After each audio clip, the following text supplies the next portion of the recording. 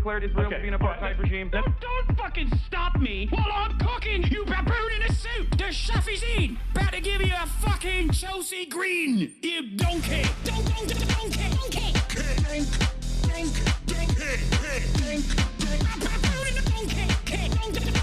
Listen to what I'm saying, and you will understand, perhaps, what I'm trying to imply. Patronizing.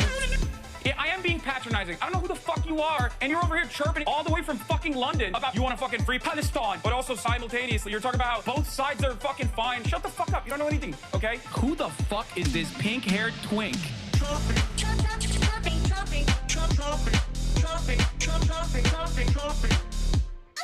solve the apartheid So what would you like to allow see happen, Palestinians. Hasan? Do you not understand the English language? What's going on, everybody? I hope everyone's having a fantastic evening, afternoon, pre-noon, no matter where you are in the world. I'm Hasan Piker, and this is the HasanAbi broadcast coming to you live from gloomy, mostly cloudy California, Los Angeles, folks. We're live and alive, and I hope all the boys, girls, and MBs are having a fantastic one because today's a beautiful day. Today's a wonderful day. As always, it is August 16th, 2025, and it's Saturday. Some people call it Catterday.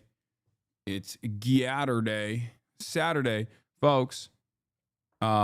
We're live, and I hope everyone's having a wonderful time. This is part of the broadcast where I tell you about my personal news, about what's going on in the world of HasanAbi Piker in between the time period where I press the stop streaming button and press the start streaming button. So help me God, that's what I'm going to do. August has been address the liberal Zionist allegations, JK, hoping you're having a wonderful... Yeah, I will, of course. I'm getting canceled. We're going to do that. We're going to get into that in a second. But yeah. Personal news-wise, I ended the broadcast last night. What did I do? Absolutely nothing. Long day watching two old men give each other side sucks up and down, and then it was a real orgy, basically. It was a real orgy yesterday. Donald Trump versus Vladimir Putin. Hot, sweaty. We saw the action in real time. It was wild. It was a wild thing to watch unfold. Please don't take the cancellation seriously. It's just bad empanada and 2 mLs. No, I know. I'm not taking it seriously. What? That's the joke. The joke is that it's not real. Reminder, you have kids watching apparently. Okay, that's true. Hold on. I know that it's not real. I'm going to address it in a second. Hold on a moment. But in any case, ladies and gentlemen, what was I going to do here? Oh, yeah, I got to fucking remove this thing. I still haven't removed this goddamn panel. Let me do that real quick. Boom, boom, boom. There it is. Think Hamzat Chimaev wins tonight? Inshallah. Okay, so, what was I saying? What was I doing? Oh, yeah, personal news-wise, end of the broadcast, didn't really do much. Played a bunch of Expedition 33.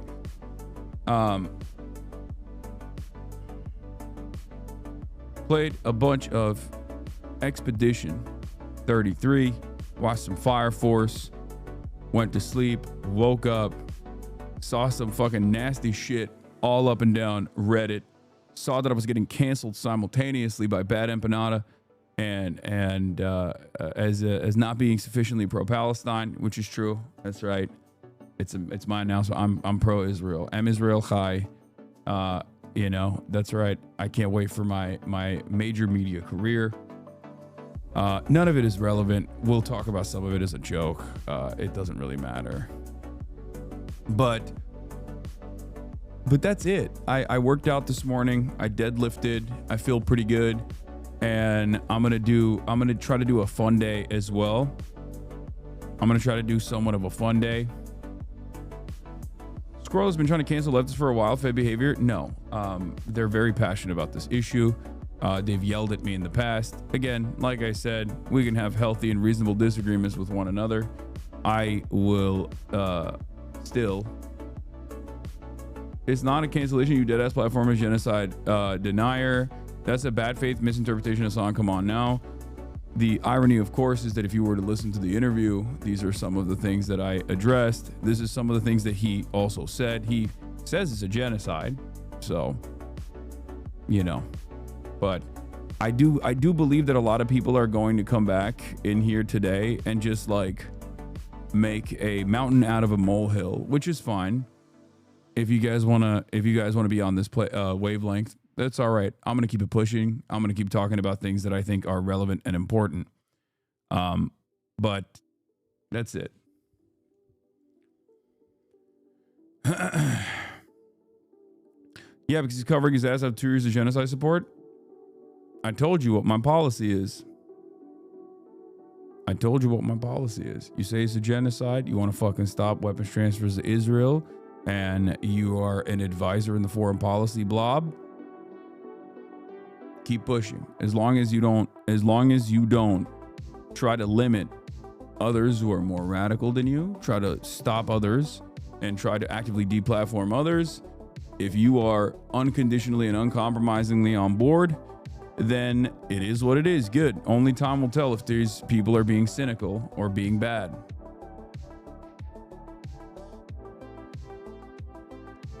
But it's not like we agreed.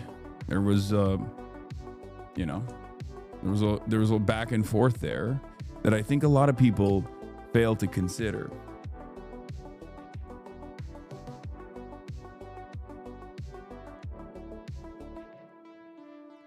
Also, the conversation was supposed to be about Ukraine and Russia, which, you know, obviously I can't stop talking about Israel, which is why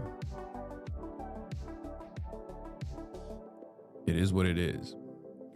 The people have spoken, Mother showed, listen to our voices.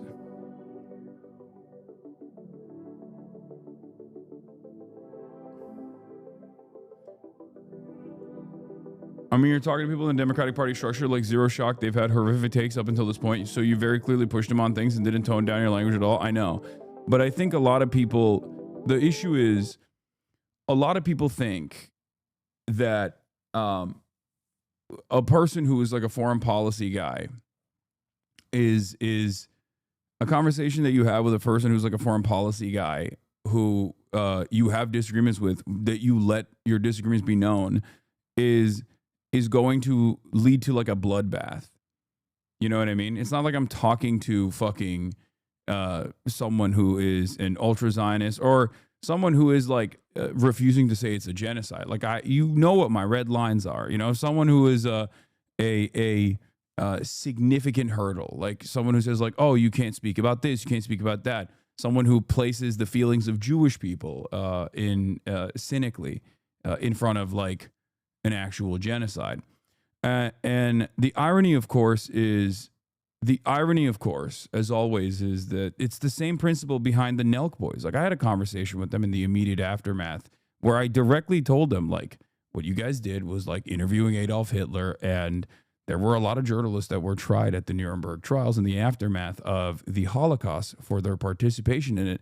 And yet that in and of itself did not come across as like being sufficiently antagonistic to a lot of people, because some of you guys, I think, are more invested. Some of you guys are more invested in the bloodbath of it all, and not necessarily the information you can derive out of that. I told you what the reason was. I also didn't know a lot of the stuff that Matt Duss had said, to be fair. And I wish I had known, so I could just like push back on some of this stuff, right? But having said that, I think there is a difference with the way that I have adversarial interviews with like someone like Matt Duss versus someone like what's her face? Elise Stefanik, right? Crystal Ball's Stefanik interview is fantastic. Everybody loves that. Just apologize, man. I will never apologize for that. And the fact that you are demanding an apology for this is the most idiotic thing I've ever fucking heard in my entire life. Who the fuck are you? Like, what the fuck are you saying? Who the fuck do you think you are? What do you mean? Like, this is what I'm talking about. The sense of entitlement that a lot of people have in this situation is so fucking insane.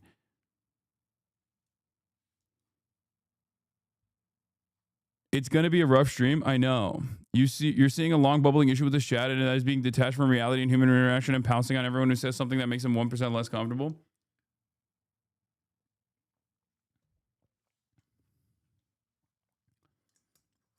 In any case, like I said,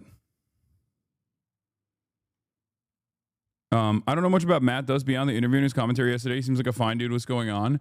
It's because of a bunch of the stuff that he has said in the past that even I think are total fucking early genocide apologia.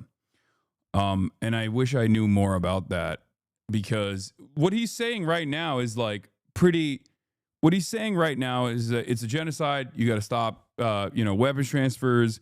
And part of the reason why I wanted to address some of that was because, like, I wanted to hear what he would say in defense of, like, offensive weapons versus defensive weapons. And I made these exact points about, like, how you wouldn't give Nazi Germany anti-aircraft weapons, right? Like, those are the kinds of conversations that I think are important to have.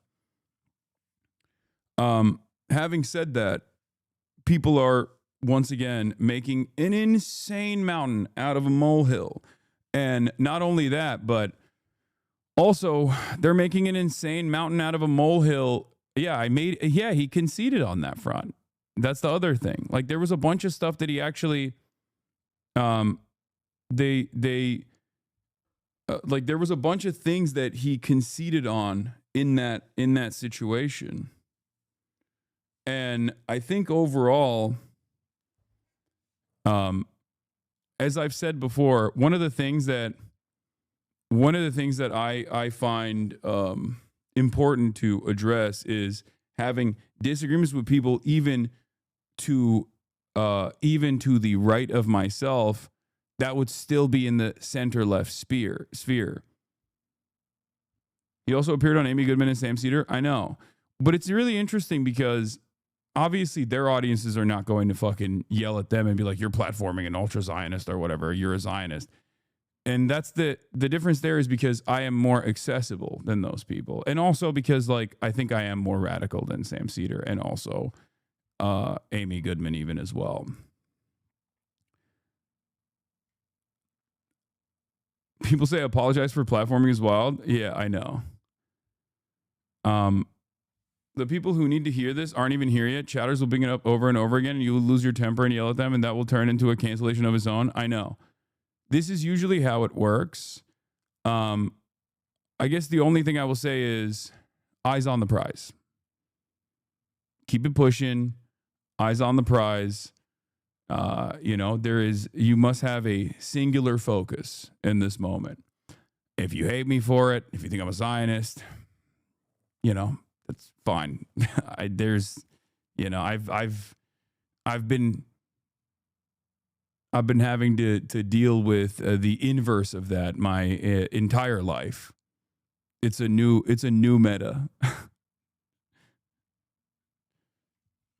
Now instead of being called a terrorist, now I'm being called a Zionist, which is ironically enough, in my opinion, worse than being called a Hamas supporter. Being called an Israel supporter is worse than being called a Hamas supporter, except, of course, in the eyes of the broader American public, one is the established norm in American politics.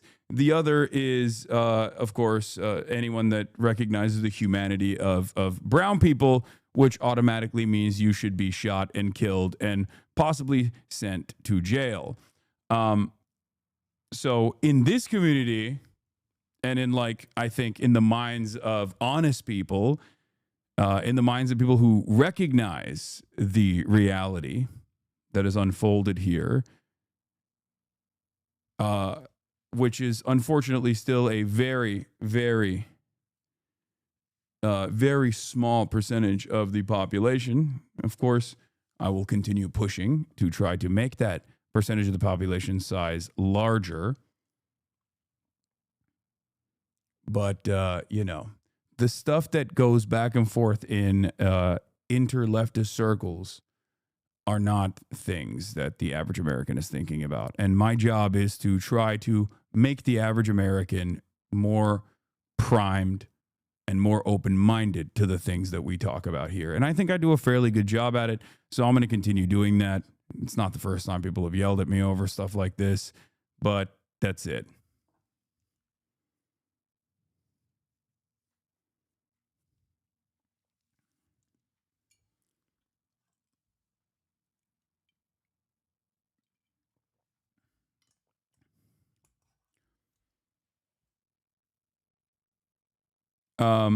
Having watched the chat during the conversation, I will say the chat has become more invested in feeling morally superior as being leftist as opposed to listening to what the guests have to say. Every time Matt said something or word to something this chat didn't understand, 100% people were quick to dispose of the charitability to yell to guests was a waste of time. I think chat needs to be taught or yelled at that jumping on throats of guests does nothing productive. I agree.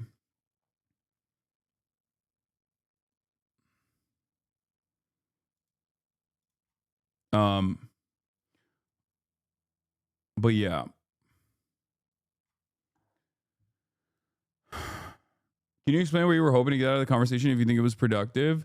Well, what I was, the initial reason as to why I had Matt Duss on was to talk about Ukraine and Russia, because that was, that's the big thing that's happening.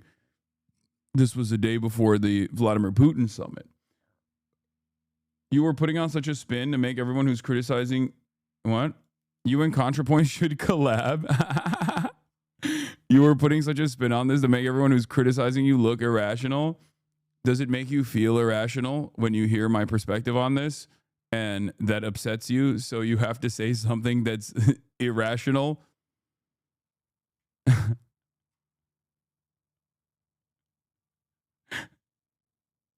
Yeah. I think demanding an apology for having a dude on who said liberal Zionist shit for far too long, for the record, only to turn around and talk about how Israel is committing a genocide, and also as a foreign policy advisor is like demanding the halting of weapons transfers in the grand scheme of things, in an overwhelming sea of course, interviews that I conduct from far more radical positions, is utterly ridiculous. The notion that I am similar in any way, shape, or form to a content creator who was silent for 22 months only to come out with a liberal Zionist position at the end of that 22 months, when half of the people who are now yelling at me learned about fucking Israel-Palestine for the first time ever post-October 7 from me, only to become, I guess, in their own estimations, more radical than me, and now have these kinds of opinions. Also insane. In any case, I don't know, it's not a bit insulting, honestly, chatters. Yeah, it's just like people act like I'm fucking...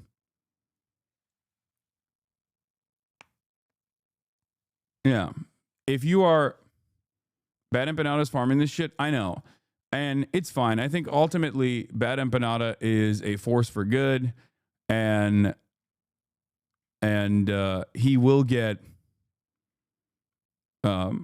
he will get some drama out of this. He'll farm it. It'll annoy me for like the week, which is ironic because like I'll be talking about some shit that's going on, right? Something that's like going on that's like immediate, something that we must talk about with respect to like the plight of Palestinians or whatever, and chatters will be coming in to be like, you're a Zionist because my favorite content creator Bad Empanada said you're a Zionist, you platform Matt Duss, and I'll be like, look at this screen right now, like look at, do you feel like this is a more important conversation that we should be having as this one that we have every single day? And they'll still keep... Has he told you he's farming, or are you hoping? No, I don't talk to Bad Empanada directly.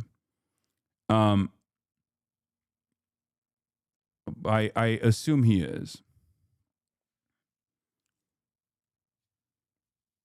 And then people will say you're admittedly not a good interviewer, you let him get away with too much, and then like it'll just be like a aesthetic conversation. The fall off is legendary, not even 20K. I know. It's over. My career, I think, is over. I'm being canceled, like I said. It's done. You are too charitable with your haters, I swear. It's because I have been a leftist for many, many years publicly. And in that time frame, I saw a community that I developed grow into the size that it did. And therefore, I am forever grateful for what I've been able to accomplish in that time frame. And that I know this position that I'm in is far better than my starting point. That's number one. Number two, I'm charitable to every single person, including my fucking haters, always, because I believe that I can change their perspective. Number three, especially if someone is on the same wavelength in general, especially if someone is on the same wavelength, someone like Bad Empanada, who I am in agreement with in terms of anti-Zionism, but we have maybe different methods. I don't really give a shit if he farms me too much. It's just a nuisance. It's annoying because like people, because of our collaborations and whatnot, and because of our ideological similarities, there's going to be a lot of people that watch both of us that will come in here and be fucking annoying. But ultimately, it doesn't matter because those guys are still going out and fucking protesting. You know what I mean? And as long as they're doing that, I'm happy with it. As long as there's not like an active demand to deplatform someone like myself, then it's fine. But I'm on a platform you too. Sure. Anyway. Also, last but not least, as someone who is a socialist in the United States of America, as someone who is a leftist in the United States of America, as someone who is a progressive in the United States of America, I eat it from every angle. I have for the past 6, 7, 8 years at this point. This is the only experience that I know. There has never been a moment in my political commentary career, where I have had broad support from every aspect, from every ideological group in this country. That's never happened. My position and your position is not popular. A lot of people might agree with our worldview, empathy first politics, but they don't have the tools to recognize that they agree with our empathy first politics. On an issue by issue basis, people might say, yeah, why don't we have fucking free healthcare? Oh yeah, I don't want my tax dollars to go into unlimited slaughter in the global south. Or they won't say that, but they'll say like, I don't want my tax dollars to go killing like people overseas. I want them to, pave the roads and whatnot. Right? But they don't understand that like the entire compilation, like the totality of those ideals actually point in the direction of socialism. Okay? Most people don't recognize that. My job is to try to get them to understand it. And of course, because this is a position that is not something that people know, this is not something that people understand. Socialism, the word is like spooky, scary, right? Either they don't know anything about it, or everything that they've learned about it is just like false and incredibly uncharitable. It makes it all the less likely and far more difficult to get this message to a broad audience. As I've said time and time again, being a leftist is a really annoying prospect. You're going to get yelled at by the far right. They're going to hate you. You're anti-fascist. They're fascist. They're going to despise you. They're fucking racist. You don't want that. They're going to hate you. They're going to dox you. They're going to swat you. They're going to try to kill you. Okay? They're going to try to smear you. They're going to try to cancel you. Liberals will also hate you because your positions make them look fraudulent.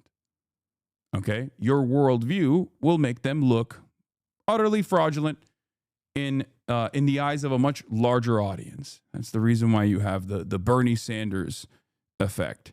Democratic politicians despise him. Why do they despise him? Same with Zoran. Well, because they show the rest of the country that there is an alternative vision that you could be on board with. And that makes liberals really mad. That makes liberals really mad because then all of a sudden they look bad. All of a sudden people go and say, why don't you do this shit? Why don't you do the same thing that these guys are doing? Right? And then last but not least, every other person on the left fucking hates you as well. And that's because you might have a minor ideological difference or a different way of achieving ultimately the same goals. So you eat it from all ends. That is just how it's been. And the reality of the matter is we don't do this because we want to be liked. Okay? Especially in my position, being liked is important only as it spreads the message across to an audience that will be charitable rather than uncharitable. This is precisely the reason why the past 6 years of endless smear campaigns of, shit getting clipped out of context and then all of the drama surrounding it has played a formative role in making a lot of people who would otherwise agree with my worldview be disagreeable because they don't approach anything that I'm saying in a charitable manner. That's why they never talk about the message. That's why they never talk about the policies. They just talk about the messenger and how hypocritical the messenger is. Then they'll use the internal disagreements, that the healthy disagreements that leftists have with one another as a way to say, see, his own audience fucking hates him. This is part of the reason why Jordan Peterson famously said that thing to Ethan Klein. It's not an easy position, but once again, it's not an easy position to be a leftist, but once again, you don't do it because you're going to get love from all of these different groups that you advocate for. You do it because it's right. Okay? That's it. That's it. That's why, in spite of the millions and millions and millions of different instances over the course of the past 6 years, or over the course of the past 12 years, okay, in spite of the reality that I have been yelled at from members of my own community who are like-minded individuals who think I'm not doing the right thing as far as like making this a safe enough space for everybody, or liberals who say I fucked up the bag for them and I was antagonistic to their favorite politician and that's the reason why they lost, or the right-wingers who want to kill me. I've continued. My positions on the things that I've advocated for have not changed at all. There have been a million people that have come before this very moment that have said, Hasan is secretly a right-winger. One day you'll see. Many of those people have become right-wingers, ironically enough. You know, the Jimmy Dore contingency of people who were like, oh, dude, you are just a Democrat Party dick rider. Me, on the other hand, I hate the Democrats adequately and sufficiently. And then what happened? They now all vote for Republicans and defend the Republican Party. Okay? So, once again, not my first rodeo. It's all good. By the way, that wasn't even a diss on Bad Empanada either, for the record. I'm not comparing him to like someone who is ideologically rudderless or a grifter. I'm not saying that at all. I think he's honest. I think he's a little insane. But I think when he has a disagreement with someone, you know, he that's an honest disagreement. But if there's one policy, well, if there's two policies that I abide by, it's one is don't fucking punch left, especially when people are on board with the same causes you are, and this even includes Bad Empanada as well. Okay? No matter what he says I'm a Zionist, and everyone in my audience is a Zionist. Okay, fine. Sure. Who cares? That's number one. Number two. What? In WoW, there are passive factions with every members of every race, and those factions only attack you when you attack them. It's kind of like what I think the left is. Yeah.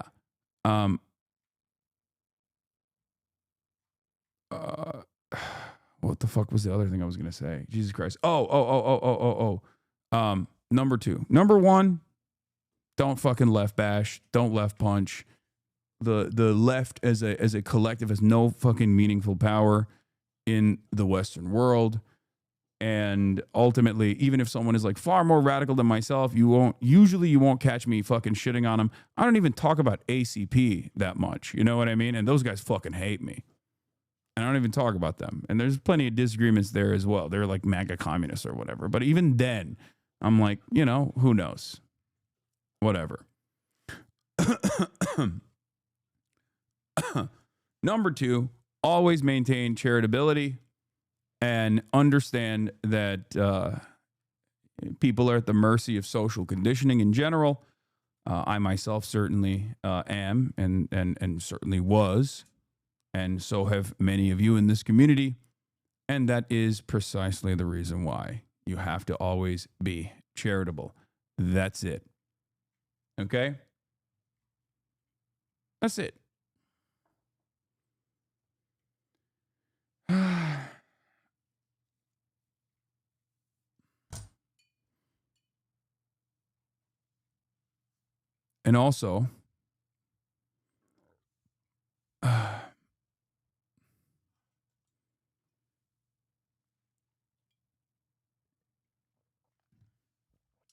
And also, last but not least, message appropriately to whichever. Message appropriately. It's sad because you never shit on Bad Empanada like he shit on you. What is he achieving doing that anyways? Same if you did the same to him. It's unproductive.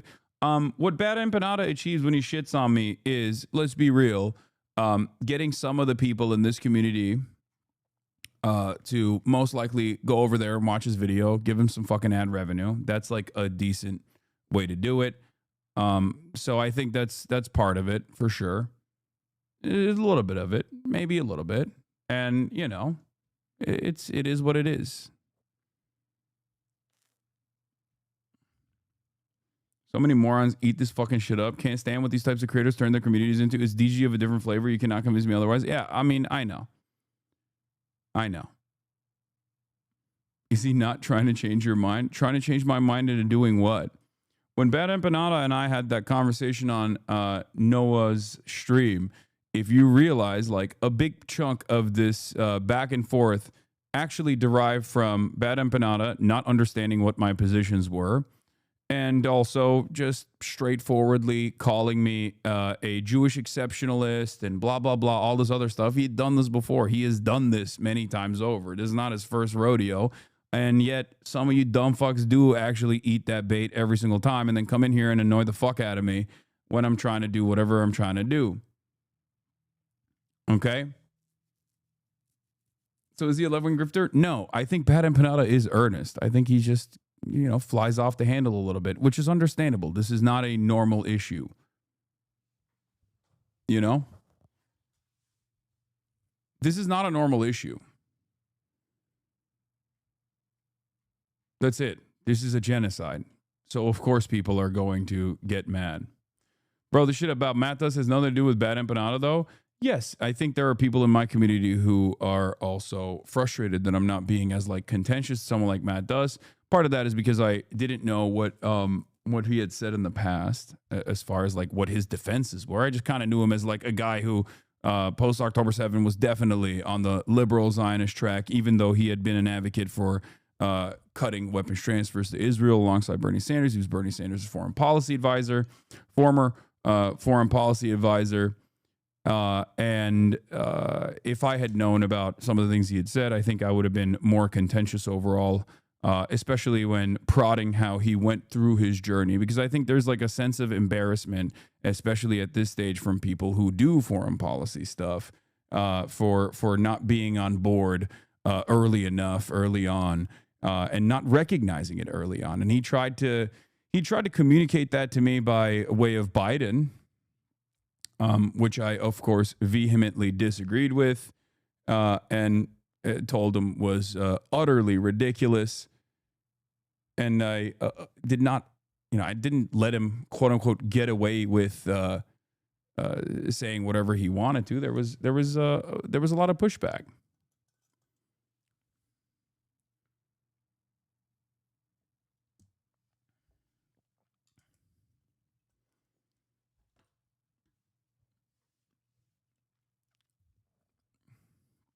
Part of the reason why was, of course, because you mentioned this before. I just can't understand why you're so ready to go on Tucker Carlson's podcast. There's absolutely nothing you can gain from that. He's the most experienced media demon to ever live. He's the modern Joseph Goebbels. What's the point on going on that podcast? Tucker Carlson's podcast? Massive platform.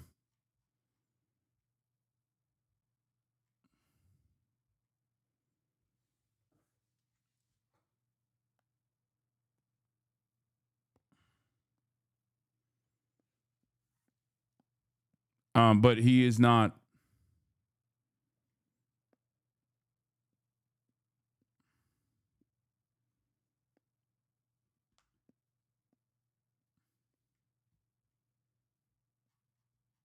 I think you guys fail to understand. If I were to go on like Joe Rogan Experience, I wouldn't be platforming Joe Rogan and be the other way around. And same with Tucker Carlson as well. It's not even a real thing that's happening. It's a hypothetical anyway.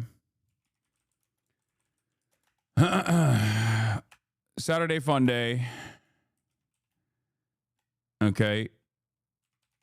Trump, I didn't even blast off yet. Trump x Putin summit was a success, for Putin. You went on Piers before, he's a scumbag, but we're not mad about that. Yeah. I said a lot of messed up things 2 years ago, but I think it should be clear that his opinion is chasing. Doesn't seem like a bad guy. Maybe he should apologize for some of that stuff, but it's not his view anymore. Yeah. I've also made it clear that if someone is saying it's a genocide, someone is talking about how we got to stop, we got to stop weapons, we got to stop aid to Israel, all this shit. Okay. And more importantly, last but not least, are also not standing in opposition to others who have even more radical positions than they do, then that's fine. You know what I mean? We need people like that too. It's just it's always supposed to be a broad coalition. You're not going to have every single person come to the table with the same worldview that you have developed over the course of the past 22 months. Let's be real. There are plenty of fucking people that are in here right now that didn't have any of these opinions 22 months ago. Okay?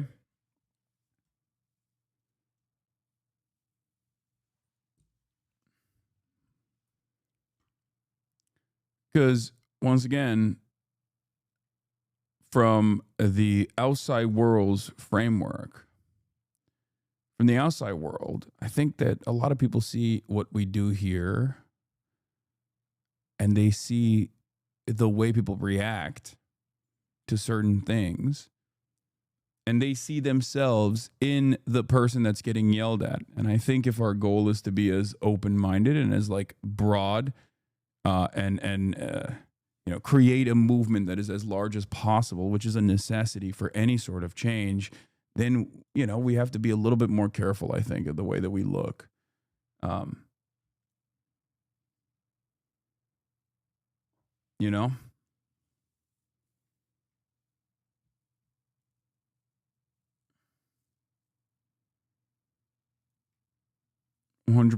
I feel like the chat needs to be like,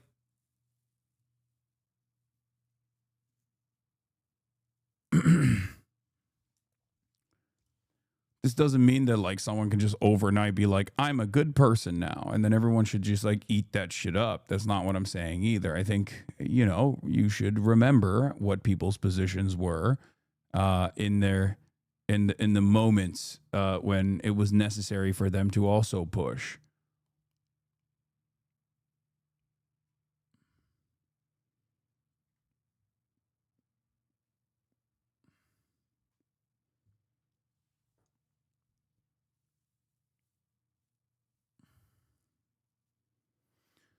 Anyway, I think it's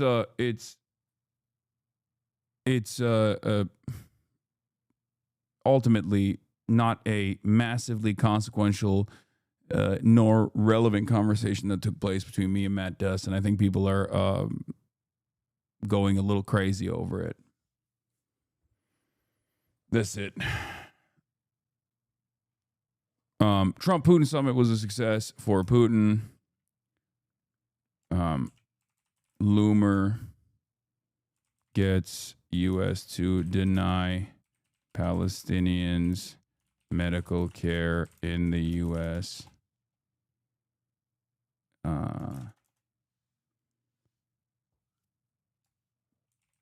Updates from Gaza and more. I think you're a bit hypocritical. I like you a lot, but you'll constantly say I'm not a journalist, but constantly try to be one. And when people criticize you for doing poor journalism, you'll use the fact that you say you're not a journalist as a crutch. I think you just already admitted that you recognize that I'm not a journalist and that at no point have I actually said I was a journalist. You think I'm trying to be a journalist when I have conversations with people when I never am trying to be a journalist. You literally just got mad because of perceived hypocrisy that that comes along with something that I never said I was, that you think I'm actually trying to do.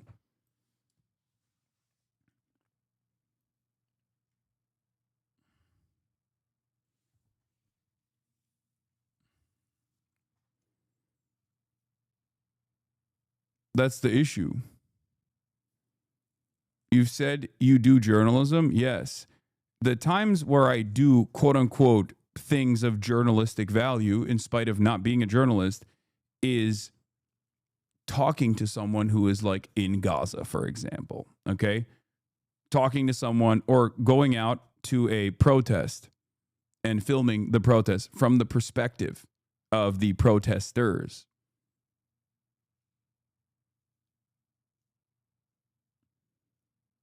Or, you know, things that happen to me that have broader consequences for society, or a conversation with like Mahmoud Khalil,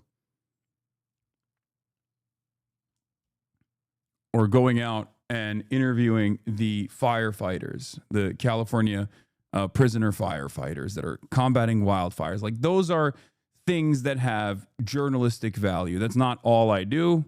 That's not most of what I do. That's just me. That's just what I do, having the function of journalism. Okay? But I don't say I'm a journalist. I say I'm a political commentator.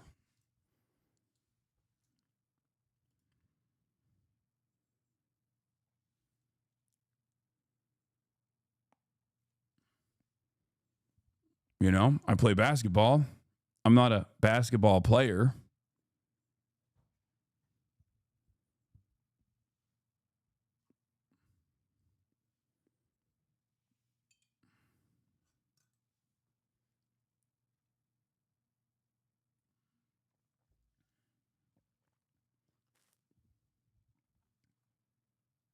Anyway, Trump-Putin summit was a success for Putin. Loomer gets to deny Palestinians medical care in the U.S. Updates from Gaza and more. Later. Saturday. Fun day. Get in now. You're obviously an engineer. Yeah. That part is true. I am an engineer. Yeah. I'm a political engineer. I've been doing political engineering for years.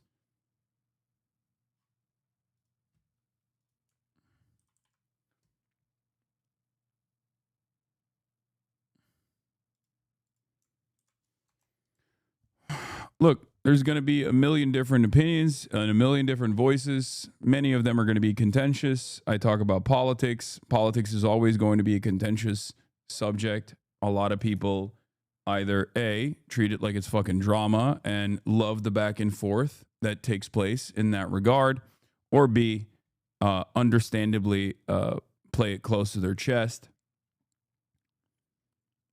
And so when they hear something that they might have misunderstood or didn't fully comprehend or completely disagree with, outright disagree with, all of a sudden this is like a world-shaking event. It's a world-breaking event for themselves.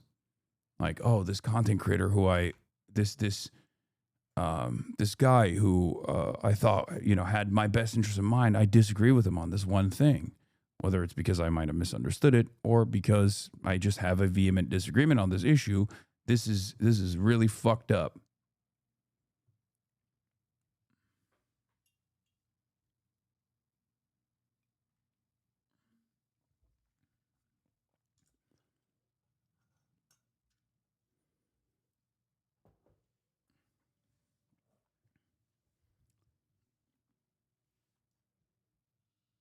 Anyway. Someone on Twitter said it was like platforming Nick Fuentes. Yes, that's just baby leftist rage, okay? Don't worry about it. It is what it is. Again, look, I'll give you an example. If you're a trans person, for example, I'm sure there's been heated moments here where you feel like I wasn't entirely in line with something that you believe, or I maybe said something that you considered to be transphobic and you got mad, but you're still in here because ultimately you got over it because you recognize that I'm not an enemy to who you are as a person, and I am an advocate for your well-being. Right? That's just one example.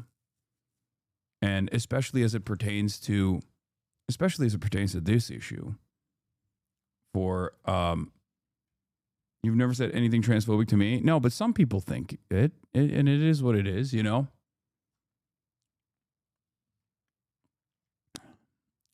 In any case, as far as like platforming Nick Fuentes goes, I don't think a lot of people understand how fucking popular that piece of shit is on TikTok. I've said this over and over again. Part of that is because leftists eat it from every fucking angle. So even if they were right all along, they already are so fucking stamped out from public discourse that someone on the right that is more elevated, more platformed by other vestiges of the right can then carve themselves out a new platform. Nick Fuentes has been deplatformed a million times over, you know, because back in the day, they used to do that to Nazis. Okay? That's what they used to do. That was what it was. Obviously, things have changed. The other part of the problem is that I think Americans and Westerners broadly are way more susceptible to the anti-Semitic framework, the anti-Semitic anti-Israel position that like Jews are doing hypnosis to Americans and shit like that, than they are to listening to a materialist analysis and this complex relationship that has created so much harm and destabilization. That shit is boring. It's lame. It's academic. It's much easier to be like, Jews are doing this and they're dominating your lives. Jews did woke culture. Jews did this. Jews did that. Americans are far more susceptible to conspiratorial thinking, partially because materialist analysis is the exact antidote to conspiratorial thinking. And yet materialist analysis has been shut out in this country. No one ever fucking thinks in this kind of way. And as a matter of fact, when you start thinking in this kind of way, or you start doing advocacy and you say, hey, this is my worldview, a lot of people turn around and say, you're a fucking demon. You're a socialist. Fuck you. You're a rich socialist, actually. You're a poor socialist. You're actually jealous of the wealthy. You're a rich socialist. You're actually hypocritical. That's really dangerous. And that's what it is. When you shut off materialist analysis and dialectical materialism, historical materialism, as a alternative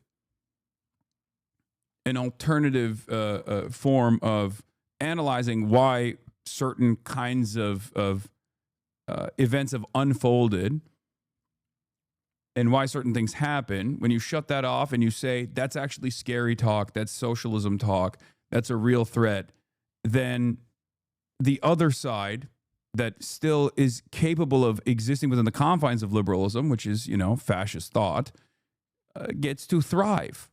When there is a big divergence between what the population is seeing and what the population is saying and what they're demanding versus what the politicians are doing. Israel's a perfect example of this. This is something that I've warned about over and over and over again. And yet, nobody listens to my fucking warnings ever. So it is what it is. Even in this country, a country that fought Nazis in World War II, okay, especially after the Cold War, it is easier to convince someone of Nazi sentiment as long as you are not outed as a Nazi, and even that is changing seemingly in this day and age, okay? As long as you are not outed as a Nazi, it is easier to convince someone of Nazi beliefs than it is to convince them of socialist beliefs. This is true. One example I will use that is kind of a sad state of affairs that kind of plays a role in this is look no further than Destiny, Sex Pestiny, who has spent every waking moment in the last like 7 years at this point actively coming after marginal left figures, people like myself, with endless sequences of harassment, ridiculous smear campaigns, all this stuff.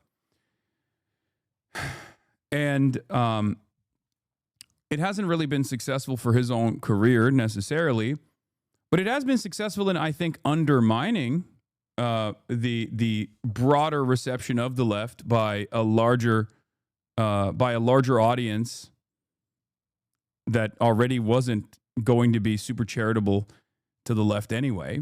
And in that process, I think, instead of converting a lot of these like right-wingers and Nazis into liberals who vote for the Democratic Party, I think he ends up pushing them to the maximalist position of anti-communism and anti-socialism, which is always going to be Nazism and fascism. And the greatest example of this is, of course, his son. Streamer Destiny's son, Nathan Bonnell, tweets, "Hitler is a hero," while praising Nazi Germany. The Nazis were protecting the West by invading Poland. The Reich was a blockade against the USSR and the rest of Europe. They took up all responsibilities of the failing Polish government, and they stated this explicitly multiple times. Hitler is a hero, he said. This kid is like 14, I think. I don't know how old he is. Okay, this is Destiny's son. He's been on the internet since he was a baby. And worse, he's been on Destiny's Discord since he was a baby. Okay? And of course, when you pair that up with just being a shitty deadbeat father who is way more invested in creating a cyber stalking sex cult, who routinely will align with neo-Nazis, tries to fuck prominent white nationalists and white supremacists like Lauren Southern, and you create a community of people who are from all of those different ideological backgrounds, and then you put your 7-year-old, 8-year-old son into that community. This is going to be the outcome. This is the outcome of someone who is extremely, extremely online. It's an incredibly sad state of affairs.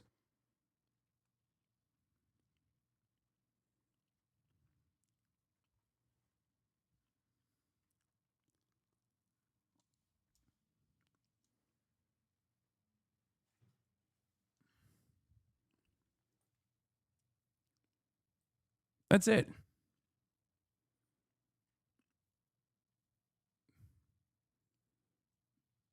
It's probably a cry for help. It's probably a way to try and get attention from his father. It's really, really sad.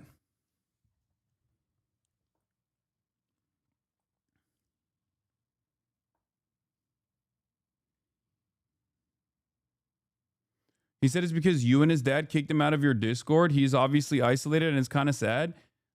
He was in my Discord? Why the fuck was he in my Discord? Yeah, we don't let anybody under the age of 18 of the fucking Discord. What is it? What kind of stupid shit is this?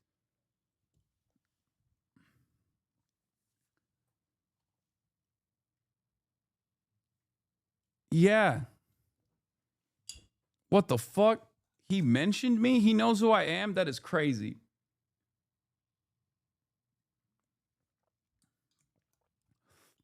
I guess his dad is psychotically obsessed with everything that I do, so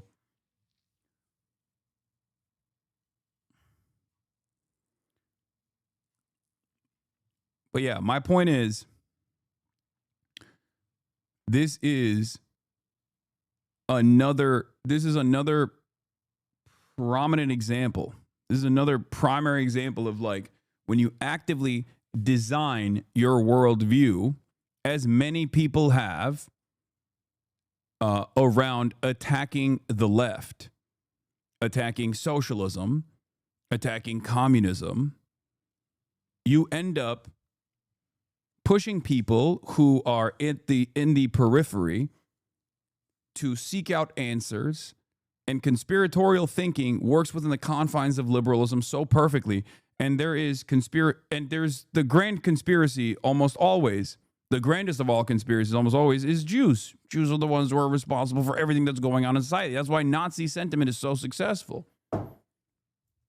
Liberalism plays a formative role in Nazism continuing to grow as a movement. It is not an accident that after World War II and I guess the historic battle between communism, the historic battle between communism and capitalism, socialism and capitalism, led to the destruction of socialist movements of the Western world and the end of the USSR, and inevitably created an environment post 80s, 90s, where left unchecked, capitalism created or accelerated the contradictions that is now collapsing the system that we have designed.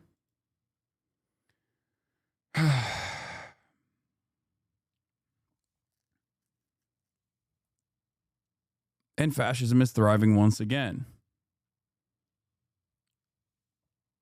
And that's where we're at.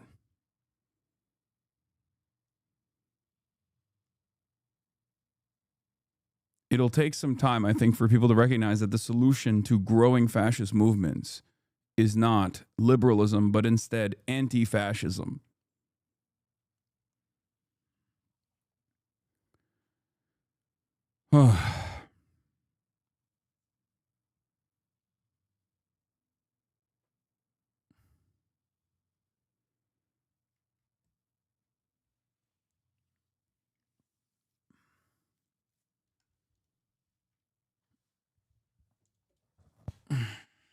So, Gorbachev and Pizza Hut, yeah, I mean, he fucking, a lot of the USSR leadership got one-shotted from the bounties of unlimited commodities that they saw, where they were like, this is the greatest. I love treats, which is why I've been an advocate for treat economy, and have long stated that I have no issue with luxury commodities or treats necessarily. I think it's an important tool to keep people satisfied. Anyway, I was raised alt-right and conservative. You've been a big part of my education and transformation to the correct side of history. I know it's discouraging, but keep going. You're making a difference. Yeah.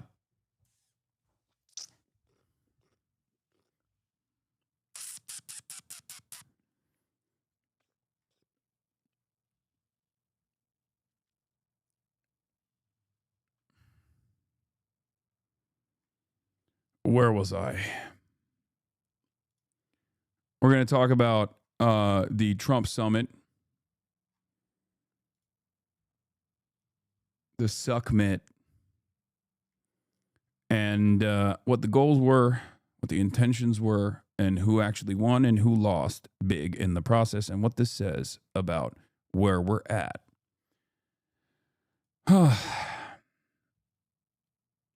Yeah.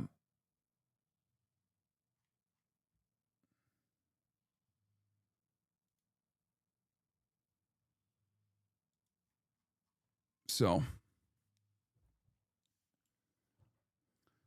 the loudest and most powerful voices in this community are not in Twitch chat. They're outside of protests at the DSA convention, advocating for PSL, working for Zora and other campaigns. Yeah, exactly. They're labor organizers. They're people that work in the movement. They're not people chirping on Twitter.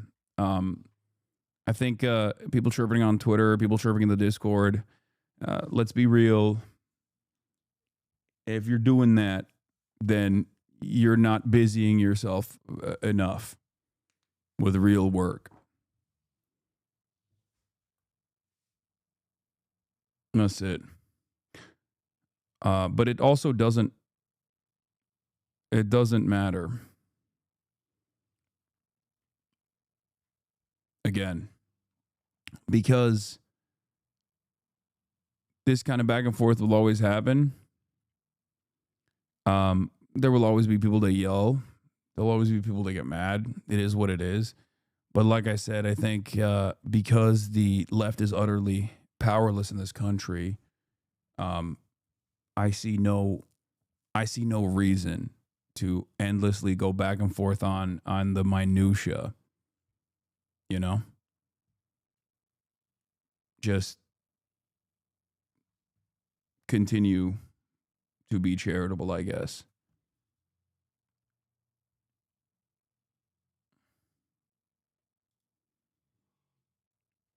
Oh, speaking of which, here's Gal Gadot claims Snow White flopped because the pressure on celebrities to bring up things against Israel rather than her terrible acting. This is discussing film saying this. That's crazy. Rather than her terrible acting. That's wild. Discussing film usually takes like a more neutral tone, but it's funny that like this is the one instance where it's like, nah, it's fuck Israel o'clock, and also Gal Gadot is a terrible actress.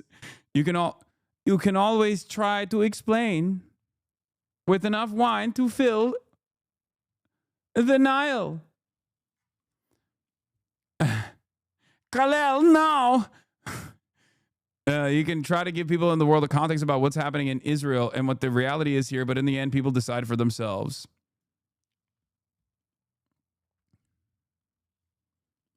Khalil, no. Israel, no.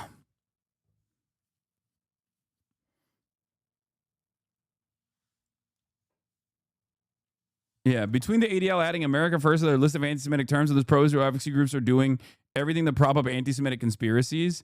Yeah. In case you missed it, U.S. court ruling formally conflates a political symbol of a state of Israel with the Jewish identity, a conflation that is textbook anti-Semitism, which literally is textbook anti-Semitism within the International Holocaust Remembrance guidelines that even the dude who came up with the guidelines says should never be used to legislate, even though everyone uses it to legislate, regardless of his consistent advocacy against this sort of thing.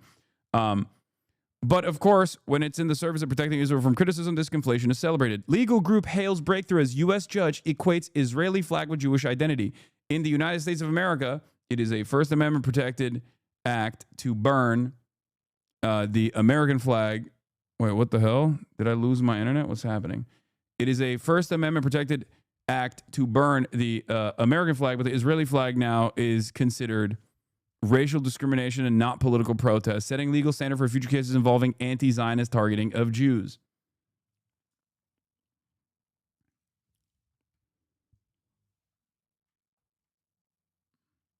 You can't burn the Saudi flag. It represents Islam. Or even one step further, you can't burn the ISIS flag. It represents Islam type beat. Okay, great. Thanks. Yeah. Thank God we're protecting the real flag in the United States of America. So that's one aspect of this.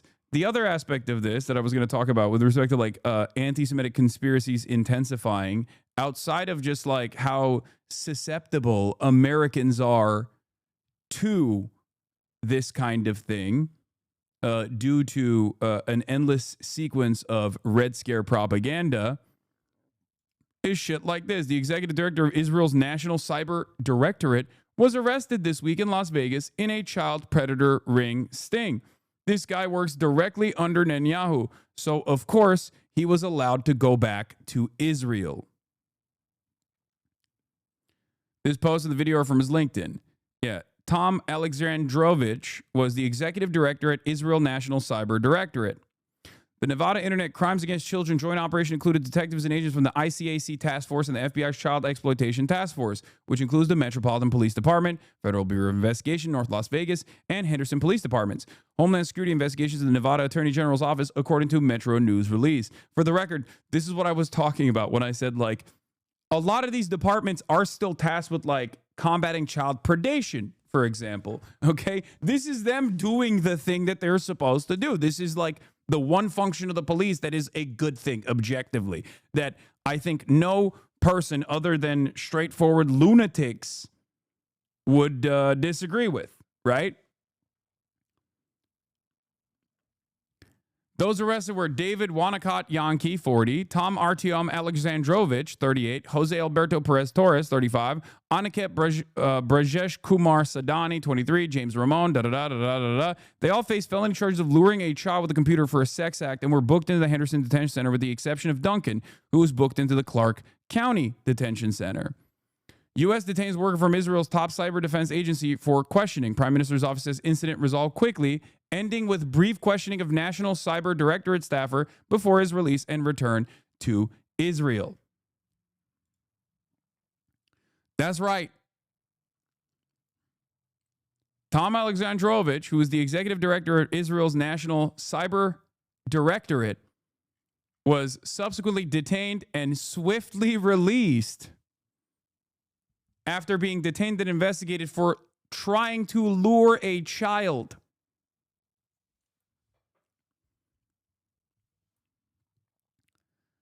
I mean, what do you say? What do you say about this? What can you say about this? I mean, this is just like, what can you fucking say? Yeah, Felix says the same thing. He says, what can you even say at this point? Here's the full Ynet article. Says he was in Vegas and may have been arrested for his conduct. State and local authorities say these men were caught as a part of a sting and had attempted to lure what they thought were children online. That he was allowed to leave the country is utterly scandalous. Okay? An employee under the Israel National Cyber Directorate operating under Prime Minister Benjamin Netanyahu's office was briefly detained for questioning during a professional conference in the United States where he was representing the state, Ynet learned on Wednesday. After his questioning, he returned to his hotel and flew back to Israel 2 days later. Israeli officials downplayed the incident, saying it carried no political implications and was resolved quickly. The reasons for the questioning remain unclear, but may relate to the employee's conduct.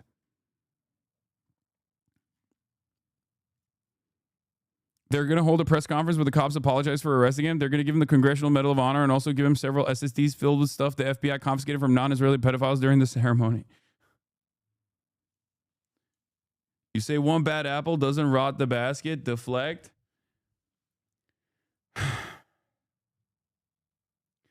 To be fair, hear me out.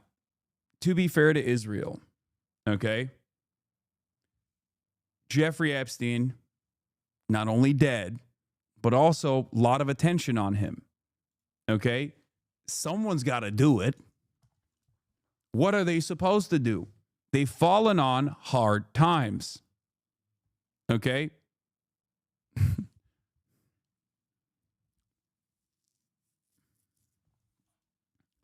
Yeah, they're trying to put the team back together for one last job.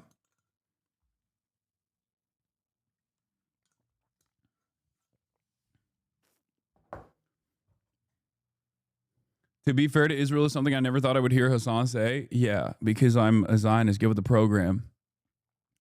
Now, when you see stuff like this, and this association with Israel, okay, you understand exactly what's going on. You're like, America literally will treat Israel better than it treats its own citizens, blah, blah, blah, right?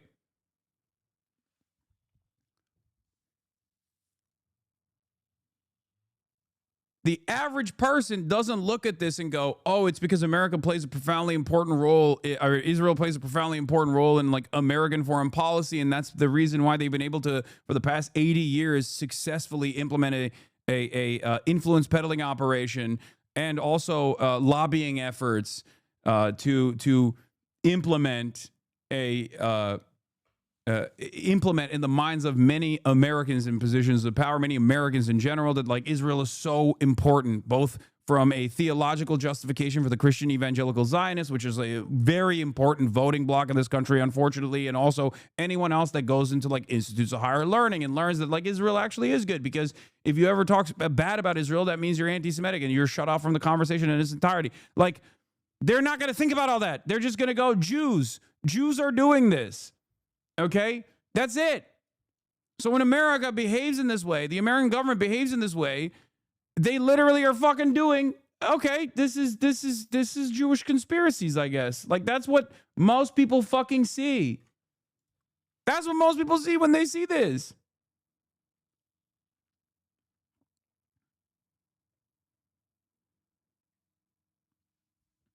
This is what I'm talking about. When you got the government, when you got the Department of Homeland Security black bagging a green card holder and going Shalom Mahmoud for the crime of reflecting the opinion of the broad majority of Americans that like Israel is doing fucked up things. Most Americans, even racist ones, even Islamophobic ones, are going to look at that and go, what the fuck is happening, bro? It's crazy. It's like the David Duke shit of like ZOG, Zionist Occupied Government, which is like an alt-right terminology, right? This is like neo-Nazi shit, okay? Not like neo-Nazi shit. This is directly neo-Nazi shit, it's the government basically saying, no, no, no, you don't understand. We are that. Like, we're doing that. We're doing that. We love that shit. Okay. So of course, people look to the likes of fucking Nick Fuentes in this process and go, well, that guy was right, I guess. Of course. Meanwhile, all of the fucking dumbass, quote unquote, liberal Zionist institutions are too busy. Israel advocacy organizations are too busy fucking yelling at people like myself who have actively combated anti-Semitism their entire career and continue to do so to this day. And forms of bigotry across the board. All forms of bigotry, no matter what. That's it. Liberals are more invested in attacking people like myself, people on the left, than they are in combating the fucking fascist movement that is growing. They inevitably end up capitulating that fascist movement that is growing instead of counter-messaging against it. Okay?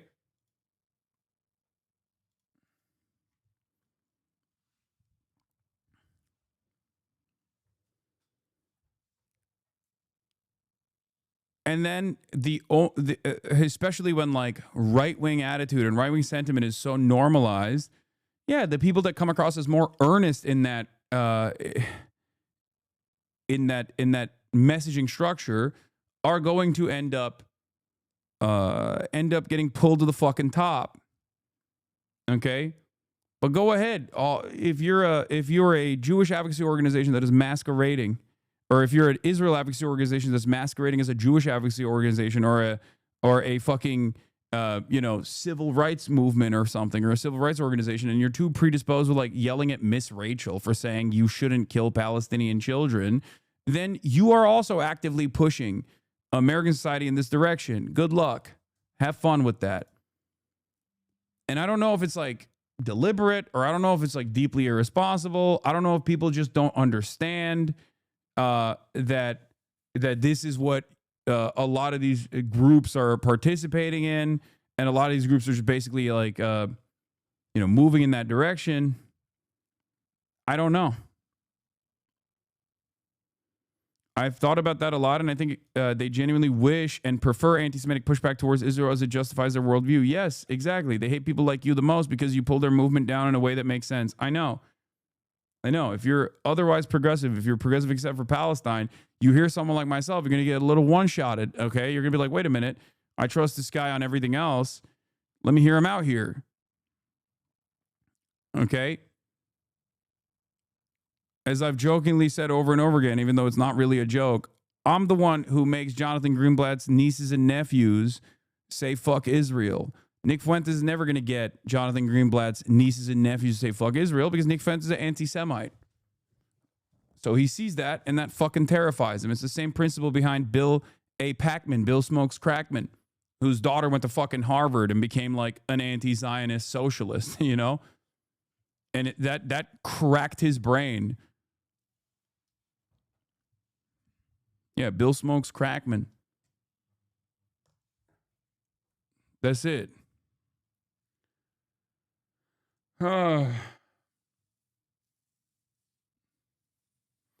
It's good we're having constructive debates on the U.S.-Israeli relationship because I, too, have grown disillusioned with the ability of the aircraft carrier theory to explain everything as succinctly as I may have believed it in the past. What I have come to believe is that the ideological motivations among certain elected U.S. officials play a larger role in driving support for Israel than purely strategic and geopolitical considerations, to the point where ideological commitment often trumps material benefit. It's not the Cold War anymore. Many Gulf monarchies have entirely lost their will to pose an obstacle to Israel or U.S. power projection. The U.S. now has a plethora of compliant client states to choose from beyond Israel, clients that they benefit greatly from in many different ways. I'd be interested to hear other perspectives and thoughts. That's why I say it's a chicken or the egg situation. Okay? That's why I say it's a chicken or the egg situation, where it's like, yes, it is the actual, the starting point for this alliance is settler colonialism. That's it, right? It's a carryover from British settler colonial occupation to an exchange into American hands post-World War II, Cold War, important ally in that regard, especially when pan-Arabic nationalism is heating up. So, but in that process, Israel's been able to do a lot of both espionage and also a lot of influence peddling in the United States of America and become seemingly irreplaceable, even though they are very replaceable. But good luck explaining that to anyone over the age of fucking 50. They don't understand it. as a consequence of both the lobby and also all of these other institutions. It is an incredibly, immensely sophisticated propaganda operation. And it's been profoundly successful pre-democratization of the media with social media. That's it. That's why you literally brick people's brains when they see the fucking violence that Israel is engaging in, or and the arrogance from Israeli envoys and mainstream outlets where that doesn't match up with the reality that you're seeing on social media. That's it. There's some truth to this. There's still a lot of material considerations, but support for Israel is so deeply ingrained in U.S. institutions, basically a part of the civic religion. Just like you have to support the concept of equality or social security, you have to support Israel. The anti-Israel stuff genuinely makes no sense to them. Yeah. Absolutely. Absolutely. It's not even a question. Talk to anybody. That's why, going back to the conversation I had with Matt Does, like, a person like that is seen as a fucking outside radical in these circles, okay?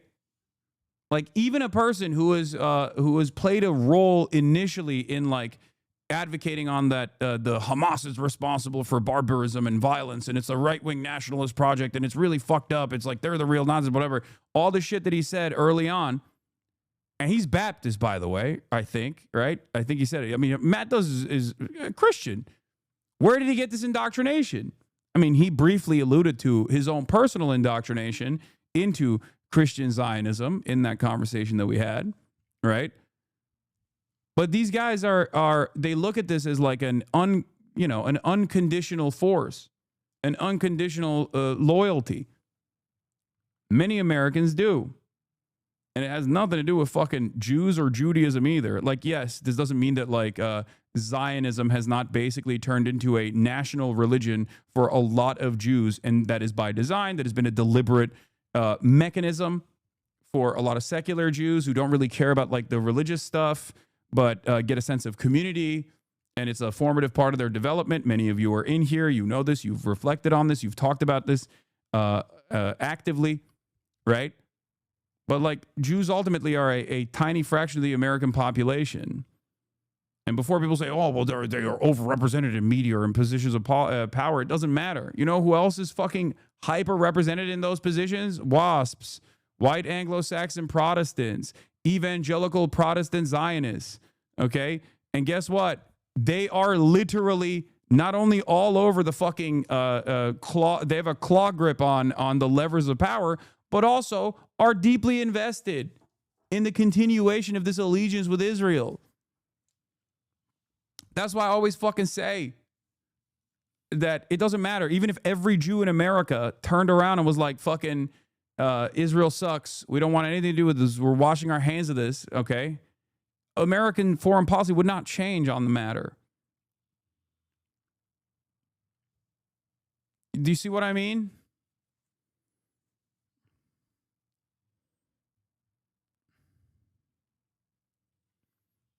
That's it.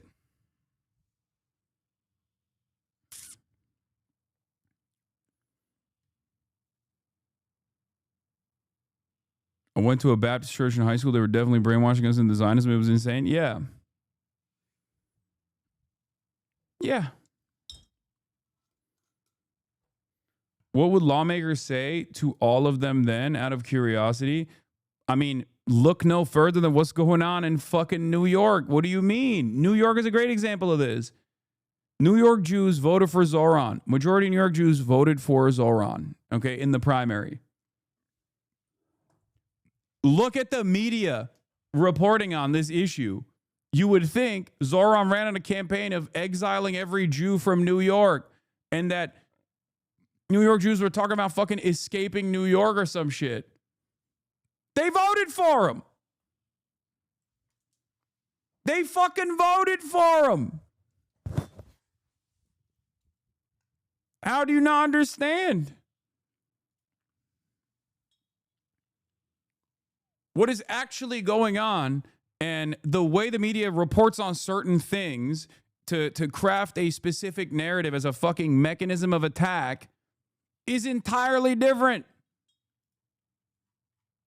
And no, I don't think a Palestinian Christian figure can actually play a role here against WASP and evangelicals. No, look at the way the Christian, I think it was like the Orthodox Christian Palestinian person like living in Palestine, and the Tucker Carlson interview. They're like making fun of her for having like a mustache or something, like having facial hair. They're fucking insane, dude. People are insane. Also, look at the Pope. The Pope is pro-Palestine. Nobody gives a fuck.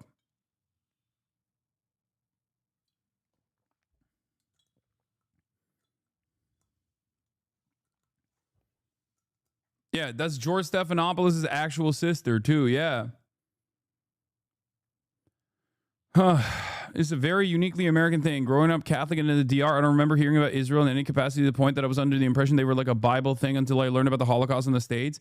Yeah, because the DR has no use for Israel. That's the reason. America does.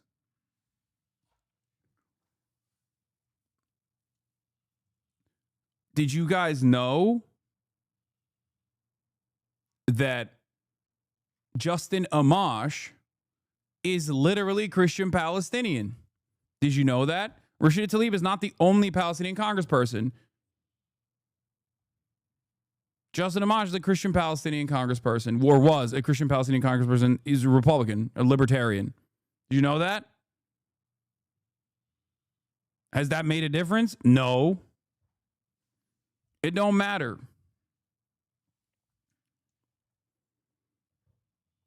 Yeah, the DR is not on the Security Council. Exactly.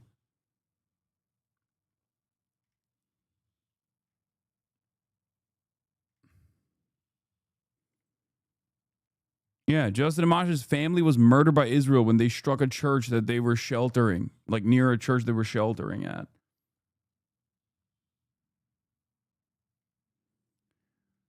So, as is the case, I've said to you before, my analysis on the situation is it's both.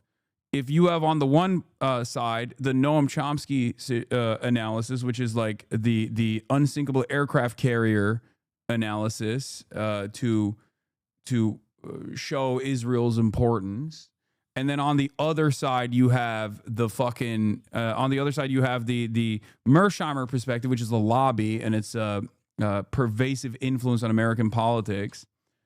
I say it's both. I say both play a formative role. But one could not exist without the other.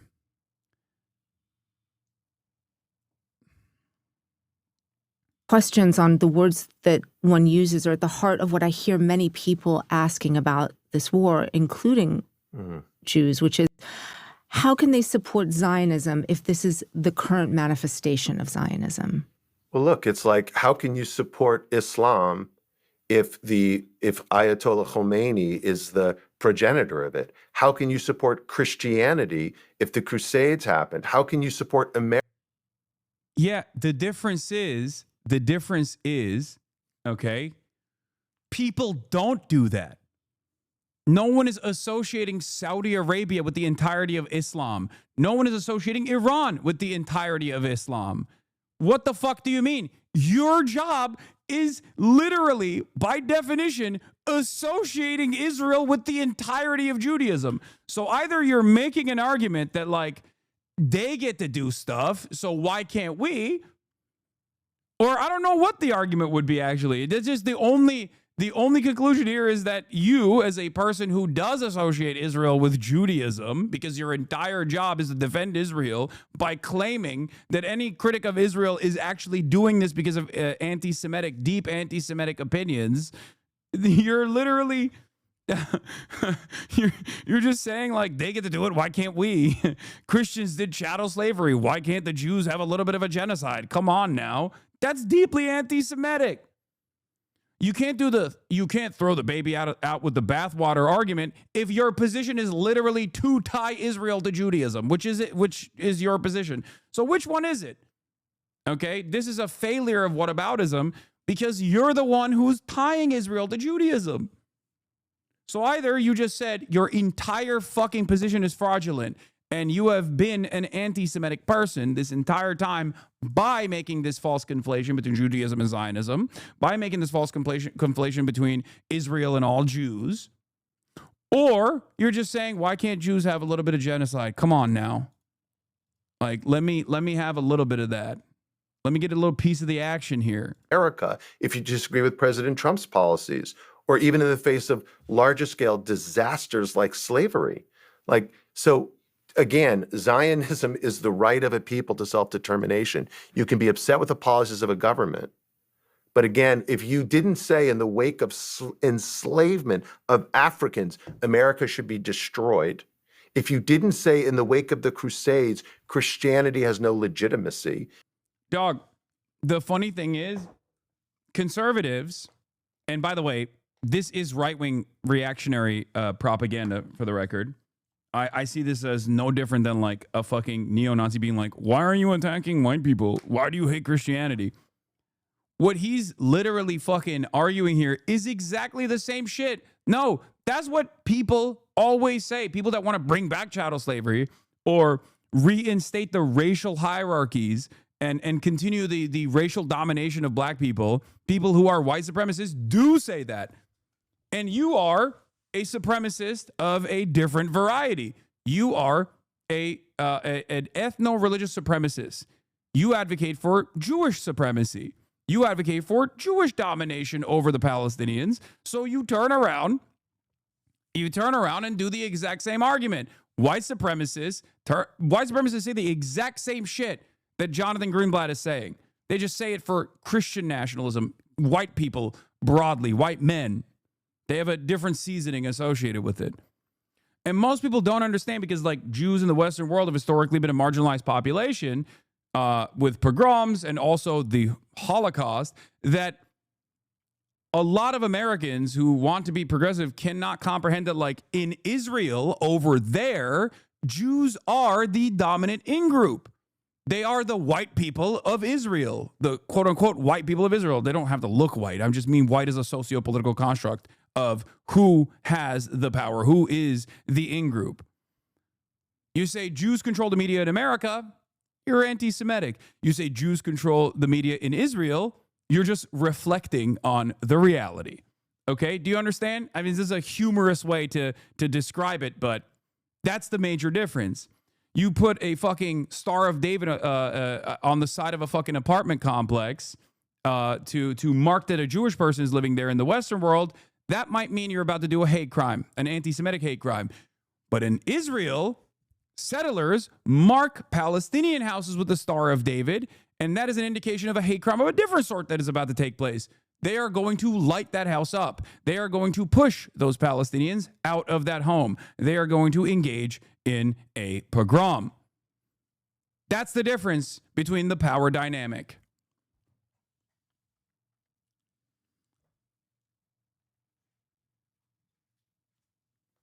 And of course, I would take it one step further and even say that in the Western world, the only reason why this is the one specific group that has some kind of like real systemic power in quote unquote canceling people and deplatforming people is because of its ties to American foreign policy.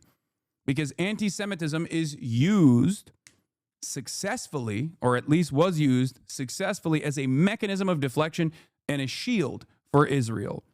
That is the only reason. That is the only reason, because Americans don't give a fuck about any of this shit. They don't. They broadly do not care. So if you're always wondering, like, why is it that this is the one marginalized group in the United States of America that people seemingly do care about, okay, or that institutions do actually move in the direction of, and will go through a tedious list of dog whistles to figure out whether or not someone is being anti-Semitic, and then like end up deplatforming them or whatever. At least they did. Okay. That is the reason, because it is used as a primary vehicle to defend Israel. It's a primary vehicle to stop conversations from taking place about Israel in the United States of America. Okay? That's it. That's it. And of course, part of the process is that, and this is something that I also talk about quite frequently, but like there is no comparison between the systematic discrimination that still exists against Muslims in this country, that still exists against black people in this country, that still exists broadly against brown people in this country, versus systemic discrimination against Jews in this country. Jews can still very much be victim to anti-Semitic hate crimes. But as far as like some sort of systemic disenfranchisement, it does not happen. That it used to, but in contemporary American society, that does not happen. Okay? This doesn't mean that anti-Semitism is not a hateful bigotry. It is. But disenfranchisement of Jews broadly by the systems is like disenfranchisement of Slavs broadly by the systems. It happened in the past. It doesn't happen any longer. Of course, the systematic disenfranchisement of Jews was far more consequential given that the Holocaust happened. But once again, remember, it's just, it's not the same as different forms of bigotry, and the defense mechanism that exists only exists because it is used as a weapon to defend Israel in American discourse. American citizens are getting rounded up based on color of their skin and what language they're talking as we speak for deportation. Exactly. If you don't say in the wake of the oppression of women for centuries, Islam has no right, then why would you feel differently about this? Again, I'm only trying to the carry. Jewish state, I'm trying to. Yeah, why do you care so much about the Jewish state? Why do you care so much about the Jewish state? It's a terrible argument. Anyone looking for purely materialist and realpolitik reasoning to explain the USA-Israel relationship will come away frustrated. Number one, this is David Grossman. I think the best place to start understanding that relationship is through looking at the first Western imperial power to control Palestine, England. A Christmas gift for the British people says so much. 100 years before President Donald Trump recognized Jerusalem as Israel's capital, British Prime Minister David Lloyd George proclaimed that the city would be a Christmas gift for the British people. Using Jerusalem as a means to impress the public, the Prime Minister insisted that a symbolic victory in Palestine would bolster morale as they fought battles on the Western Front. And in June 1917, with his sights set on defeating the Ottoman Empire, Lord George appointed General Edmund Allenby as the High Commissioner of Egypt and gave him one of the most consequential orders in modern Middle East history, to capture Jerusalem by Christmas. Christmas gift, of course, implies the religious appeal of control, but also that Palestine is a reward, likely for the high cost of World War I. Capturing Jerusalem by Christmas vaguely points towards Crusaders, the idea of a reachable and controllable past in a real physical place. Looking at the American relationship, you find something similar, placing onto Israel qualities that feel generically American: courage, tenacity, being the underdog.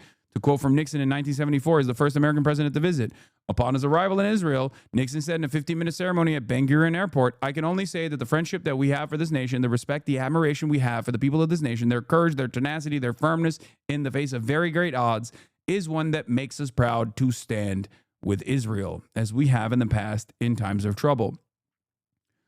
Israel has been able to successfully market itself as like an American commodity, an American partner, or rather an extension of America to American society broadly.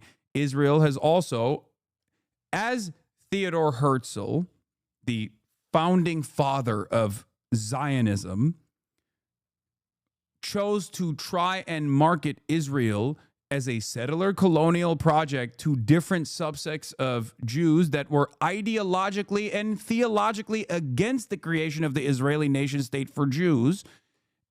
He went to different groups and advocated differently, okay? He marketed it. Israel does the same still to this day. You go to evangelical Christian circles, and you got guys like Gilad Erdan, former UN envoy, former UN ambassador to Israel, visiting Pastor John Hagee's church only a couple months after October 7, 2023, to talk to them about how you're on the side of the good here. You're actually going to basically bring back the rapture.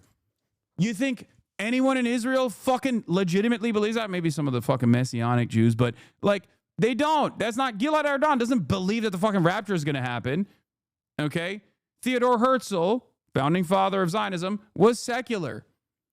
Why did he want Israel to be implemented in the biblical Israel, the biblical land for the Jews? Because he thought he could bring a lot of religious Jews on board doing that. The initial attempts were either to build it in Uganda. Some people even floated the idea of Argentina as well. Why did they build it? Where they built it? Marketing.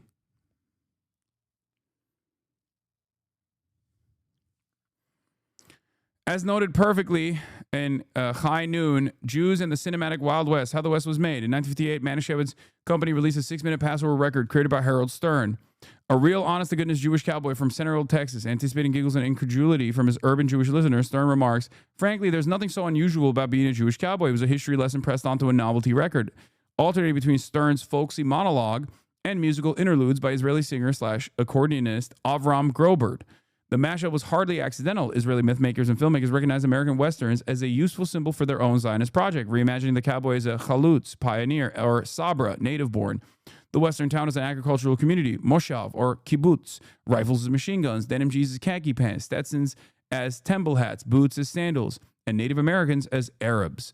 The album jacket bio touts Stern's combination of the physical skills and mental aptitude, an image in line with Israel's new Jew. Israel as a new frontier in line with the American conquest of native peoples was quickly understood by those wanting to make the new country appeal to America. As Ilan Pappé notes, in The Idea of Israel, early Israeli cinema often looked directly to the Western.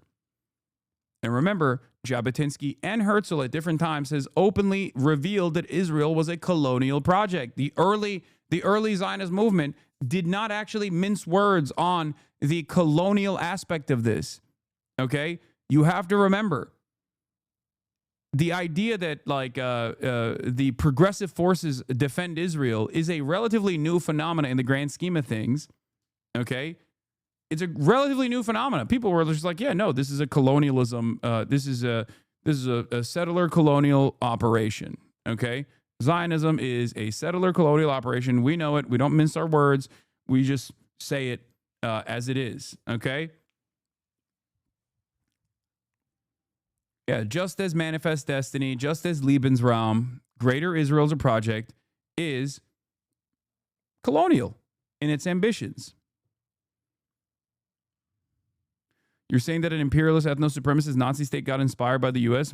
Yeah, not the first one. Yeah, I'm saying that. And I'm also saying not the first one. The OG, the one that we all know is bad, the German version of this, also was inspired by the United States of America, as you guys know, if you are students of history. You know? Not the first one at all.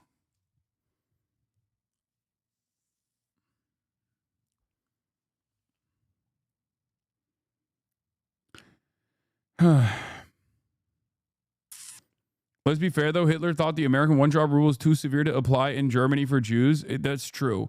It's also much more difficult to apply the one-drop rule in that situation because, like, you know, Ashkenazi Jews are white.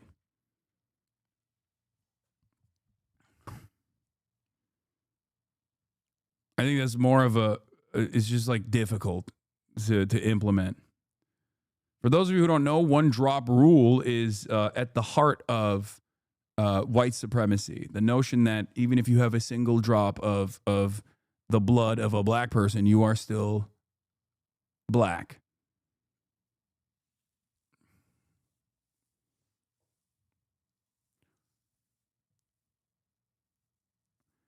Cinema added its own dimension to the myth of annihilation and associated the Nazi ideology of human extermination with Arab intentions in 1948, as we can see in films such as Hill 24, They Were 10, and, of course, Exodus. An especially blunt version is to be found in the feature film Amut Chaesh, Pillar of Fire, in 1959, not to be confused with the television series discussed later on with a similar name. It is the story of a small southern kibbutz locked in a desperate fight against Egyptian tanks. The American Jewish director Larry Frisch staged the film as a classical Western where the cowboys have to fight the savage Indians, who do not appear in the film but are implicitly presented as targets whenever the brave Zionist soldiers shoot someone in the dark. In one scene, there are obscure images in the distance that seem to be dangerous Arabs. Zionism, as an expansion of the colonial imagination, was, of course, first noted by Jabotinsky in The Iron Wall, who I was talking about, the other founding father, I guess, aside from Theodore Herzl, which lavishes praise on the Pilgrim Fathers. The native populations, civilized or uncivilized, have always stubbornly resisted the colonialists, irrespective of whether they were civilized or savage.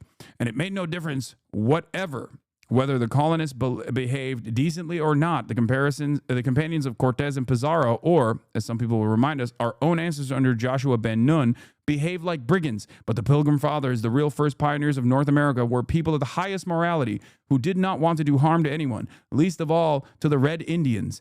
And they honestly believed that there was room enough in the prairies for both the paleface and the redskin. Yet the native population fought with the same ferocity against the good colonists as against the bad. Every native population, civilized or not, regards this land as its national home, of which it is the sole master. And it wants to retain that mastery always. It will refuse to admit not only new masters, but even new partners or collaborators. Imperialist powers saw within Palestine and Zionism a reflection of their own national mythos. They were right in a lot of ways, especially considering the tendency for these myths to cover up genocide.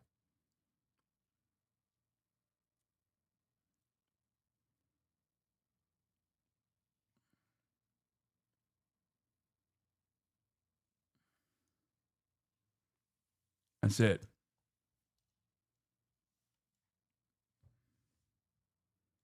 Overzealous released a new video about what you're talking about. How to destroy every Zionist talking point from Overzealous 2 hours ago. What a fucking fantastic video to start with. Respond to Squirrel. What makes you think I don't fucking talk to Squirrel already or have talked to Squirrel already?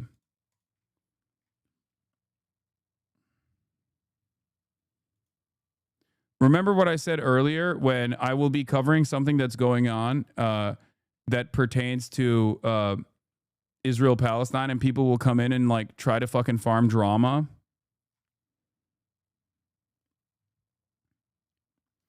Like, I'll give you a great example of one of the things that Scroll was like posting where it's like, why won't Hasan have, you know, Aaron Mate on? Why won't Hasan have Ali Abu, I don't want to say his last name wrong, Electronic Intifada's own Ali Abu Nime on? Not knowing that I talked to both Aaron Monte and also Ali as well, and was planning on linking up with them in Chicago. We just didn't have enough time. Ali Abu Nima. Okay. And I'm going to still have him on the broadcast, hopefully, when I go to the Palestine People's Conference at the end of this month in Michigan. So a lot of people just like get mad about certain things because they just don't know the entire, they don't know what's going on behind the scenes, for example. One of the funniest things that people fucking criticize me over is whenever people say, Hasan, why don't you have any Palestinians on? It's like, bro, I've had more fucking Palestinians from Gaza who are directly still in Gaza. Like, what the fuck are you talking about? The fuck are you talking about? People will be like, oh, Hasan only has liberal Zionists on. Excuse me. How do you deal with people that just lack object permanence when it comes to just, I don't know, any number of different things that are happening in the world? You can't. So stop fucking focusing on the noise. And if you see someone saying shit like that, that's just like patently incorrect, you can correct them. That's it.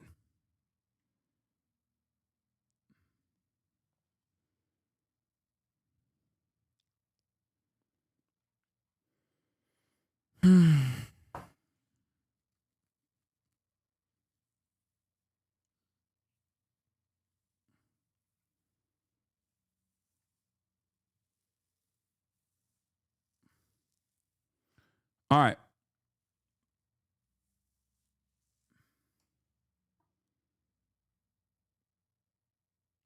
I love you, but you're complaining too much about people complaining about you. See, this is the other side of the fucking equation. I think that's a fair assessment. I'm still going to fucking give you an hour off because you're not seeing the amount of people that we're fucking banning already in the chat, and the amount of people that have come in to be fucking nuisances, even though I have already described, I've already told you what my position is.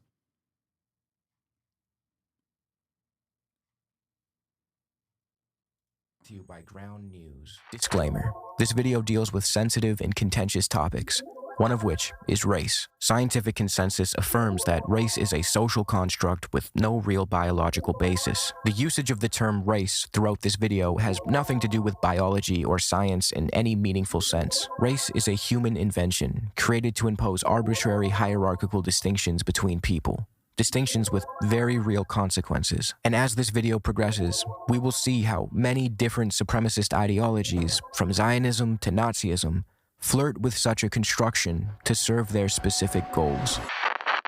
Plenty of nationalist projects rely on grand nation-building narratives and myths, and when it comes to the state of Israel, Shouts out the overzealous for this video, debunking every Zionist talking point, destroying every Zionist talking point. We're going to go through. This is a long video, but I think it's a very good one. I'm going to go pee real quick. Those narratives are abundant. Israel derives much of its sense of legitimacy from ahistorical fables, some informed by religious texts, others crafted as post hoc justifications for the fascistic aspirations of the Zionist project. Ultimately, these nation-building narratives serve to oppress and subjugate the Palestinian people while offering a veneer of legitimacy to the settler colonial state of Israel. This video is meant to be a kind of guide for dealing with Israeli propaganda. I'll go over every major Zionist talking point and offer a rebuttal. I recommend watching it all the way through the first time and then using the timestamps in the description if you ever want to revisit specific sections. This will be part one of a two-part series. In this episode, I'll be tackling the historical narrative surrounding the state of Israel, its formation,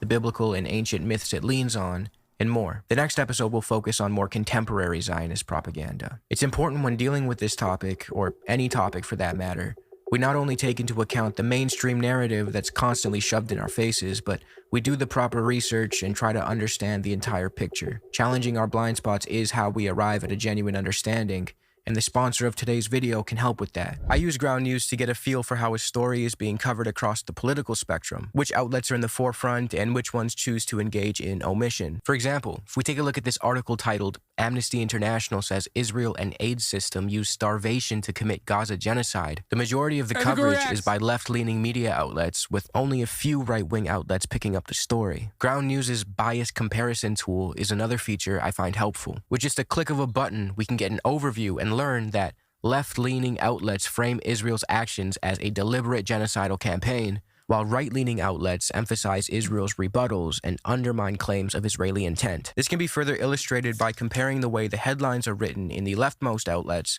with the way they're written in the center or the rightmost outlets. The Intercept, the furthest left outlet to present this story, used more accusatory and charged language than its center or right-wing counterparts. Ground News also makes it easy to see who owns and funds the publications in question, as well as their factuality. So subscribe to get 40% off the Unlimited Vantage plan by using my link, groundnews.com/over, or by clicking the link below. Now let's get back to the video. Land for a people without land. This talking point is fairly straightforward. The idea is that Jews had nowhere to go, and the land of Palestine was nothing more than a barren desert waiting for their arrival. When many Jewish people return, It's funny because like I feel like he's just condensing 10 myths into a 1 hour and 31-minute video and expanding on it as well. This is why it's like a fairly solid starting point. 10 myths by Elon Pape is a really good starting point to this conversation for a lot of people.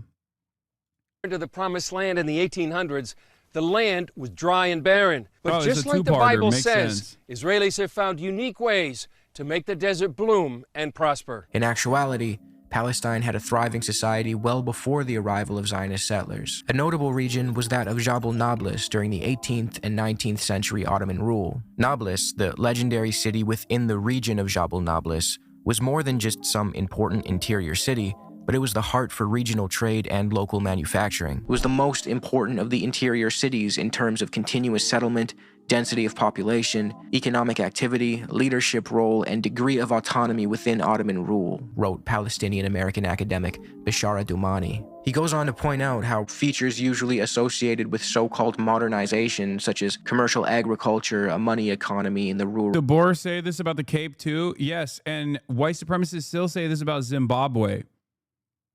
They say, oh, Rhodesia had technological proficiency, but then when it fell to the hands of dangerous Africans, which is, you know, the indigenous population, of course,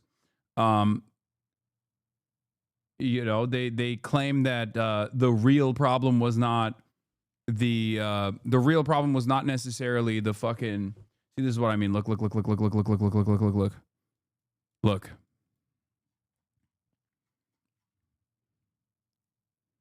Yeah, they still say that about South Africa. They say it about India too. But the real problem is, of course, not like crippling sanctions or a revenge campaign, pretty much. But instead is actually simply because black people are inferior. Like, it's a relitigation of white supremacist propaganda. Areas, differentiation within the peasantry, commoditization of land, and ties to the world market were present in Jabal Nablus before they were supposedly introduced by the Egyptian occupation, the Ottoman Tanzimat, or Jewish colonization. Palestine even had its own legendary rulers like Zahir al-Umar, as well as its own unique political complexities and strategic alliances. By the 19th century, Palestine was even starting to develop its own nationalism and secularization movements, in which people from all backgrounds could unite in their shared territory, language, and history.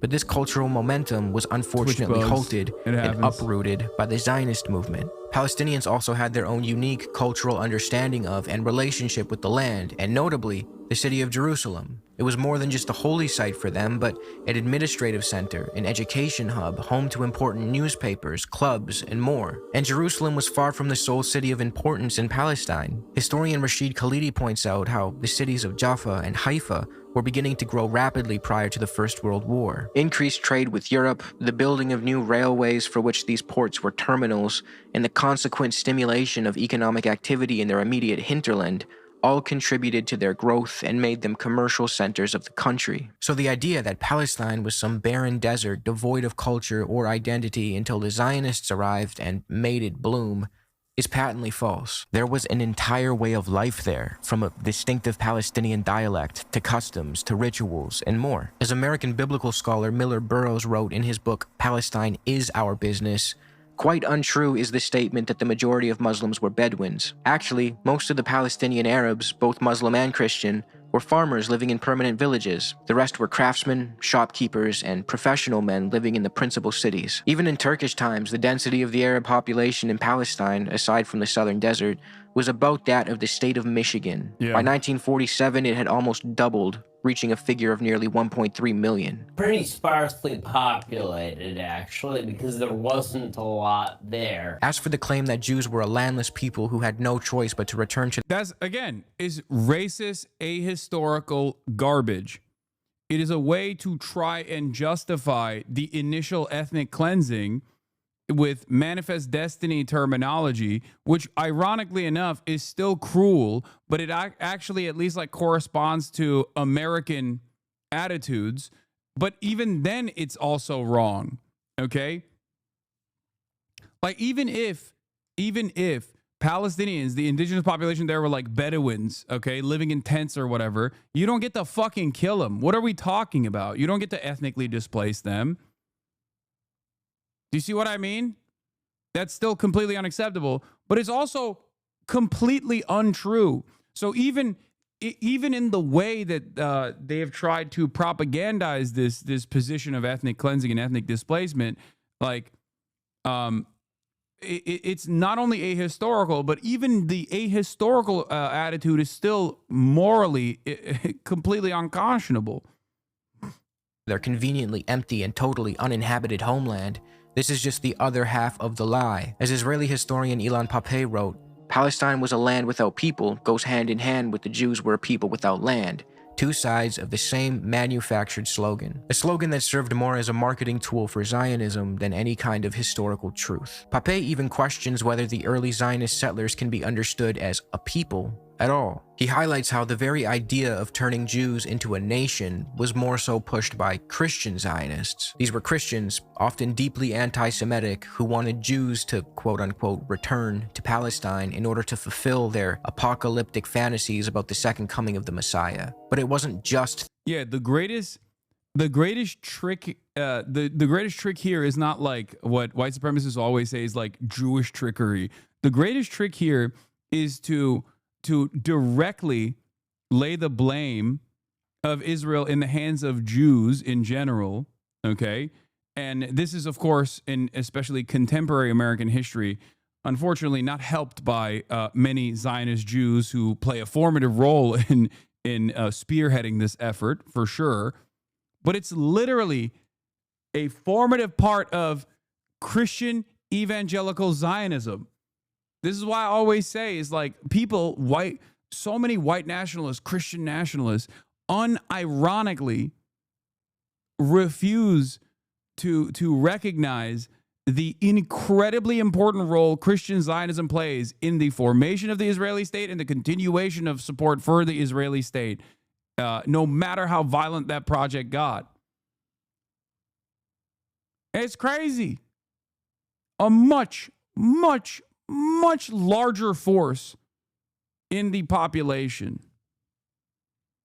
Theology. Some also believed that supporting Jewish colonization in Palestine would produce reliable geopolitical allies in the region. For them, it was a win-win. They got to offload Jewish communities from their own countries and gain influence in the Middle East. Zionism, as we can see, was therefore a Christian project of colonization before it became a Jewish one, Pape writes. Whether they came from the US, Britain, or Germany, these Christian supporters of Zionism pushed the return of the Jews long before modern political Zionism even emerged under Theodor Herzl in the late 1800s. So you might be wondering, what does all of this have to do with refuting the idea that Jews were a people without land?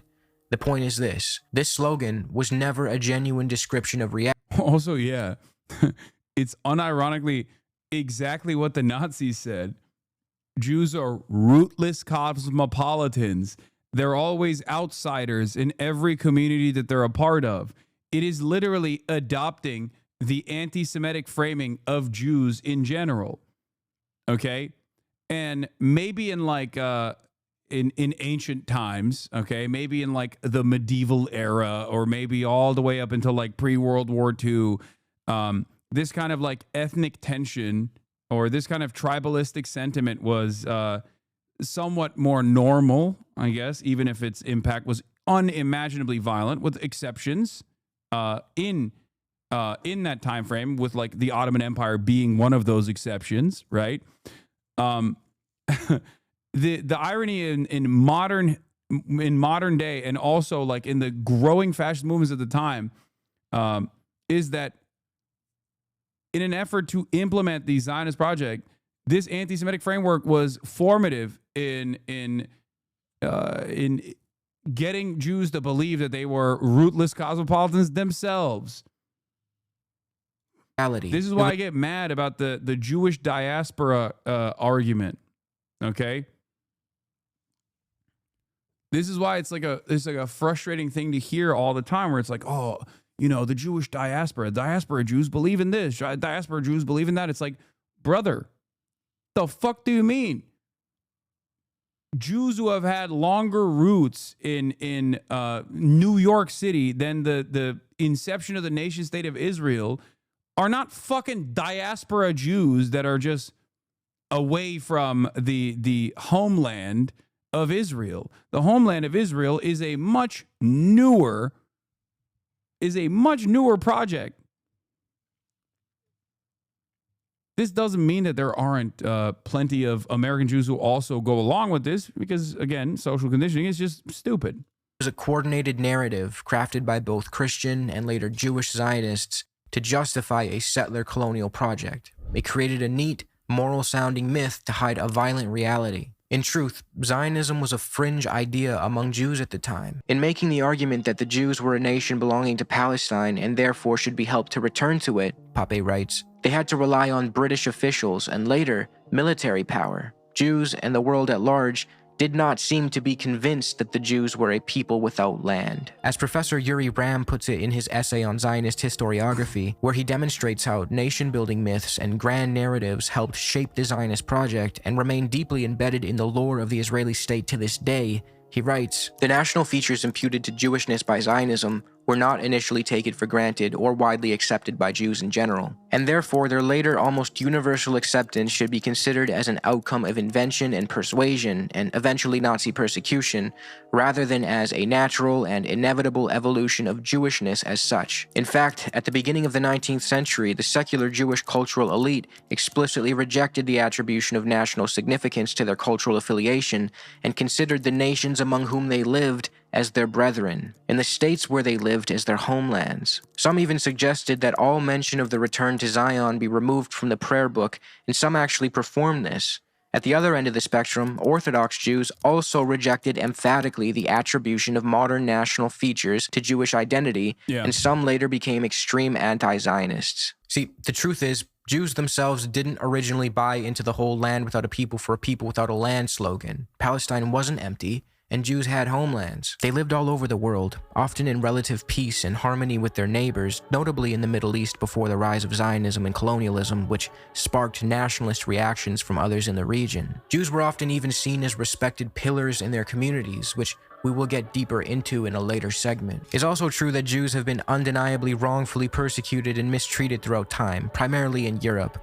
But that doesn't give the Zionist movement the right to weaponize and inflict that trauma onto an unrelated group of people, the Palestinians, and subject them to occupation and genocide. Congolese people, Kurdish people, many groups of people have been wrongfully subjected to subjugation and oppression throughout history. The Romani people have been wrongfully persecuted in very similar ways to European Jewry and have sustained massive losses during the Holocaust. I doubt any of us would argue that they too should get a hyper-nationalistic, neo-fascist, ethnocratic state built at the expense of some unrelated group. Zionism is just the belief that Jews should have a place to go. This myth comes in many forms, but the gist is always the same, that Zionism is a harmless movement. You'll hear it framed in different ways, from Zionism just allows for Jewish self-determination in their ancestral homeland, to it gives Jews a place to go. I think Israel says it's a place where Jews can go. This narrative can be really tricky to push back on, mostly because a lot of people don't actually have a clear understanding of what Zionism is, and this talking point aims to convince you that it's nothing malevolent. Fundamentally, Zionism is a supremacist, settler colonial, ethno-nationalist, and genocidal ideology in all of its forms. It advocates for a Jewish state, along with a legal and military apparatus designed to maintain a Jewish demographic majority in the land of Palestine. By its very nature,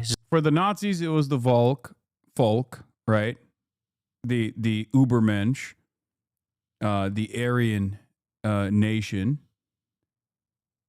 comprised of whatever the identity was at the time, like the in-group was at the time. And for Zionism, it's Jews. That's it.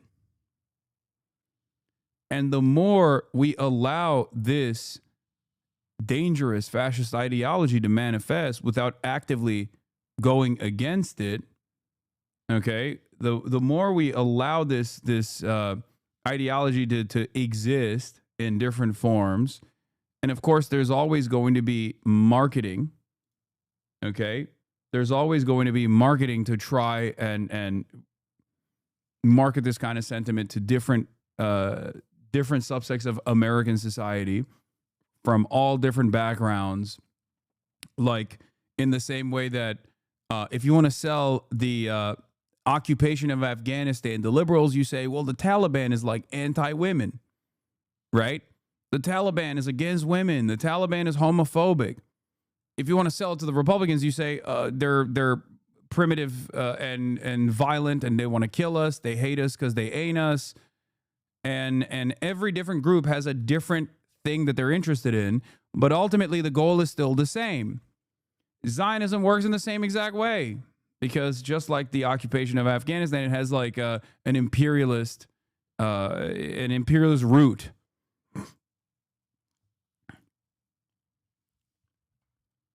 This is precisely the reason why, for evangelical Christians in the South, Zionism is a theological project that needs to happen so that the rapture can happen.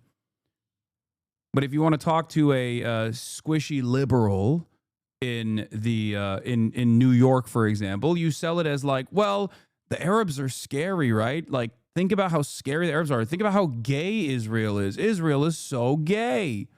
Isn't that awesome? The ultimate goal is still the same.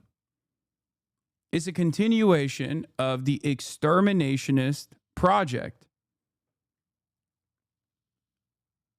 The Jewish supremacist exterminationist project, the expulsion or death and destruction of all non-Jews in the area for the greater Israeli project to exist. That's it. Yeah, I saw the ICJ judge from Uganda or whatever said, not sure exact details, sorry. Yes, she is a evangelical Christian and a fucking absolute sociopath, an absolute freak. She is an evangelical Zionist. She said, I've been placed on this earth by God to defend Israel. That's what she said. And this is not a disqualifying thing, okay? She says she's on a mission from God to defend Israel. One of the judges on the International Court of Justice. Zionism requires the removal and replacement of the indigenous Palestinian population. This was clearly understood by the early Zionists. Yeah, she's on a mission from God to bring about the apocalypse. That's a real ass fucking judge, bro.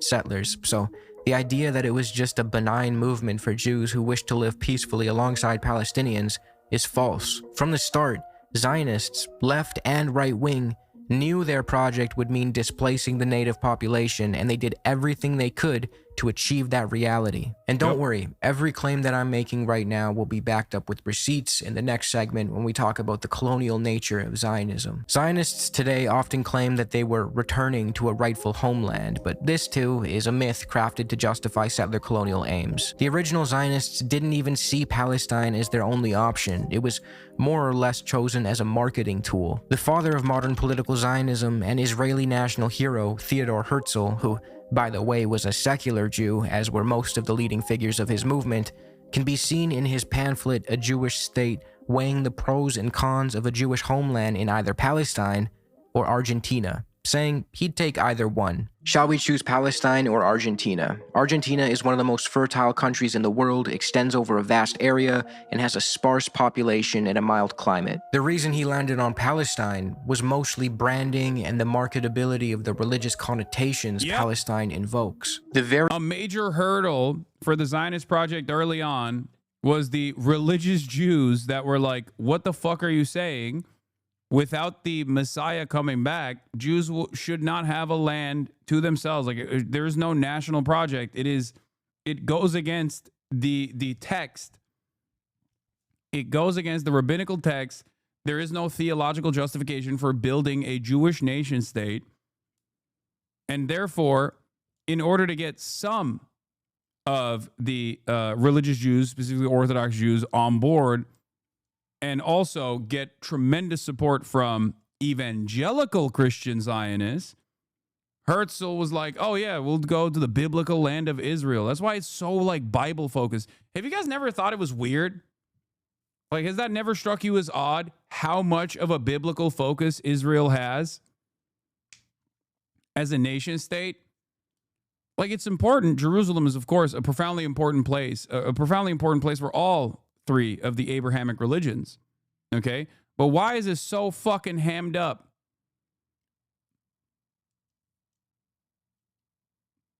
Muslims believe in the text of the Bible more than the Jews do. If we're going to talk just about religion, Islam came after Christianity and therefore abides by the scripture as well, with some exceptions that, like, Jesus Christ was a prophet, but was not literally the direct son of God. Okay?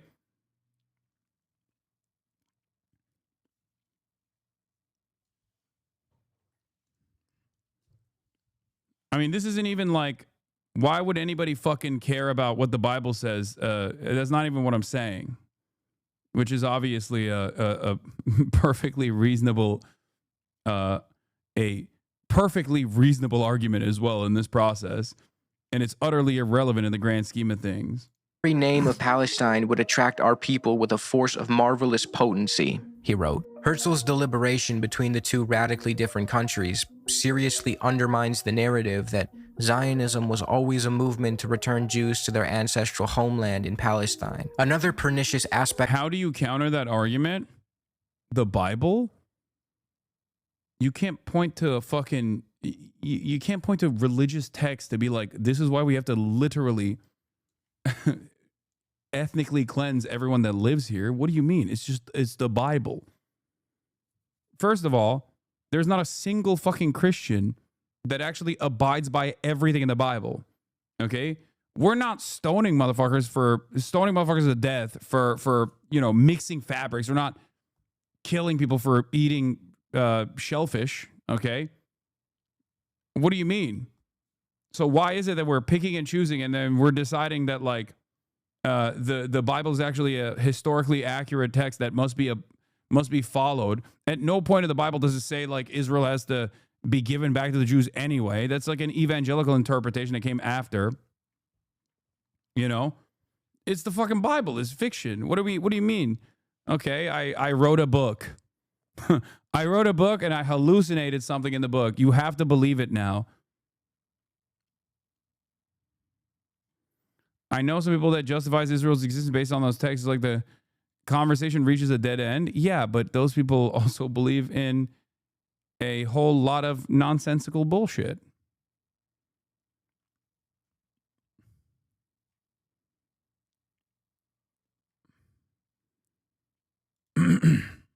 Of Zionism is that it transforms members of the Jewish identity into a nation, even a kind of race of people. Jews worldwide, no matter where they're born, are instantly considered part of the nation of Israel and are immediately eligible for Israeli citizenship under the 1950 Law of Return. Couldn't you say him about the Quran? Yeah. What do you think? I do say the same thing. Religious texts are great if you are personally abiding by it and it gives you comfort, gives you a sense of direction. That's fine. I don't care. Great. But if you use religious scripture, religious texts to justify doing harm to others, then, at that point, it's completely irrelevant. Okay? You can't do that. You can't legislate by way of religion, which is technically against Islam as well, even though throughout the Ottoman Empire, for example, there were plenty of instances where there was not a perfect continuation of Sharia, just law, right? Religious, Islamic law, because the Quran is the last version of the Abrahamic religions. It's the most updated version, and therefore it has the most amount of practices in it. It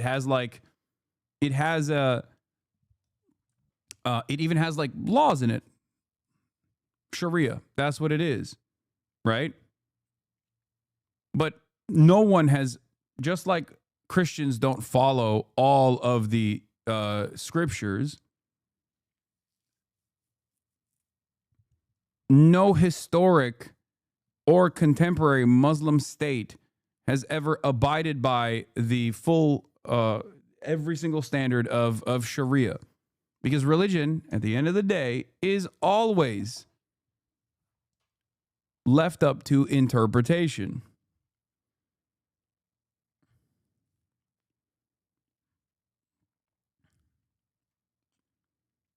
That is not true. Here we go. Taskit Noah.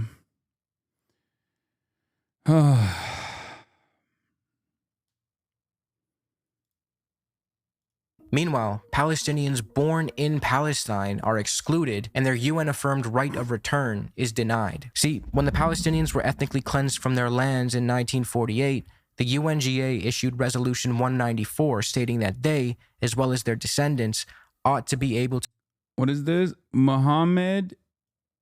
What is this? HasanAbi doesn't criticize Islam when it's literally anti-liberalism. HasanAbi is a cop-out. He won't criticize Sharia law when it's anti-liberalism. Did you not hear the words that just came out of my mouth? That no historic Muslim nation, whether the caliphate under the control of the Ottoman Empire or even contemporary Muslim countries, has actually abided by Sharia or any sort of like religious law in its entirety. That would be ridiculous. The difference here is that I even compared it to how Christians do not fucking abide by Christian scripture as a mechanism to legislate. But of course, when it's Muslims, you have a different attitude about it. This distinction is Islamophobia. You are the one who is being inconsistent, and because you have no argument here, you just go, come on, bro. That's it. I agree with you, brother. No, you don't. You just said I cop out and I don't criticize Islam.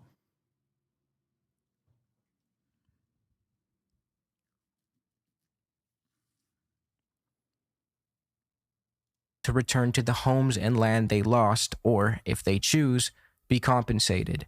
The Zionists have ignored this. As the Israeli High Court affirmed in the 70s, there is no Israeli nation separate from the Jewish people. Zionism essentially gives Jewishness a nationalist dimension and uses the Jewish identity and the historical discrimination tied to it to shield its ethno-supremacist and eliminationist aspirations. Funnily enough, the myths Zionism leans on often mirror the same ideas pushed by anti-Semites. See, the Jewish identity is widely understood as ethno-religious, with massive distinctions between different subgroups like European Ashkenazi Jews, Yemenite Jews, Middle Eastern Mizrahim more broadly, Ethiopian Jews, and so forth. But ultimately, these groups feel connected by their common faith, some practices, and historical narrative, even though, culturally, and for a long time prior to the revival of Israeli Hebrew, linguistically, they are very different. And as yes, Hebrew was a liturgical language and was not commonly utilized by Jews all around the world, with the exception of rabbinical texts. It was the post-Israeli nation-state project's goal to make Hebrew the national language or the international language of all Jews in general. And as a matter of fact, a big part of this also was the death of Yiddish. That's why when you see like in the United States of America, when you see like places that are places that you know, like Yiddish language school or things of that nature, a lot of times the people that are trying to keep Yiddish alive are met with resistance from those who promote Israel, those who are pro-Israel, like Jews who are pro-Israel.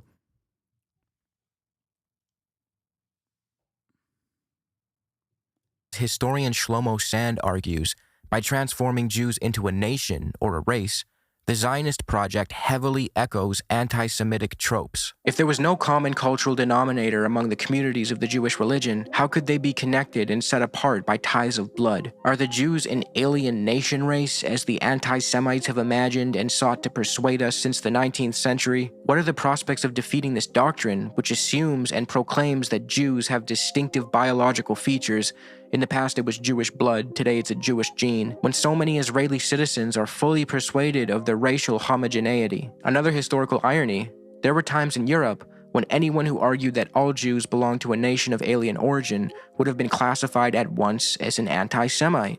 Nowadays, anyone who dares to suggest that the people known in the world as Jews, as distinct from today's Jewish Israelis, have never been and are still not a people or a nation, is immediately denounced as a Jew hater. Sand illustrates perfectly in that passage how Zionism not only harms Palestinians, who are very clearly its primary victims, but also Jews by weaponizing and bastardizing their identity and ultimately feeding into anti-Semitic tropes. Another example of how Zionism flirts with the same ideological space as Nazism comes from one of the movement's key figures, Zeev Jabotinsky, who openly expressed belief in unchangeable racial traits among Jews. Yeah, for the record,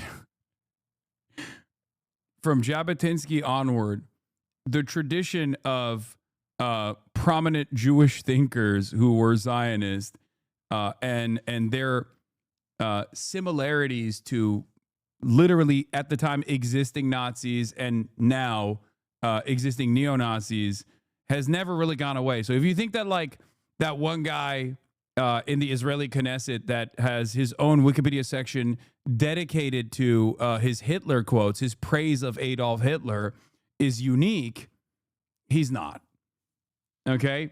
He's not.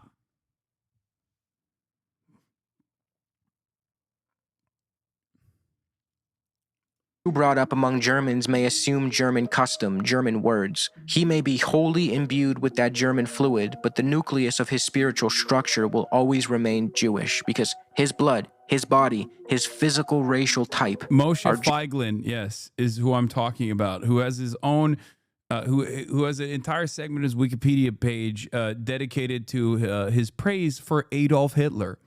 He is a former minister of the Knesset in Israel. He still praises Hitler to this day. I say former, he's no longer a minister of the Knesset, but he still praises Hitler to this day. He has said over and over again, just like the Nazis, like we have to ethnically cleanse Gaza, for example, as recently as like a couple months ago. Yeah. Feiglin considers himself to be a libertarian. Jewish. It is impossible for a man to become assimilated with people whose blood is different from his own. And then he goes on a weird diatribe about how mixed marriages ruin racial purity. This is... Which, again, I'm going to repeat this one more time. Interfaith marriages is seen with disdain by many Zionists, including the Apartheid Defense League's very own progressive, quote-unquote, civil rights advocacy organization leader, Jonathan Greenblatt. You hear a white guy say that, you're like, that's crazy. That's crazy talk. What do you mean? You want to ban miscegenation? You want to ban race mixing? You want to keep your race and your ethno-religion pure? That seems weird.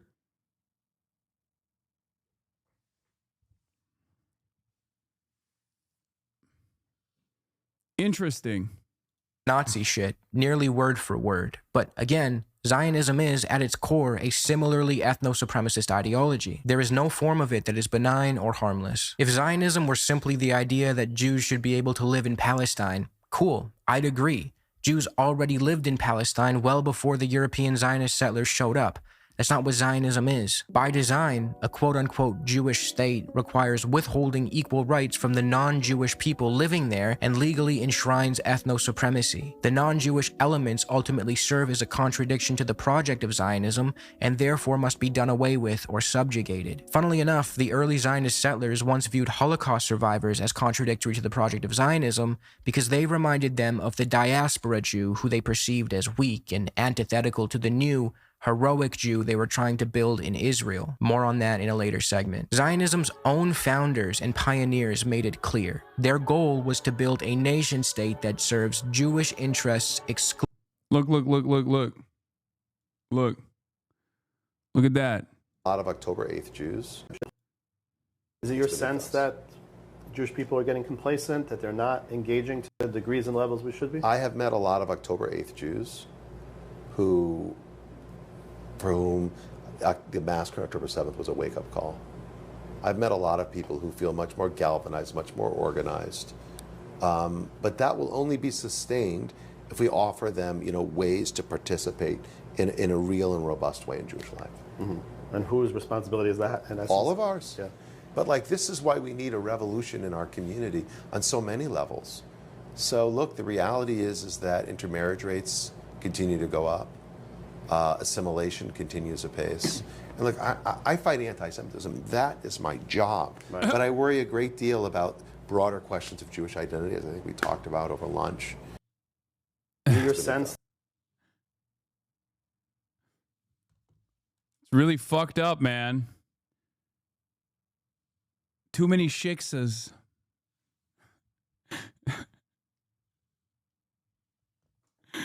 That's right. That's it. Too many shiksas coming in and sweeping up young Jewish men. And we got to put an end to it.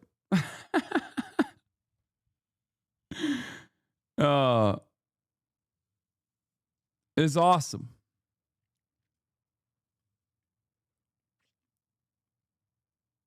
Sounding like my grandpa now?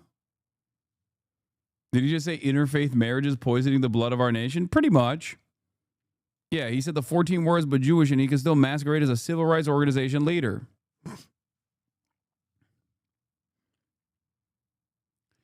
So what he's talking about with October 8th Jews is like either anti-Zionist or liberal Zionist Jews that became incredibly hardened in their position after October 7 and became like super, super pro-Israel, which he, of course, sees as a good thing.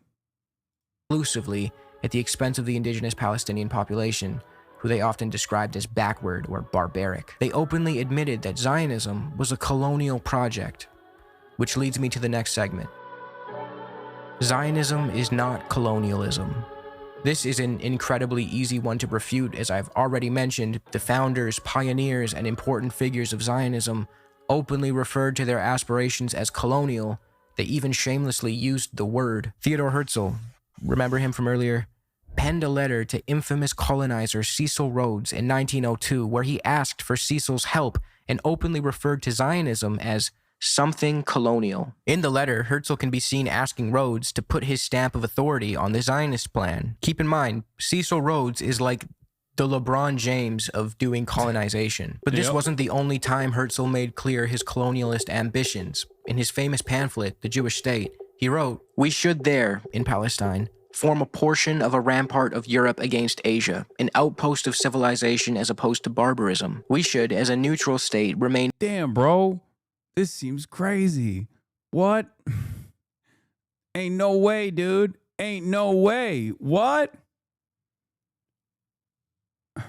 Yeah, what the hell, LeBron James is right. What the heliante? What? In contact with all of Europe, which would have to guarantee our existence. Aside from Herzl, important Zionist figures like Ze'ev Jabotinsky, the founder of the revisionist Zionist movement, referred to Zionism as colonial an ungodly amount of times. Here's an excerpt from his essay, The Iron Wall, where he says, "We cannot offer any compensation for Palestine. Therefore, a voluntary agreement is unthinkable. Our colonization must either stop or continue against the will of the native population." As Rashid Khalidi put it, the social and economic institutions founded by the early Zionists, which were central to the success of the Zionist project, were also unquestioningly understood by all and described as colonial. The most important of these institutions was the Jewish Colonization Association. So the claim that Zionism is not colonialism is such pure cope, given the fact that the pioneers of the movement, as well as many of its prominent figures, openly admitted that it was. Here's another example. David Ben-Gurion, the leader of the Yishuv, the Zionist settler society in Palestine. It's funny because I brought, for people who were criticizing my Matt Duss conversation, like I brought all of this up to him when he tried to say that Zionism was not exterminationist in principle, and that the early Zionists who considered themselves to be Zionists, who wanted like a place for Jews to exist comfortably and peacefully, including Albert Einstein, would be now reflected on as anti-Zionists for the sentiments that they expressed before the inception of the nation state of Israel, like Albert fucking Einstein. Also, this is why I said the president of Moravia looked exactly like David Ben-Gurion, because he does. Look at this. In Superman, the president of Moravia was obviously like a holdover for Benjamin Netanyahu. That's fair. That's a fair assessment. Except he looked exactly like David Ben-Gurion. Prior to Israel's founding, and later the country's first prime minister, viewed indigenous Palestinians and Arabs more broadly as inherently inferior. He made it clear that the Zionist movement was a European colonial project primarily concerned with the well-being of European Ashkenazi Jews. As historian Avi Shleim noted, Ben-Gurion declared that the Jews in Muslim countries had lived in a society that was backward, corrupt, uneducated, and lacking in independence and self-respect. He argued that only the younger ones could be saved, claiming the older generation was too far gone and risked turning Israel into a Levantine state. It's also worth mentioning the form of colonialism that Zionism is. Not all types of colonialism. Isn't that dude? It's literally like, it's the same shit of like Americans,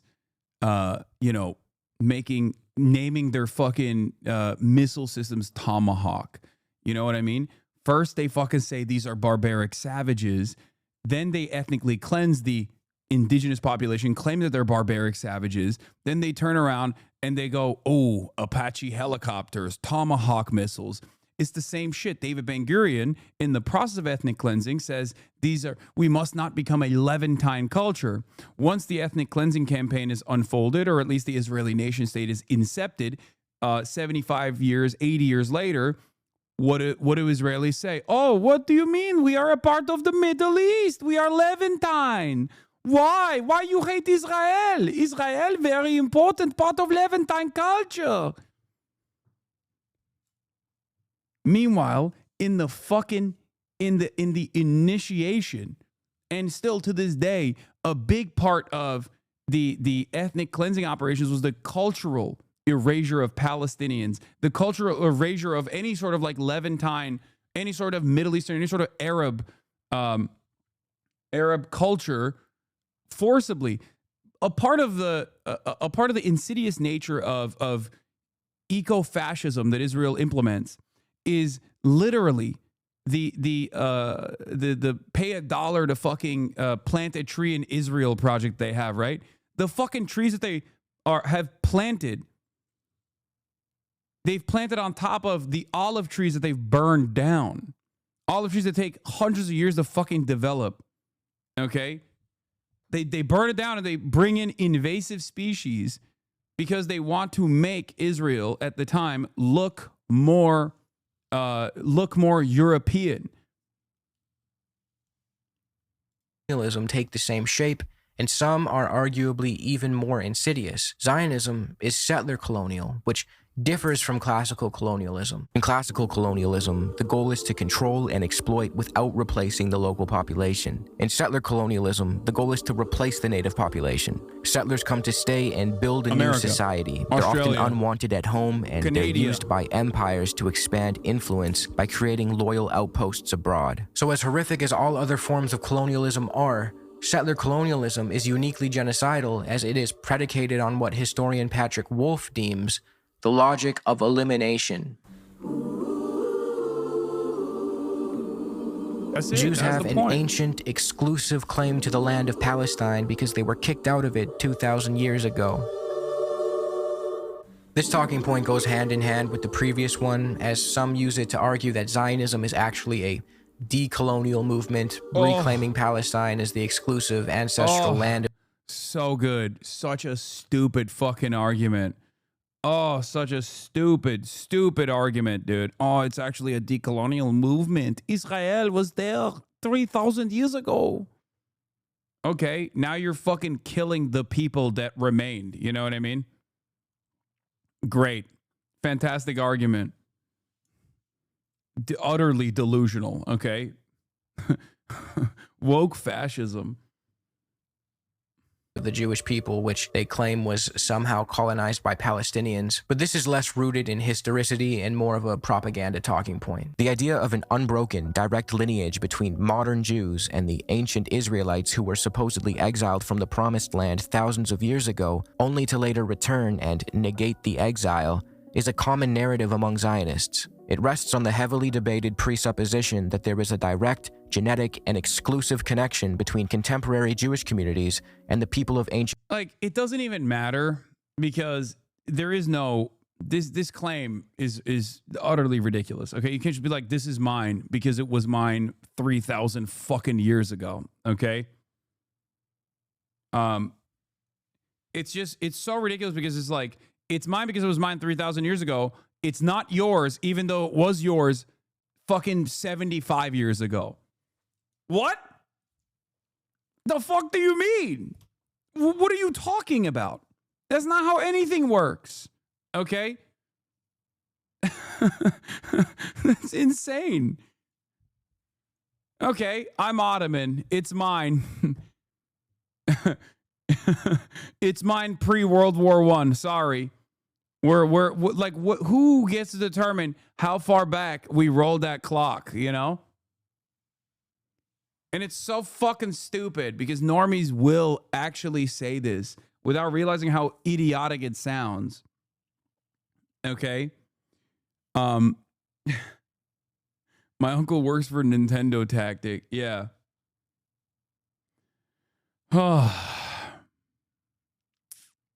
Greece wants Constantinople back? Yeah, exactly. Never gonna happen. It's called Istanbul, little bro.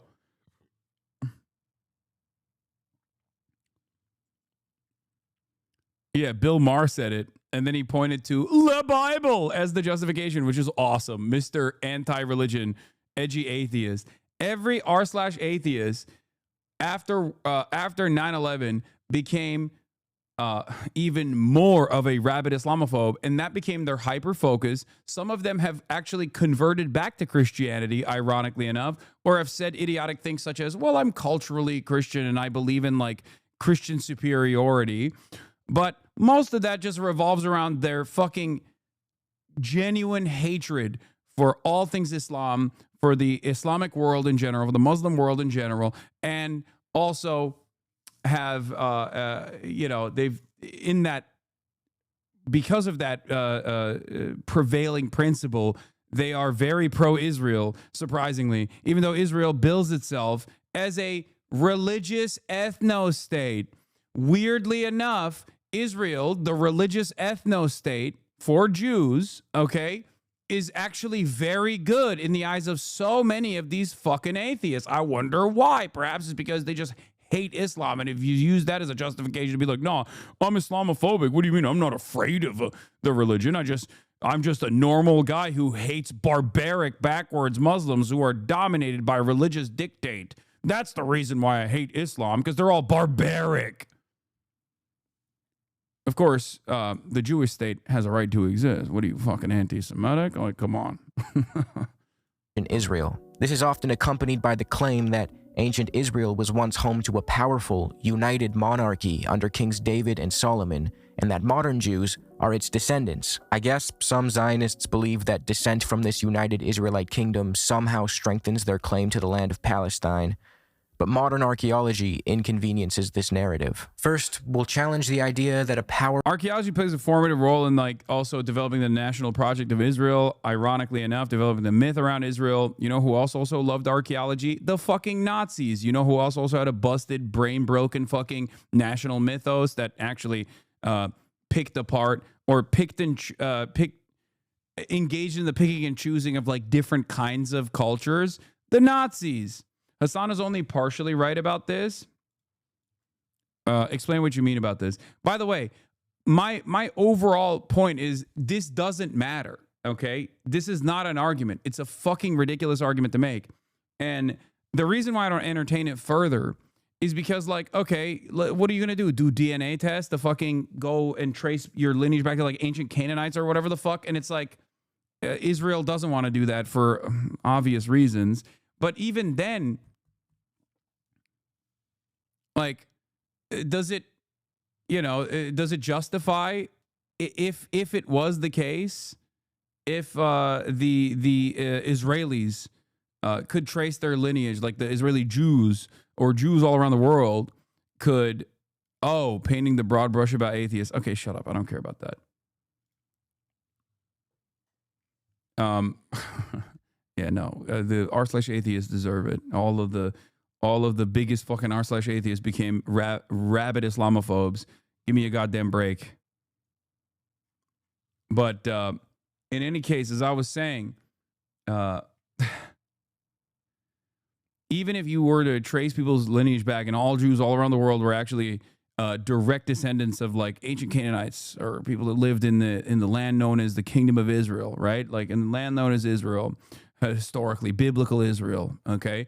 Does that justify ethnic slaughter of the indigenous population that lives there? Fuck no, of course not. That's ridiculous. Okay? That's crazy. That's crazy. That's crazy. That's crazy. Powerful united monarchy of Israel ever even existed. Then move on to the supposed unbroken genetic link between contemporary and ancient Jewish people. Israel Finkelstein, a prominent archaeologist at Tel Aviv University, argues in his book, The Bible Unearthed, that many monumental structures and cities traditionally dated to Solomon's era were misdated and should instead be attributed to the time of the Omride dynasty. This suggests that the so-called United Monarchy of Israel was more of a literary creation than a historical reality. The Bible Unearthed argues that this reading effectively negates the idea of a powerful and unified Israel. It would matter to hardcore right-wing evangelicals? No, they're fucking insane, dude. What are you, crazy? They're hallucinating. They think that if all Jews are sent to Israel and that the greater Israeli project is implemented, Jesus Christ is going to come back to earth and the rapture is going to happen, and Jesus is going to fight the fucking devil's forces in Megiddo. You can't convince some of those people with logic. They didn't arrive at that conclusion through logic. They arrived at that conclusion through huffing fucking fumes, brother. They think an anime is taking place in the real world. Okay? Israelite monarchy, because if the primary archaeological evidence is redated to a later period, then the basis for such a kingdom is removed, leading to reverberating implications. Finkelstein and his co-author Neil Asher Silberman go as far as to suggest that Kings David and Solomon, often imagined as the great monarchs of this ancient United Kingdom, were likely, in political terms, little more than hill country chieftains whose administrative reach remained on a fairly local level. As for the claim of an unbroken link between the supposedly exiled ancient Israelites and contemporary Jewish folk, that too is heavily debated and not so black and white. See, this particular form of nation building and narrativizing, the idea of coming from an ancient, respectable... Hasan, you could argue that about all people of faith. I could. It's a matter of what that kind of quote-unquote faith gives you bandwidth to do, what kind of violence you get to do. As a matter of fact, I have consistently done this, like with Christian justifications for the maintenance of chattel slavery, for example, right? While also simultaneously showing that there is an alternative vision there as well, liberation theology. Christianity was on both sides of the slavery debate, both in the continuation of it and also in the extermination and the abolition of it. That's it. Religion is just a weapon to wield to galvanize the public. Lineage is not unique to Israel. As historian Shlomo Sand puts it, just as the inhabitants of modern Greece saw themselves as the biological descendants of Socrates and Alexander the Great, and as influential textbooks have transformed the ancient Romans into typical Italians, the state of Israel equally engages with narratives to justify its existence and build up nationalist fervor about it. For Israelis, specifically those of Jewish origin, such mythologies, like those of the aforementioned Greeks and Italians, are far-fetched, whereas their own history rests on firm and precise truths. In Israel, these burdens of memory did not appear... The Bible. That's why Israel exists, because the Bible, you got owned. ...spontaneously, but rather were piled layer upon layer by gifted reconstructors of the past. When occasional findings threatened the picture of an unbroken linear Jewish history, they were rarely cited. When they did surface, they were quickly forgotten, buried in oblivion. National exigencies created an iron-jawed vice that prevented any deviation from the dominant narratives. Many historians and scholars, including Shlomo Sand, go as far as to challenge the historicity of the supposed Roman exile of Jews in 70 CE and argue that it didn't happen. It was a myth. Sand is very firm in the belief that Romans did not deport entire peoples. I think if you spam this video one more time, it'll work. Okay? If you spam it one more time, I think you're on the verge of me clicking it. Okay? It's like that pickaxe meme. You know, just one more hit with the pickaxe and you're going to reach the diamonds. One more time, dude. One more fucking spam, dude. And we'll get there. Especially in the Near East, and points out how that claim originally came from one historian whose knack for exaggeration has been noted by modern scholars. In actuality, the Jews emigrated from the land known today as Israel slowly and gradually over time. Not due to some mass expulsion policy at the hands of the Romans never had a mass expulsion policy. In fact, the dispersal of Jews... Also, at that point, where would they be expelled to? More Rome? Like, the other areas that they were expelled to was also just more Rome. Jews predated the destruction of the Second Temple by the Romans. By 70 CE, Jews had already been living elsewhere. Sand and co. argue that this myth was more so used to help transform adherents of the Jewish faith into a nation of people so as to serve nationalistic purposes. A close examination of the historical event that apparently engendered the second exile in the year 70 CE, and an analysis of the Hebrew term gola, exile, and its connotation in late Hebrew, indicate that the national historical consciousness was a patchwork of disparate events and traditional elements. Only in this way could it function as an effective myth that provided modern Jews with a pathway to ethnic identity. The ultra-paradigm of deportation was essential for the construction of a long-term memory wherein an imaginary, exiled people race could be described as the direct descendants of the former people of the Bible. The myth of uprooting and exile was fostered by the Christian tradition, from which it flowed into Jewish tradition and grew to be the truth engraved in history.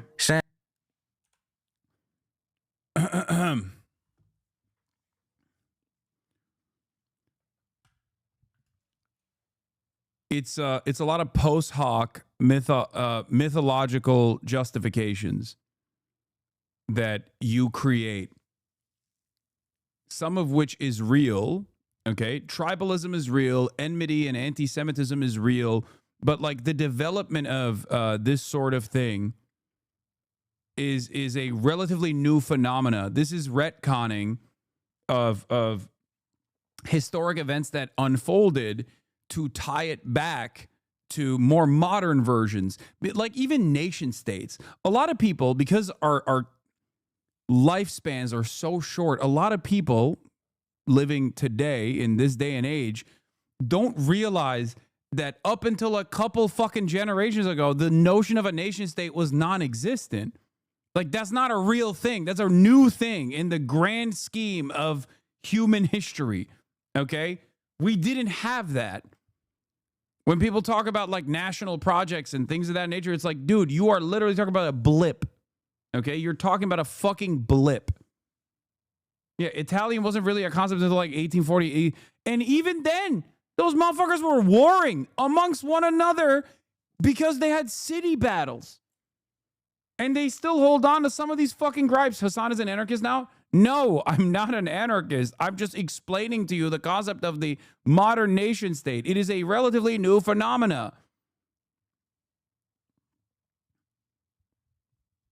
It doesn't mean I'm a fucking anarchist, okay? It's just an accurate, it's an accurate retelling of history. From which it flowed into Jewish tradition and grew to be the truth engraved in. Instead of a mass exile of Jews by the Romans, they actually stayed in the region and eventually... Yeah, that's the other point. Yeah, that's not a real thing. Some people left, some people remained. Some of the people remained and carried on the Jewish faith. A lot of the people first converted to Christianity and then to Islam. This is the other side of the story, which is like when Ashkenazi Jews or like European Jews that came to, or Levantine Jews that came from like MENA, the other parts of the MENA region to Israel that are like fucking engaging in the wholesale ethnic slaughter of Palestinians that they call Arabs. They don't see the fucking inherent irony that they are literally killing their own fucking unbroken ancestors. But because the ideology has to revolve around something, and that in-group is Judaism, if you're non-Jew, then it's over. It doesn't matter if you could trace your ethnic lineage all the way back to the Canaanites. That's why it's also an idiotic fucking argument. Converted to Islam, which opens up the door to the fact that Palestinians in Israel today... So what if nation states are modern is where we're at? Wait, what? Do you think that I am like... Like, I understand that it is where we're at. I'm just simply explaining historic text with today's understandings and why that's actually dumb to do when reflecting on events that unfolded throughout history with like a modern lens. If you operate with the understanding of like nation states being a concept that existed throughout history, throughout time, then you're going to be wrong. Your understanding and your analysis of historical events that unfolded is going to be incorrect. They can make a much stronger argument for their descendancy and ancient link to the land, especially in comparison to figures like Ben-Gurion and Golda Meir, whose ancestry for generations comes from Eastern Europe. However, as Sand responsibly reminds us, any population that has existed in a region for thousands of years has mingled with its neighbors, its captives, or its conquerors. You know about Israelis, same as 2-year-old on whiskey? What does that even mean? Are you saying that my understanding of Israel and Israelis is the same as a 2-year-old who's drunk off whiskey. Is that what you're trying to say? No politique here. Do not talk about this. So making these grand historical arguments of unbroken genetic links and soul descent as a way to argue for an exclusive claim to a land is not something serious historians should be entertaining. Sand goes on to show how, by referring to the work of scholar Chaim Milikowski dealing with contemporary rabbinical sources, the term exile in the 2nd and 3rd century CE originally referred to political subjugation, not deportation. He then builds off the works of historian and professor at Hebrew University Israel Yuval and explains how the renewed Jewish myth about the exile in fact arose fairly late and was due mainly to the rise of Christian mythology about the Jews being exiled in punishment for their rejection and crucifixion of Jesus. Sand goes on to write, the myth of exile began to be slowly appropriated and integrated into Jewish tradition. With the triumph of Christianity in the early 4th century CE, when it became the religion of the empire, Jewish believers in other parts of the world also began to adopt the notion of exile as divine punishment. The concept of exile took an outright metaphysical connotation within Jewish traditions, going far beyond simply being away from one's homeland.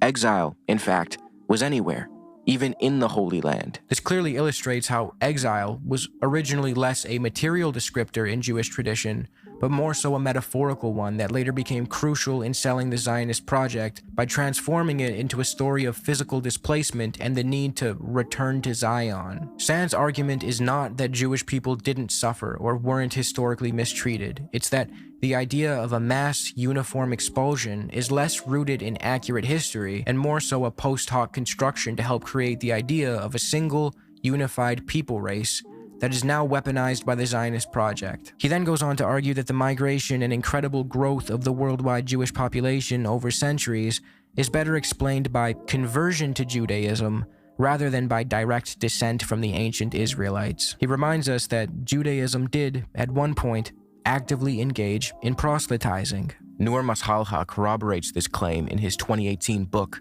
Palestine, A 4,000-Year History. But to wrap this section up, even if everything Sand, Finkelstein, and all the other historians put forth is proven to be incorrect in the face of some new hypothetical evidence, that wouldn't change the fact that the ancient Israel argument is a bad argument.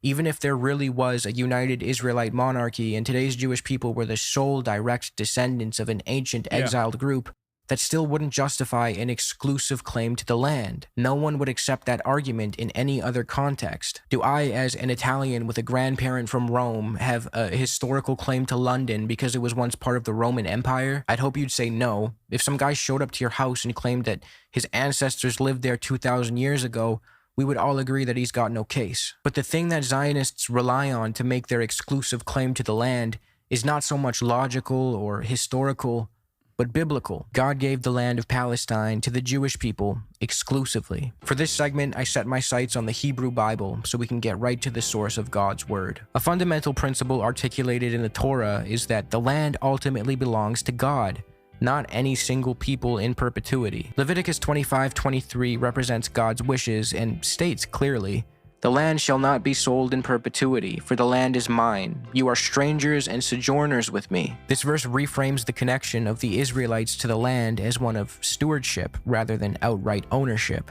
The Israelites' relationship to the land is portrayed as conditional in the Bible, based on covenantal obedience, not absolute ownership. And given that the Israelis today break almost all of God's rules, from killing to theft to occupation, I'd say they aren't being all too obedient at the moment. There is no divine, unconditional right to the land given by God in the Bible. Deuteronomy 28 lists blessings for obedience and curses for disobedience, stating that those who disobey God's covenant are to be exiled from the land. As Leviticus 18:28 reaffirms, the Israelites are to be vomited out if they break the covenant or defile the land. I would say that constantly bombing the daylights out of your holy land probably counts as defiling it, and doing a genocide most likely is not in compliance with the covenant. Yeah, I don't even entertain the theological arguments anyway. I think it's fucking nonsensical.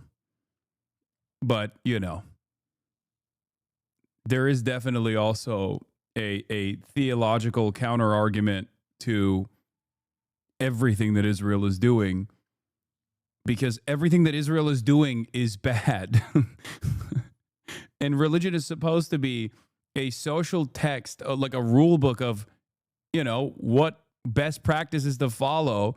And therefore, it's going to say things like, don't murder people, don't steal from people. That's kind of the whole game, right?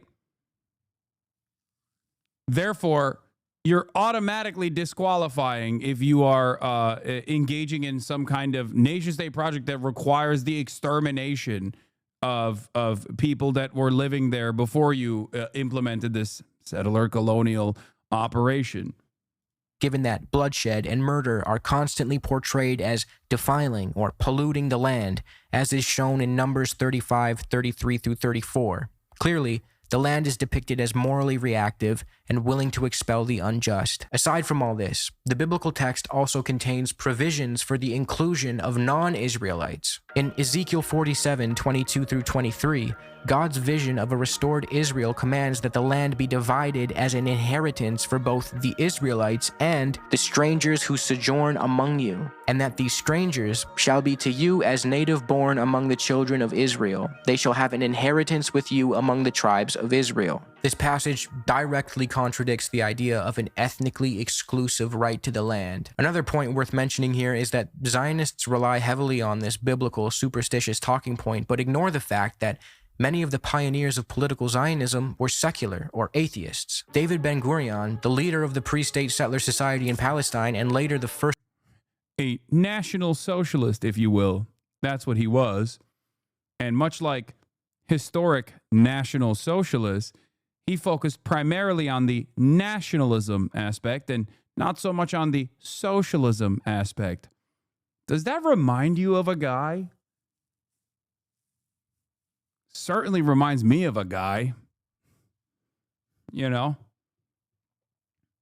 Prime Minister of Israel openly referred to himself as an atheist, which reminds me of this pertinent quote from Ilan Pappé. The secular Jews who founded the Zionist movement wanted paradoxically both to secularize Jewish life and to use the Bible as a justification for colonizing Palestine.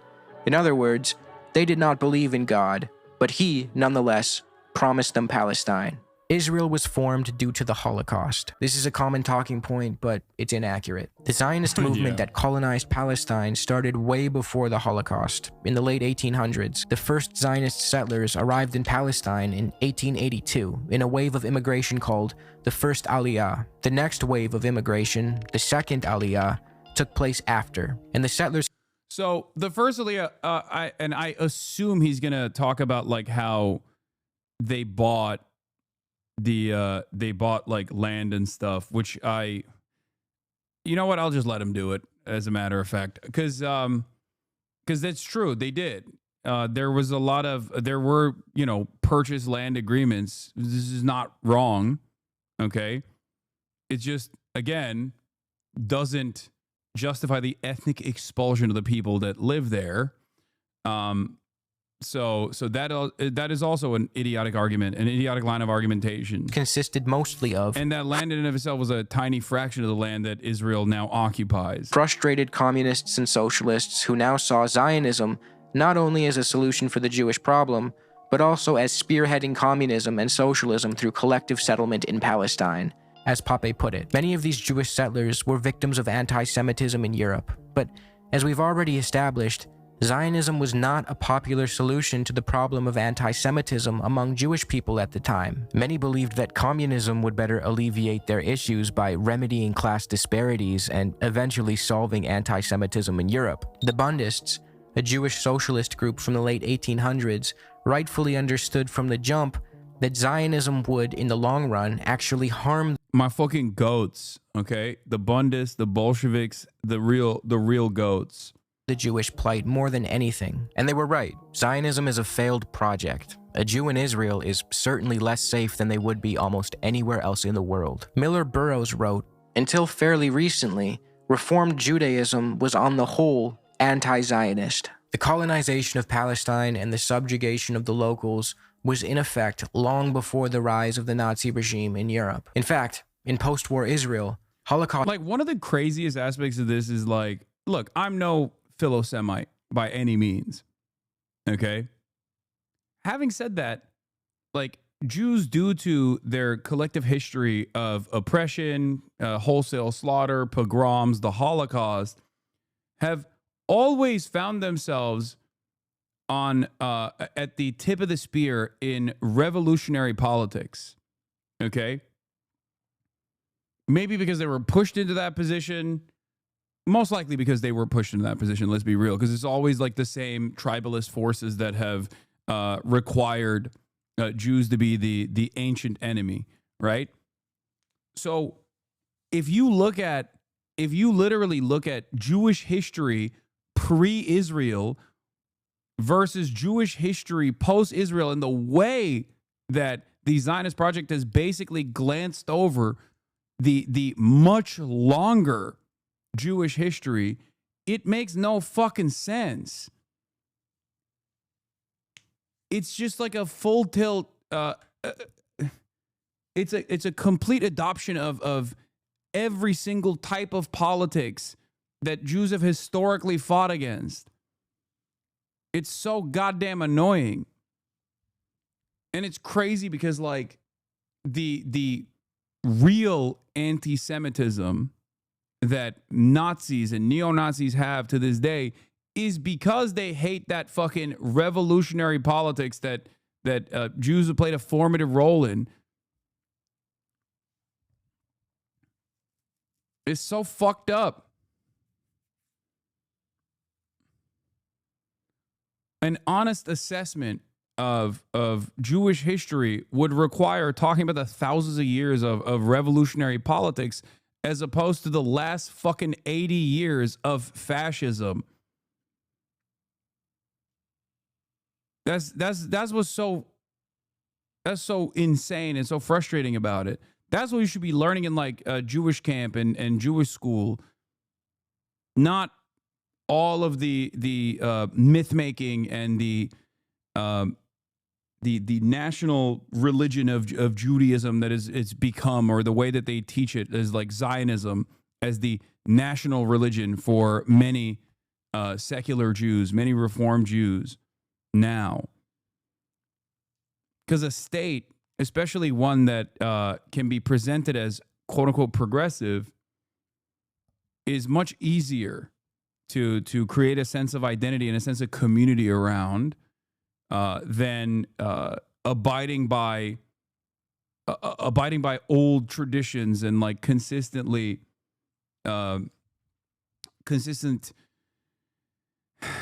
rules that you have to follow. Survivors were often shamed for not resisting more forcefully, as Zionists saw them as symbols of weakness. Historian Tom Segev relays this phenomenon in his work, The Seventh Million, where he writes, "The Zionist dream conceived of a new man in a new society who would come to the land of Israel in search of personal and national salvation. Those who came only because they had no other choice, however, did not fit this image and often found themselves objects of condescension and contempt. This paradox was built into Zionist ideology and colored the mentality of the Yeshuv. Though most of the immigrants from Germany and their children after them stayed in Israel, most did indeed come against their will as refugees. They were not Zionists. As a result, they found themselves from the start in conflict with the fundamental values of the Yeshuv. They were called Hitler Zionists. So not only was Israel not founded on the heels of the Holocaust, but early Zionist settlers openly thought of Holocaust survivors as a contradiction to the project of Zionism. According to Segev, only later, when Israel needed to start to prove its right to exist, did the Zionist narrative shift to embracing the Holocaust. As I've mentioned many times, the creation and maintenance of Israel relies on nation-building narratives, one of which casts the new Israeli Jew as strong and heroic. I think the irony of this process, by the way, is that I think partially because of the importance of the Holocaust in like justifying the existence of the contemporary Israeli state, there's been a lot of efforts by Zionists to make sure that you talk about the Holocaust, that you learn about the lessons of the Holocaust.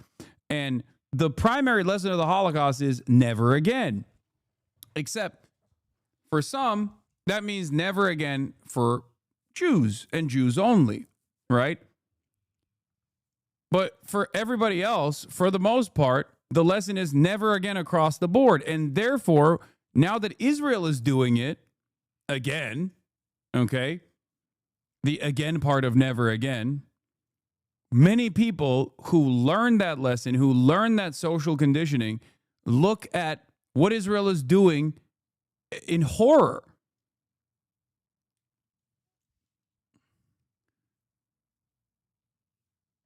That's it. Because I do believe that the Holocaust would be treated as like the Armenian genocide if there wasn't an association with the development of a settler colonial state that plays a formative role in Western imperialism in the region. This isn't to like undermine the atrocity in and of itself. Make no mistake, right? But just like I said, a lot of like the impact of Jewish advocacy organizations, the combating of anti-Semitism, the real reason why this group has had any sort of motion in being able to target and actively push back against marginalization in modern history is because of its utilization as a shield, as a weapon to wield against critics of the settler colonial apparatus.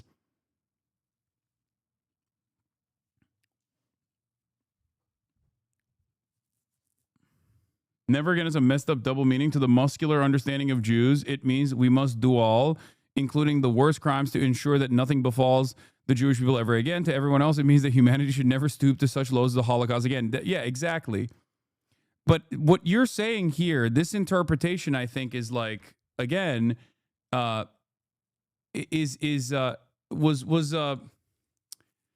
a specific interpretation. It was like a Kahanist interpretation almost. Whereas now I think it's become more commonplace, especially post October 7.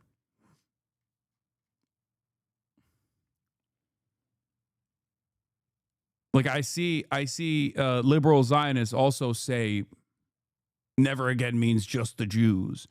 Like that we can never allow this to happen to Jews again, which is why we have to do everything in our power to be as muscular and as militant. You know? As opposed to the so-called weak Jew of the past who found himself resigned to the ghetto. The apathy toward Holocaust survivors in Israel is represented by the devastating fact that 1 in 3 survivors live in poverty to this day. You would think that a state that was supposedly formed in response to one of the most horrific tragedies of all time would uphold Holocaust survivors as the heroes that they are. In 1948, Ben-Gurion, who mockingly called Jewish Holocaust survivors Sabanim Soaps, desperately sent an army contingent consisting of Holocaust survivors that attacked the heavily fortified Jordanian position in Latrun as a military diversion so that his Haganah elite forces would reach West Jerusalem. He knew that the contingent of Holocaust survivors would be slaughtered, but he let it happen. Avi Shalem has a chapter on it. I think a lot of the muscular Judaism comes from Jabotinsky's writings and influence. I mean, yeah, but that's also... like its modern interpretation is also elevated to contemporary discourse by Meir Kahan. A direct through line from Jabotinsky to Kahan to the Ben-Gvirs of the world now. And not make fun of them or allow them to live in destitution. The truth is, the Zionist project looked down on the Jews who lived outside the newly formed state of Israel, including Holocaust survivors, and instead idealized the new Israeli Jew, which they referred to as the Sabra. Soaps is, of course, an incredibly anti-Semitic Holocaust reference, for the record, for those who didn't understand that point. Sabra was crafted as the antithesis of what was considered the diaspora Jew. The Sabra was meant to be strong, heroic, and above all, a product of the state of Israel. The Zionists resented Holocaust survivors for the mere fact that they threatened the image of the Sabra. The Sabra represented a national ideal, and the Holocaust survivor its reverse. Yeah. This is another like completely fucking insane aspect of the muscular militant Jew national mythos surrounding the Israeli nation state, which mistreats Holocaust survivors because there is this, once again, ahistorical approach, this entirely ahistorical approach, the idea that like Jews were weak, the Jews that were slaughtered in the Holocaust were weak, and they just like didn't want to fight back, not recognizing that like many of them, there's a reason why they brought their fucking clothes with them, thinking that this was going to be not a death camp, but instead like a concentration camp that would inevitably relocate them there, that they were not sent to these places without while with the full understanding that they're going to be killed and wholesale slaughtered, or that Jews did not play a formative role in the resistance movement against Nazis, whether it be the partisans or numerous other revolutionary organizations, Jews in other countries like the Jews in the USSR. So that also is fucking ahistorical, and it's bullshit. And that's part of the reason why it's just like they pick and choose what aspects of the Holocaust they want to highlight.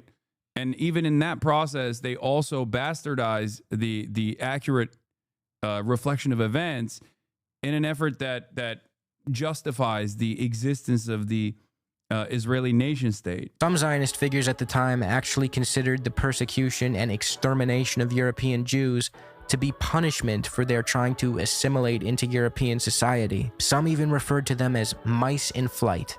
Not exactly the most respectful attitude toward the victims of anti-Semitism. Now, even if it were true that Israel was formed solely in response to the Holocaust, which it wasn't, would that somehow justify the displacement, genocide, and apartheid inflicted on Palestinians?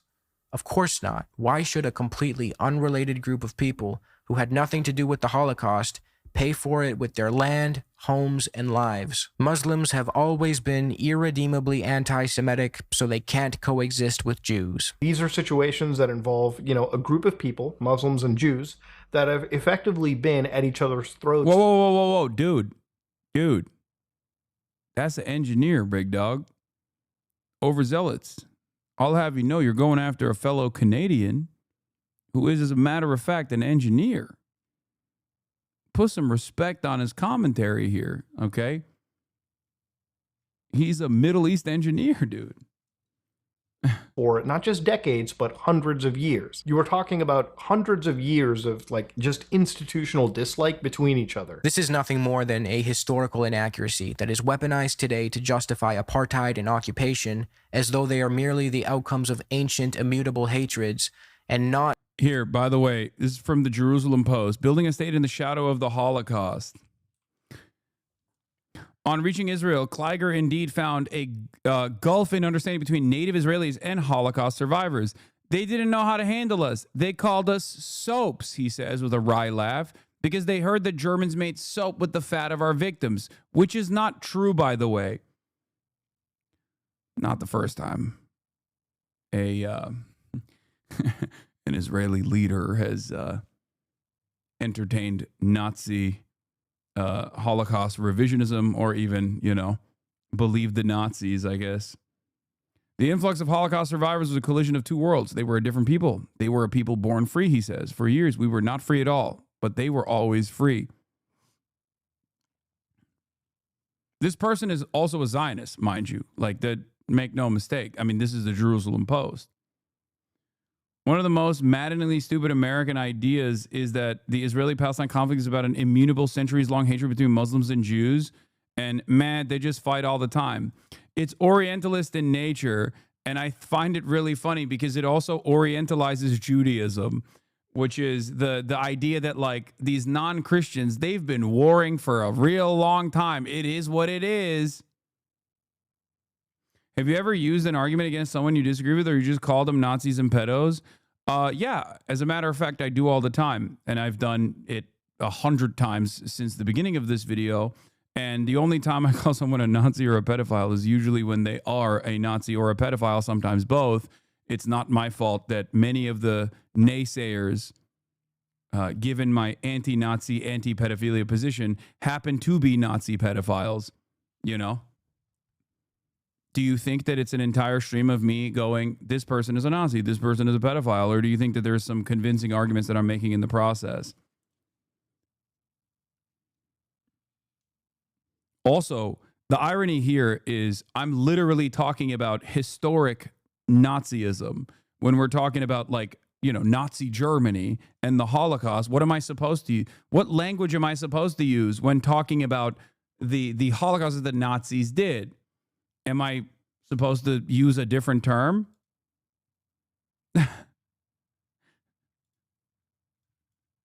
Like, come on, man. Why are you calling Adolf Hitler a Nazi? Did he call himself a Nazi? Deliberate policy decisions. The truth is that the Middle East, prior to the rise of European colonialism and later Zionism in the late 19th and early 20th century, saw coexistence between Jews, Christians, and Muslims that shouldn't be swept under the rug. If we take a look at the Ottoman Empire, which at its height ruled over 250 million people across 3 glorious continents, it was known for its pragmatic approach to dealing with the minorities living within it. Instead of forcing one legal or cultural at least when is a swagged out white boy from Canada engaging in an accurate reflection of history as it pertains to the Ottoman Empire, they won't say he's like a neo-Ottoman supremacist or whatever the fuck. System on everyone, the empire let its non-Muslim subjects govern themselves through communities called millets. These were based on religion, not race or ethnicity. Millet, by the way, means literally nation state. Or a people.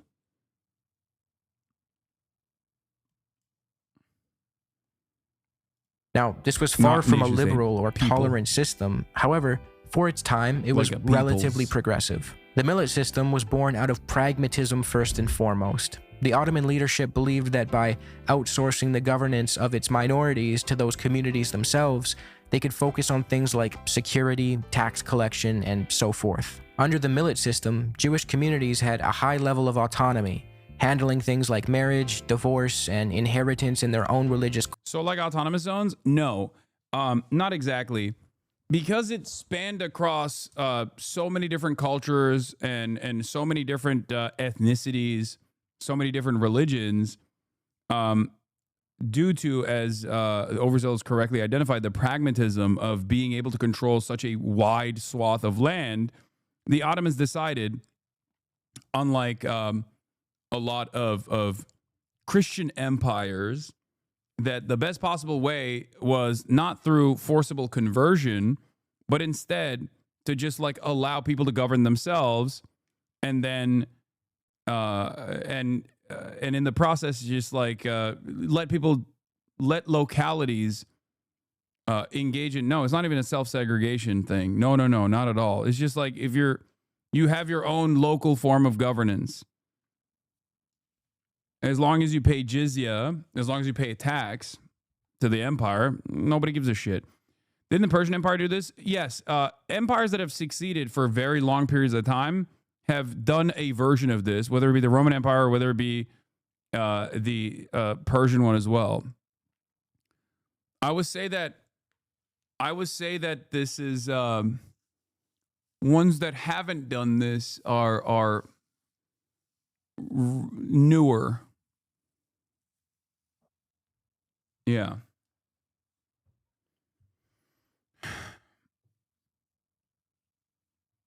There's two different mechanisms here. Either you like forcibly convert people, right? Every single person in that land, and you like try to engage in cultural erasure and destroy their identity, or you have a more somewhat tolerant approach to the process as opposed to the forcible conversion and allow people to believe whatever the fuck they want to believe as long as they are like under the imperial banner. I was going to say under the banner of the nation state, which didn't exist at the time. So like, obviously it's like, you're part of the Ottoman Empire. You do whatever the fuck you want to do. This is part of the reason why at the time in the Christian Western societies, while Jews were constantly getting singled out and getting destroyed in pogroms, the Ottoman Empire, whether it be the Spanish Inquisition and onward, the Ottoman Empire was seen as a safe haven for Jews. And many Jews actually went into this region directly as a consequence of that. Courts led by their own rabbis. The Ottoman state not only allowed this, but often stepped in to protect it, helping preserve Jewish cultural and religious life. Within the legal framework of the Ottoman Empire, non-Muslims were considered dhimmi, meaning protected people. Although Jews and other minorities were treated better under Ottoman rule as opposed to the way Jews were treated in Europe, the dhimmi system was still ultimately a system predicated on subordination. But again, for its time, it was relatively progressive. Dhimmi status— Oh no, for sure. It was fucking woke as opposed to the way other, I mean, yeah, you got Inquisition on the one side and you got the Ottoman Empire on the other side. Yeah, of course, it's going to fucking look like a safe haven because it was. So they did not discriminate, but they call them protected people. Like, Muslims have to serve in the military, and non-Muslims specifically have a different role to play in the military through the Devshirme program, and not just the military, but like to the highest positions in Ottoman society. Like, some of the best Ottoman historical figures are literally non-Muslims that came from the Devshirme program. Some of the greatest pieces of architecture that was designed were designed by people from the Devshirme program. And which is, again, by today's understanding, a horrifying practice. You're literally taking kids at an early age and putting them in a farm program. Basically, you're like scouting non-Muslim children to Mimar Sinan is the example I was thinking of. Like the Janissaries as well.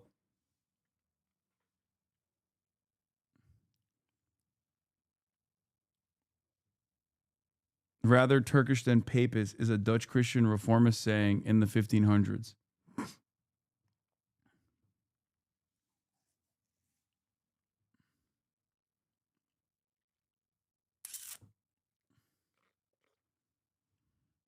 Yeah, the first historic black pilot in the world is Ahmet Ali Çelik'ten, and I only found out about it later, but he flew in 1914 in World War I.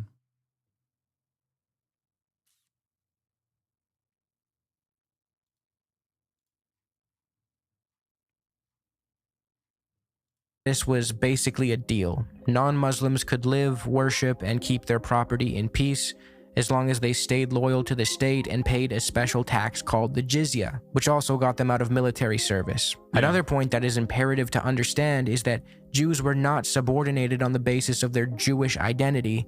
They were subordinated for not being Muslim. Christians were too. Jews and Christians were also allowed to convert to Islam under Ottoman rule and rid themselves of dhimmi status, an offer not available to Jews living in, say, Germany, whose Jewishness was perceived to be in their blood and immutable. Funnily enough, that sort of transformation from religious group to quasi-racial group is also parroted by the Zionists. Remember that Jabotinsky quote from earlier? The one about Jewishness being in the blood and intrinsic? Anyway, back to the Ottoman Empire. By the 19th century, the Ottomans entered a period of reform called the Tanzimat, from 1839 to 18... This is where homosexuality was decriminalized. It was never criminalized prior, but it was decriminalized in the books. 1876, aimed at modernizing the state. It focused on centralizing power, updating the military, and shifting from a religiously divided system to a more secular idea of equal Ottoman citizenship. The Tanzimat era kicked off with bold reforms and decrees that redefined how the Ottoman state related to its people. The first major step was the 1839 Noble... His grandson is a HasanAbi head? Wait, what? Do you know that? No shot. No fucking way. Is that for real? Does he still live in Turkey? I don't know if you're making that up. That'd be dope. Edict of the Rose Chamber. This imperial decree was a turning point in Ottoman history. It guaranteed all subjects the security of their life, honor, and property. It also called for fair taxation, a more just system of conscription, and most importantly, declared Muslims, Jews, and Christians equal before the law. This was followed by the 1850. Yeah, this is why the Ottoman Empire fell, because they went woke. Go woke, go broke, dude. That's true. Whoever said that in the chat, I agree with you. 1956 imperial rescript, which doubled down on equal rights, formally scrapped the jizya tax, and effectively ended the dhimmi system, pushing the idea of a shared Ottoman citizenship. For Jews and other minorities, this marked a turning point, offering new legal rights and a path to full civic inclusion. Let's stop to note that the 1856 Ottoman Empire treated Jews better than 2025 Israel treats Palestinians. Now, don't take this as me saying that the Ottoman Empire was some kind of humanistic Yeah, DEI killed another empire, just like the Roman Empire. paradise. That's not my point. They did plenty of horrific and rotten shit. The Armenian genocide comes to mind, but what I am saying is that during this period, Jews experienced a level of coexistence and peace with their neighbors that was unmatched in Europe, especially during the Tanzimat reforms. This upward momentum for Jewish people could be seen in the way they thrived and succeeded in places like Iraq. Jews have been in the land that came to be known as Iraq for ages. By the early 1900s, they made up a huge chunk, about a third of Baghdad's population. This long history is part of what led to their sense of belonging in the region. Historian Avi Shleim, an Iraqi Jew who grew up in that community, says Jews were neither newcomers nor outsiders. Definitely not intruders. Jews were early trailblazers in modernizing Iraq. They even opened the first modern school in Baghdad back in 1864. Jewish people also assumed prominent roles in finance and trade. They were so central to their community's way of life that, as Shleim recalls, the major markets in Baghdad would shut down on Saturdays in observance of the Jewish Sabbath. And as Ottoman rule ended and British rule began, the new Iraqi constitution of 1924 further solidified the legal status of Jews in the region as full and equal citizens. Jews went on to have seats in parliament. So as greater as it was just the Ottoman Empire, it used to be, yes. As a matter of fact, Theodor Herzl, before going to European colonists, went to the Ottoman Empire outright to say, give me this area. And of course, the answer was no.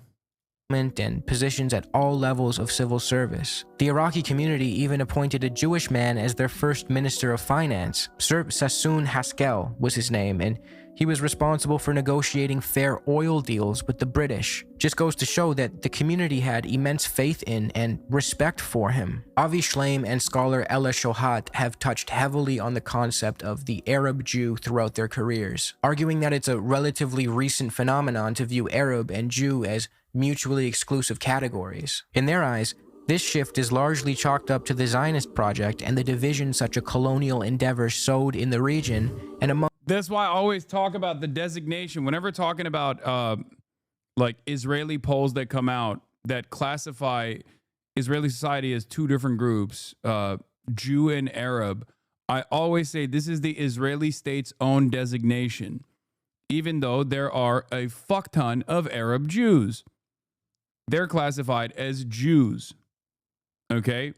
Sephardic and Mizrahi, specifically Mizrahi Jews, are a specific subcategorization to elevate Arab Jews to the status of Jew rather than the status of Arab. That's why people who are, pro-Palestine or people who are real ball knowers will always say those are Palestinian citizens of Israel when talking about the Israeli classification of Arab. Arab just means non-Jew.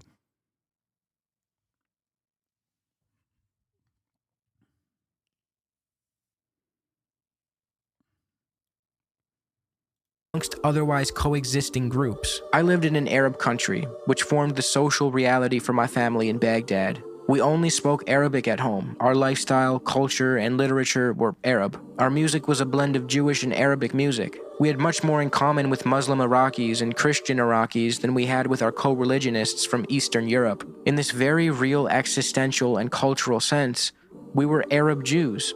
I know the notion is controversial, and Israelis say it's an impossibility. Yeah, Israelis get real butthurt. Israelis get real butthurt when you say, bro, you're from, like, your family is from fucking Iraq, or your family is from, you know, insert Arab country. So, like, how can you say you're in a different, you know, how are you categorized as this? And it's like,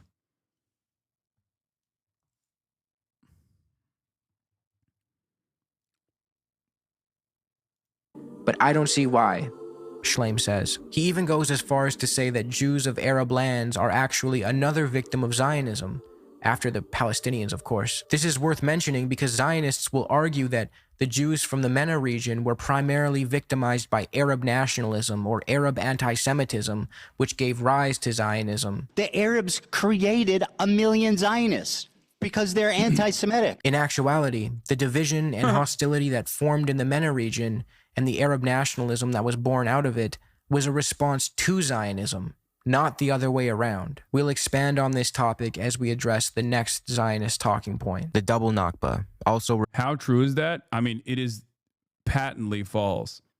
It's ahistorical. I mean, Overzealous has made an entire video just dedicated to that fucking insane statement. The comparison between a planned ethnic expulsion campaign and ethnic cleansing campaign, planned Dalit, that the early Zionist brigades cooked up to numerous different countries going through their own pan-Arabic nationalist movements, okay, in order to develop a nation state, and the animosity they felt and the bigotry that they expressed towards Jewish people in said countries in the aftermath of the Nakba is ridiculous.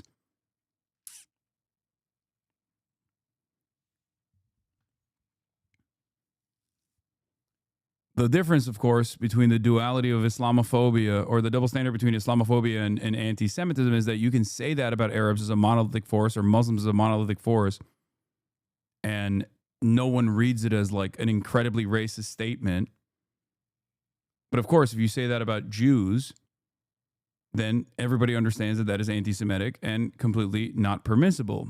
The difference, of course, is that both are not permissible forms of bigotry. Referred to as the Jewish Nakba. If the Jews didn't come from Europe after the Holocaust, they came from the surrounding Arab countries that expelled them in massive amounts following the 1948 war. In fact, there was more Jews displaced than Palestinians during the Nakba. The Dunning-Kruger effect is a cognitive bias in which people with limited competence in a particular... This talking point attempts to convince you that there was a uniform mass expulsion of Jewish people from the MENA region following the 1947 partition of Palestine and the subsequent 1948 war for Palestine. Often referred to as the Jewish Nakba or the double Nakba, this narrative is a propaganda tool aimed at diminishing the severity of the Palestinian Nakba by falsely equating it with the experience. It's so crazy because, like, we've explained this, so many people much more knowledgeable than myself, and I have also attempted to try and explain this concept to both Ethan and other people that engage in this kind of fucking idiotic propaganda. And yet they just like never understand it. Like half of the countries that Ethan presents in his fucking context puke, which I obviously went through in great detail on my YouTube page as well. If you want to go and watch that, it's like 8 hours long, are countries that didn't even have autonomy. Like they didn't have any sort of like real national sovereignty. They were like under the banner of French colonial occupation, for example. You know what I mean? So the notion that this was like a similar planned expulsion of Jews from all of these other countries that Arabs were in control of is insane.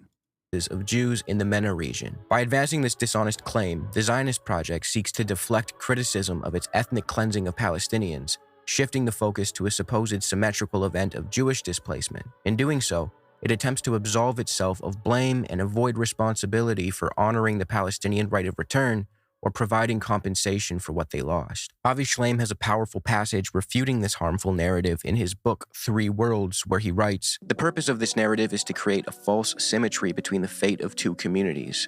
This narrative is not history, it's the propaganda of the victors. Honest history has to acknowledge the part played by all the governments concerned in causing this man-made tragedy. The main difference is that the Palestinian refugees, for the most part, were ethnically cleansed by the Israeli armed forces, whereas the Arab Jews, with a few exceptions, were given by the Arab governments the option of leaving or staying." This sentiment is corroborated by Israeli historian Tom Segev, who wrote, "Deciding to emigrate to Israel from one of the Arab countries was often a very personal decision, as it was in Europe. It was based on the particular circumstances of the individual's life. They were not all poor or dwellers in dark caves and smoking pits, nor were they always subjected to persecution, repression, or discrimination in their native lands. They immigrated for a variety of reasons, just as the ones who had immigrated from Europe, depending on the country, the time, the community, and the person." This suggests that Middle Eastern and North African Jews experienced a range of different living circumstances. Some were bad, some were relatively normal, in the words of Mossad agent Ephraim Shiloh, who visited North Africa to gauge the situation for himself. The double Nakba theory ultimately transforms the Jews of the Middle East and North Africa, or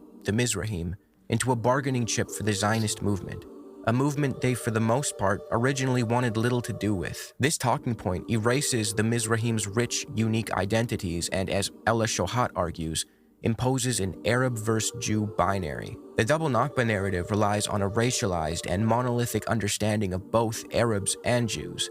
It imagines a unified Arab world acting in concert to expel a unified Jewish people, which just isn't the case. In reality, Jewish emigration from MENA countries took place over the course of decades for many different reasons. And once those North African or Middle Eastern Jews made it to Israel, they were horribly mistreated by the racist Ashkenazi establishment. They were viewed as backward, primitive, and frequently referred to as bad human material, but more on that in a bit. This migration of Mizrahi Jews was triggered largely due to colonial Zionist settlers taking over Palestine and ethnically cleansing the native population, resulting in a reaction by other Arab communities in the region. Furthermore, the Zionist movement played a key role in speeding up the immigration of Middle Eastern Jews to Palestine. They did so through various methods, ranging from secret deals with heads of states, all the way up to false flag bombing campaigns in which Zionist actors would bomb Jewish targets in Muslim-majority countries and then blame the attacks on Muslims to instill panic and accelerate Jewish migration to Palestine. And don't worry, we will go into detail about this soon. Those who use the double Nakba talking point often leave out how the Zionist movement and the State of Israel actively put Jews across the region in positions of immense danger in order to create hostile environments for them and ultimately... Are Arab Jews persecuted in Israel? No, not any longer. They have firmly been made a part of the in-group due to the subcategorization that we just talked about, which is that there's Arab and then there's Jew in Israel. So all of the Mizrahi population are considered a part of the Jewish in-group. There is still some level of discrimination against. There is still some level of discrimination against the like Ethiopian Jews and Black Jews in general, but it's a much larger. The much larger discrimination exists against Palestinian citizens of Israel, what the Israeli government considers to be Arab by its own designation. So non-Jews, Christians and Muslims. Convince them to move to Palestine. To quote... Like, if you want to understand how fucking stupid this designation is, like, Armenians are considered Arab in Israel, okay? The Armenians, Christian Armenians, are considered Arab under the Israeli demographics. That's how fucking stupid it is. Pape. The Holocaust destroyed European Jewish communities, leaving the population at 1/3 of its previous size. Moreover, most of the Jews in the US and Britain did not emigrate to Israel. They were too comfortable at home. That meant that the Zionists had to look east to populate their new Jewish state. But it was not easy to convince Arab Jews to leave countries in which they had, in many cases, been settled for centuries, if not millennia. They had prospered there, they had little experience of anti-Semitism, and felt as Arab as their neighbors. Zionists had to resort to an aggressive campaign of persuasion, often resorting to underhanded methods. Furthermore, the Jews who did move to Palestine were able to appropriate Palestinian land and property, while the Palestinians got ethnically cleansed and relegated to refugee status in perpetuity. These two situations are not symmetrical. So for this segment, we will look over specific countries in the MENA region and detail how exactly their Jewish populations withered away. This will illustrate that Jewish displacement in the region was a slow, prolonged process and the result of many different primary causes, far from this imagined synchronous expulsion of Jews by Muslims. Before we get into the specifics, it is important to understand that Jewish communities did suffer in the MENA region as a result of the Zionist movement and the animosities that flared up as a consequence. No one in their right mind would deny such a thing. There were some who wrongfully took the bait and conflated their Jewish populations with Zionism, which is exactly what the founding figures of Zionism wanted. Herzl can be quoted saying, "The anti-Semites will become our most dependable friends, the anti-Semitic countries are allies." However, it's important to understand that this hostility was a reaction. This was cause and effect, not indicative of some primordial, intrinsic Arab anti-Semitism. It was the result of geopolitics. Last thing to keep in mind before we get going is that many of these MENA countries were under colonial rule during this time. So instead of just two state actors, Israel and whatever MENA country is in question, there was a third point on that triangle, the colonial power, typically France or Britain. In many cases, the colonial power actually complicated things and ultimately made the situation worse for the Jewish population living under their rule. Algeria is a good example. Algerian Jewry is probably the clearest example that debunks the whole synchronous expulsion from the Arab world narrative. What happened to them had more to do with how deeply tied they were to the French colonial system and the special treatment they got. The turning point was the Crémieux Decree of 1870, which gave French citizenship to the Jews native to Algeria, but not their Muslim, Arab, or Berber neighbors, who were kept as second-class indigenous subjects under the brutal Code de l'Indigénat. This decree completely changed the trajectory of Algerian Jews. It legally separated them from the rest of the population and tied them to France instead. They quickly adopted French language and culture, which only widened the gap between them and their Arab neighbors. Over time, this made them increasingly alienated from the growing Algerian nationalist movement, which saw them as aligned with the colonial oppressors. This, predictably, sparked some hostilities. When the Algerian War of Independence ended in 1962 and French colonial rule collapsed, nearly the entire Jewish population, about 130,000 out of 140,000, left for France, alongside over 800,000 European settlers, the Pieds Noirs. They weren't expelled by Arabs. They chose to leave because their legal status, identity, and future had been tied to France for nearly a century. They also feared that their non-Jewish neighbors would resent them for their close relations with the French oppressors, all thanks to French colonial policy. It is true that some Algerian... they were given the opportunity to become Algerian citizens, and they chose to be French citizens instead. They chose to go with the rest of the French nationals that escaped in the aftermath of Algerian independence. Jews found themselves in horrible living conditions, but the vast majority were perfectly fine, as Tom Segev recounts in his book. It's wild that Americans don't know about the Algerian Revolution. I mean, is it that wild? I mean, it was so important to another anti-apartheid, anti-colonial movement, South Africa. That's why Nelson Mandela was sent to jail. He went there. He trained with the Algerian revolutionaries. And then when he came back to South Africa, they were like, "Oh, jail time for you. You're done."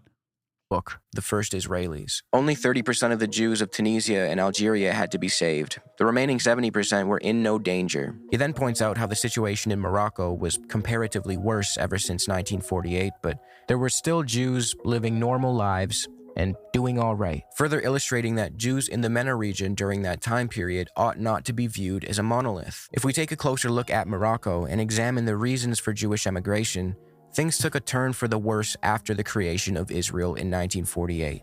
There were riots and rising hostility, not just in Morocco, but throughout many parts of the MENA region due to the Zionists' crimes against the Palestinians and the subsequent refugee crisis that took place. Still, the Moroccan government had rules in place to prevent the immigration of Jews, specifically from 1956 to 1961. Now, this wasn't out of some love for Jews or a desire to keep them around. It was mostly about economic concerns. The key to understanding why Moroccan Jews left is Operation Yaqin from 1961 to 1964. This wasn't some sudden expulsion, it was a clandestine, organized migration deal between Israel's Mossad and King Hasan II of Morocco. Israel basically paid Morocco to let Jews leave, $500,000 up front and then $100 per person for the first 50,000 people, and $250 for each person after that. So yeah, it was basically a paid population transfer. Over 3 years, close to 100,000 Moroccan Jews emigrated. Most ended up in Israel while some went to France or Canada. A lot of Moroccan Jews left by choice. Some were Zionists. Others just wanted better opportunities, but there was also immense pressure coming from the Zionist movement. Tom Segev points out that Zionist agents on the ground weren't always gentle, and in some cases, Jews, especially from rural areas in Morocco, were virtually taken aboard the ships by force. Israel needed Jews to emigrate because they needed what they referred to as human material to secure a demographic majority, exploit for labor, and fight in their wars. Even though they considered Mizrahi Jews to be bad human material, they were useful insofar as they could replace Arab labor, which the Zionists wanted none of. So when we look at what happened in Morocco, it wasn't a clear-cut expulsion or heroic rescue by the Zionists. It was kind of a backroom deal. Morocco wanted money, Israel wanted immigrants, and Moroccan Jews ended up caught in the middle. When analyzing this period in history, we can see Arab countries not only fail to act in unison in some mass expulsion, but oftentimes we can see completely different strategies coming from different Arab countries. As Segev noted, some countries encouraged Jewish migration to Israel in the hopes it would overwhelm the Israeli economy, and other countries prevented migration to Israel so that Jewish manpower couldn't be used to serve the young settler colony. Some of the Jews emigrated spontaneously, whether as a result of distress or persecution or for Zionist or religious reasons. Others came in response to the Zionist propaganda disseminated by the Zionist emissaries in their countries. Some drifted with the emigrating mass, and some actually found themselves in Israel against their will. I hope this is painting a picture that contradicts the notion of a double Nakba. Bahrain, for instance, wanted to keep their Jewish population because, as Segev wrote, the ruler believed that Islamic commandments ordered Muslims to act as protectors of Jews. The story of how Yemenite Jews migrated to Israel is an interesting yet tragic one too. The Zionist project took advantage of their faith and instilled messianic fervor among the Jews of Yemen.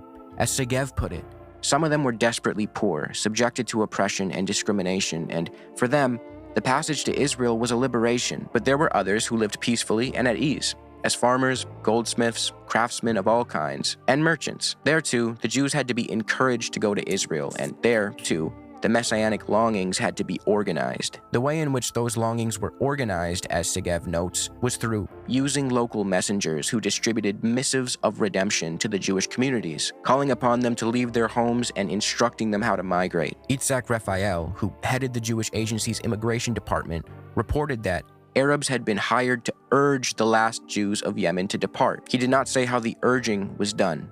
It's funny because like this process of consistent migration flows into Israel of Jews has not stopped because it is a inherently fascist, ethno-religious superiority induced project. It requires more and more people to go and live in Israel. And the modern version of this is obviously not as sinister, if you will, but it's birthright. It's a fucking free vacation. Oh, are you a Jewish person living anywhere around the planet? Come on, just come. Free vacation. Come to Israel. You'll meet a IDF soldier on your trip and hopefully fall in love. And then you'll try to stay, hopefully stay in Israel. That's it. That's literally it. It is it sounds insane when you describe it, but like that is the purpose.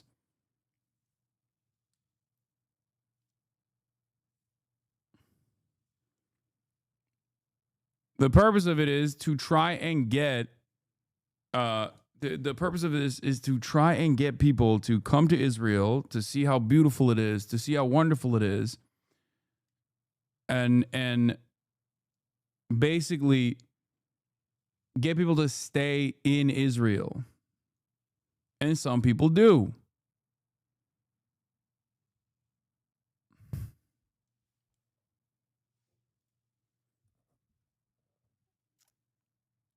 Except, I don't know what the birthright system looks like currently, because I feel like for many young American Jews, I feel like they don't fuck with Israel as much as they used to. Jewish agency emissary in Aden, Shlomo Schmidt, asked permission to propose to the Yemenite authorities that they expel the remaining Jews from their country. Once they arrived in Israel, the Yemenites received some of the worst treatment and neglect among the Middle Eastern and North African migrants, leading to illness, humiliation, and death. There was even a phenomenon of Yemenite babies going missing and turning up dead, hundreds of them. To this day, the Israeli government has not properly addressed or atoned for this tragedy known as the Yemenite children affair. Mizrahi Jews during this period were expected to leave behind their ways of life, which the Ashkenazi establishment viewed as primitive, and a European culture was forced onto them. Haaretz once published, "The peculiar tragedy with these immigrants, Jews from the MENA region, in contrast to the bad human material from Europe," meaning Holocaust survivors, they referred to them as bad human material too, by the way, "is that there is nothing to hope for from their children either." Nothing like the quote-unquote safe haven for Jews calling Mizrahis and Holocaust survivors. Like, there's two different forms of domination, because there's also a racial pecking order within Zionism amongst Jews as well. Like, it's a double racist. If you're Ethiopian, triple racist. Is crazy. On the one hand, Israel needs a constant migration of Jews from all around the world to go to Israel and to repopulate Israel with Jewish babies. But then also at the same time, there is like an internal racial pecking order amongst Jews as well. With Jews from Yemen being at the bottom of that totem pole until recently, I would say, like now it's the Ethiopian Jews, or I guess technically Jews in Uganda who are not even allowed to immigrate into Israel. So technically they're the lowest of the low, so much so that they're like actively do not want them in Israel. But I guess you could say that about Ethiopian Jews as well. But it's crazy. What he's going to describe to you is something that I've talked about a lot here as well. It's what Americans and Canadians did to the indigenous population through like residential schools. Like, it's a practice of just basically stealing children and then giving them to good crop families, white Ashkenazi Jewish families. Families that were better integrated into the Western-focused Israeli society that was developing.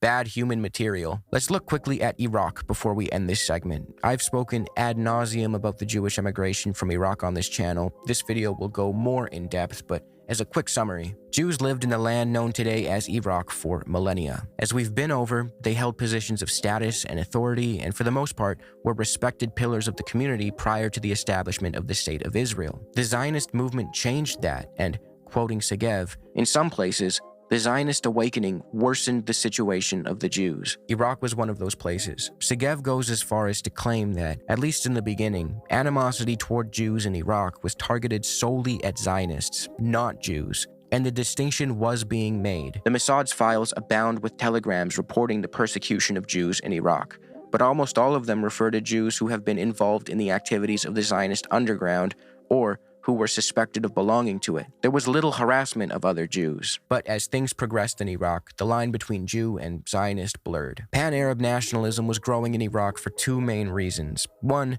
Iraq was under British colonial influence, and many Iraqis despised that.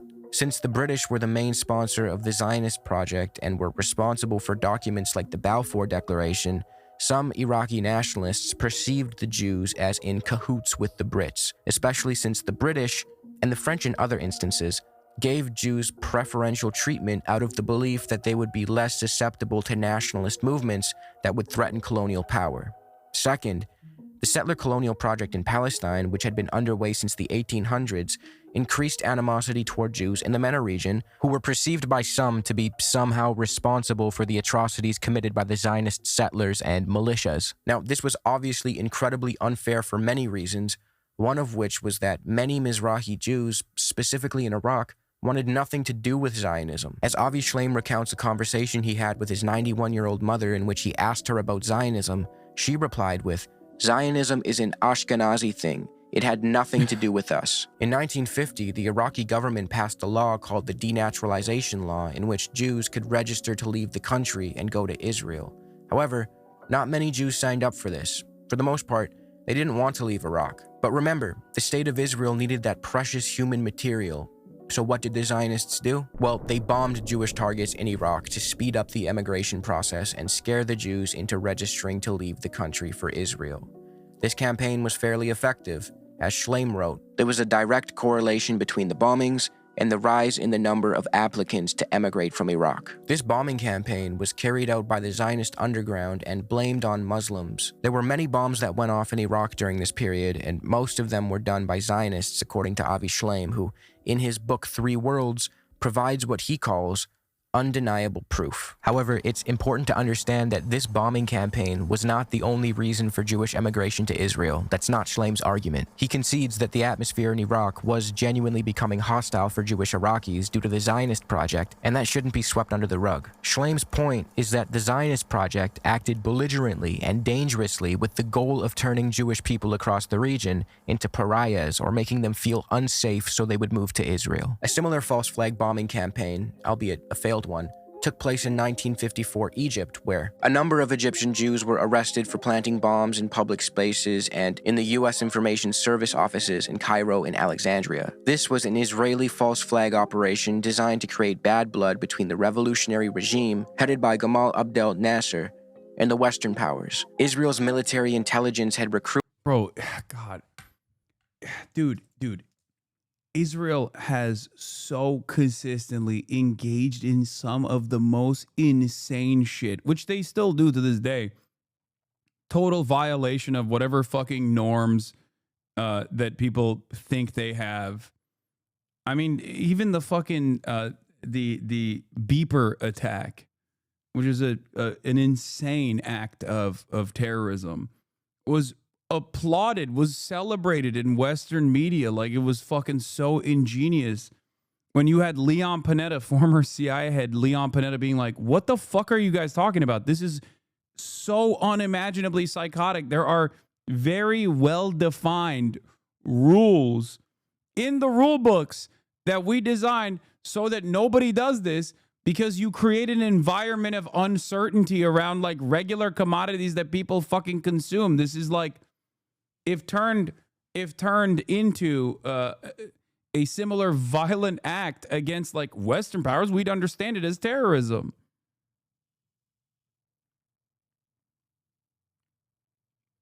Is one of those things, like, there are certain norms that countries abide by, and Israel has routinely violated those norms from its beginning all the way to its end, basically.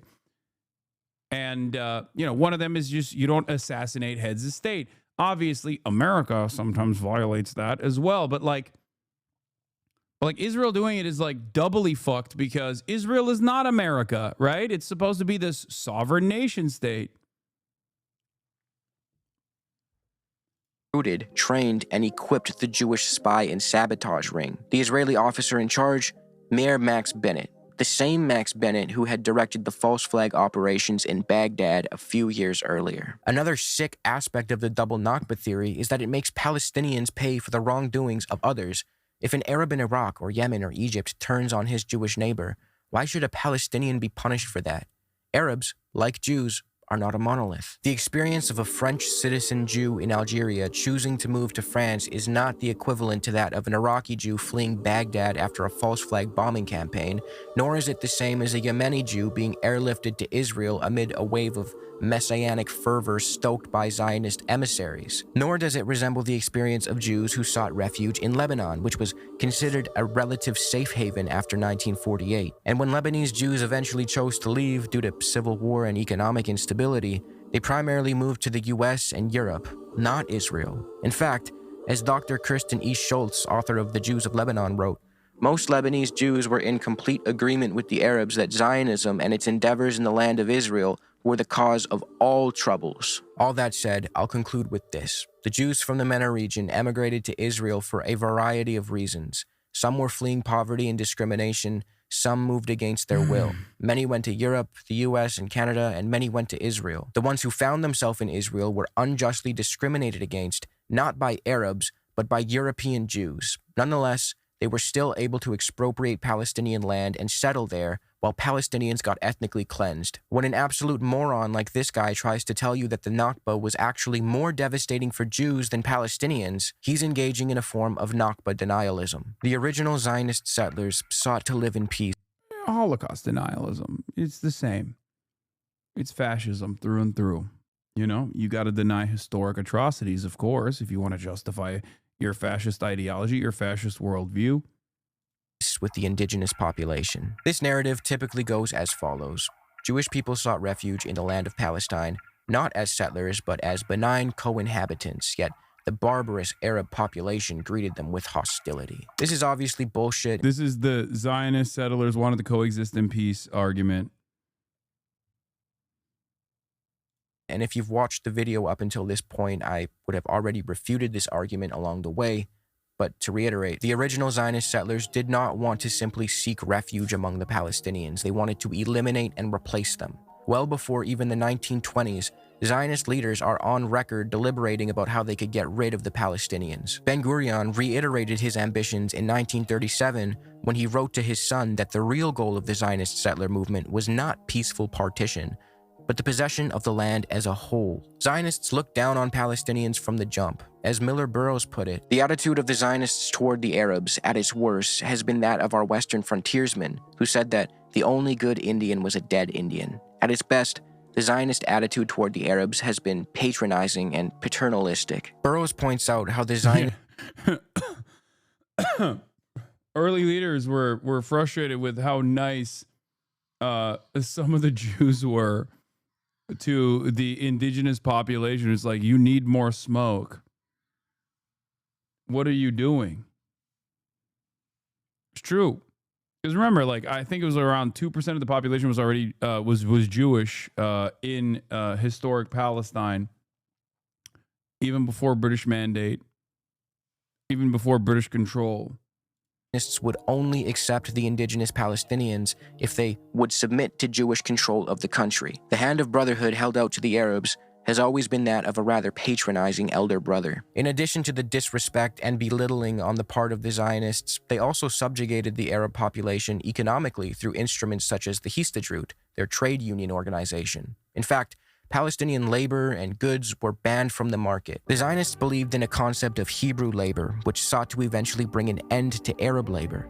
This was exclusivist and devastating to the Palestinians, especially paired... This is part of the reason why Noam Chomsky says that the Israeli apartheid structure is even more violent than the South African one in both its inception and its continuation, because while they don't actually abide by this terminology or abide by this standard, even from the early days, the concept was to eradicate all Palestinians rather than use them as cheap, affordable labor. Of course, they still used Palestinians as cheap labor, hyper-exploited labor in perpetuity, but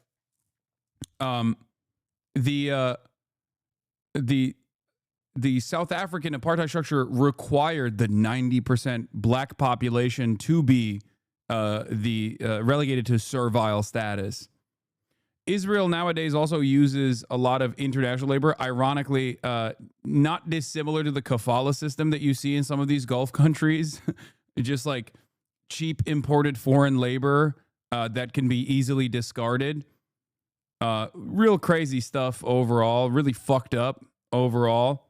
But, you know, interesting to consider, especially when you factor in how many socialists or self-described national socialists were a part of the inception of the Israeli nation state. With the fact that Zionist organizations were buying up Palestinian land from absentee landlords, remnant from the Ottoman times, and evicting Palestinians from where they lived and worked for generations. The signs of a disaster in the making were already evident as newly landless Palestinians evicted from the farms they had made fruitful were forced to move to the towns. These Palestinians were victims of nominally socialist Zionist groups known as Hebrew labor, who believed Jews could only modernize themselves through engagement in productive labor. Hence, they wanted agricultural work to become the preserve of Jews alone, wrote Pape. The way these Zionist settlers treated the Palestinians was so horrible that Miller Burrows argues, and I wholeheartedly agree, that the Palestinians were acting rationally and were well within their right to reject any variant of the Zionist project as soon as its true colors began to show. It may fairly be asked why one should oppose Jewish nationalism and sympathize with the nationalistic aspirations of the Arabs. The answer is that the Jews are one in religion, but citizens of many countries, whereas the Arabs are one in culture, but belong to different religions, and the countries in which they aspire to self-government are their own native lands. The great trouble with Zionism is the attempt to be both a religion and a nation at the same time. The plan for Palestine, advocated by the Arabs, was a democracy with freedom of religion and complete separation of religion and the state, as in the US. Israel now claims to be a democracy with freedom of religion, but insists at the same time on being a Jewish state. The truth of the matter is the Palestinians would have accepted the Jewish settlers and did accept them and work with them before their political claims and activities became clear. The Palestinians at first were warm and hospitable to the Zionists, offering them employment, shelter, and were open to working shoulder to shoulder with them, but the Zionists did not want that kind of cohabitation with the Palestinians. None of this would have happened if the Zionists had not claimed that Palestine belonged to them, and frankly avowed their intention to make it as Jewish as England is English, Burrows writes. He follows this up by saying, whatever might have been possible if the Jewish national home had not expanded with such vigor and speed, any real friendly cooperation was soon out of the question. As Jewish immigration increased and the settlements were able to get along more and more without employing Arab labor, the common people grew more and more afraid that they would, as the report of the Shaw Commission put it, be deprived of their livelihood and pass under the political domination of the Jews. Certainly the Arabs wanted peace. They asked nothing, in fact, but to be left alone. So not only is it untrue that the Zionist settlers sought peaceful cohabitation, it's equally untrue that the indigenous Palestinians greeted them with animosity. Hostilities only arose after the malevolent ambitions of the Zionist project became clear. The Palestinian emancipatory movement is akin to a Nazi movement. You see? You see this picture, guys? That's a... Remember when my former podcast co-host randomly brought forward a completely irrelevant allegation that I was just like the Palestinian Grand Mufti, a British colonial servant himself, ironically enough, was exactly like me, a dangerous anti-Semite.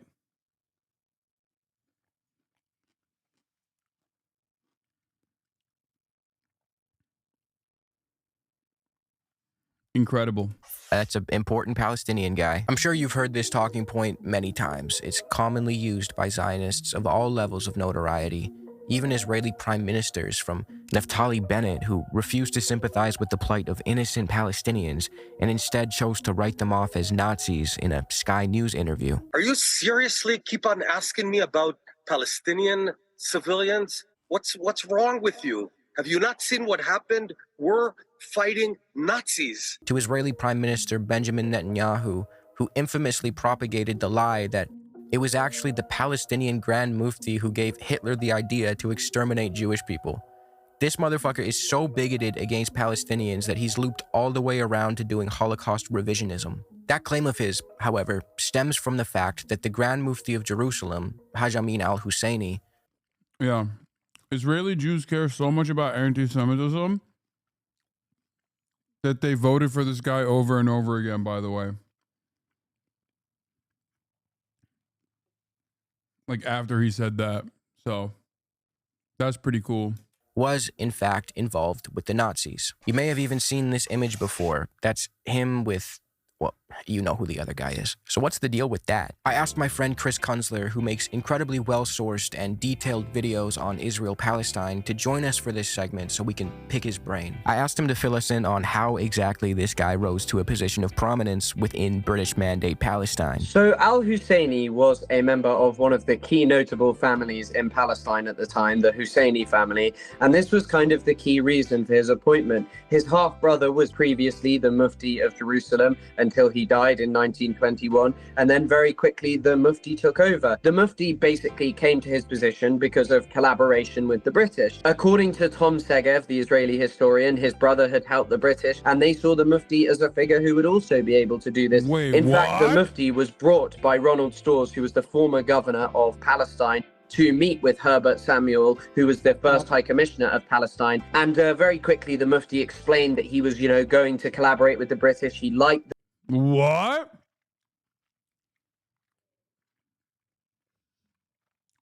No way. Huh.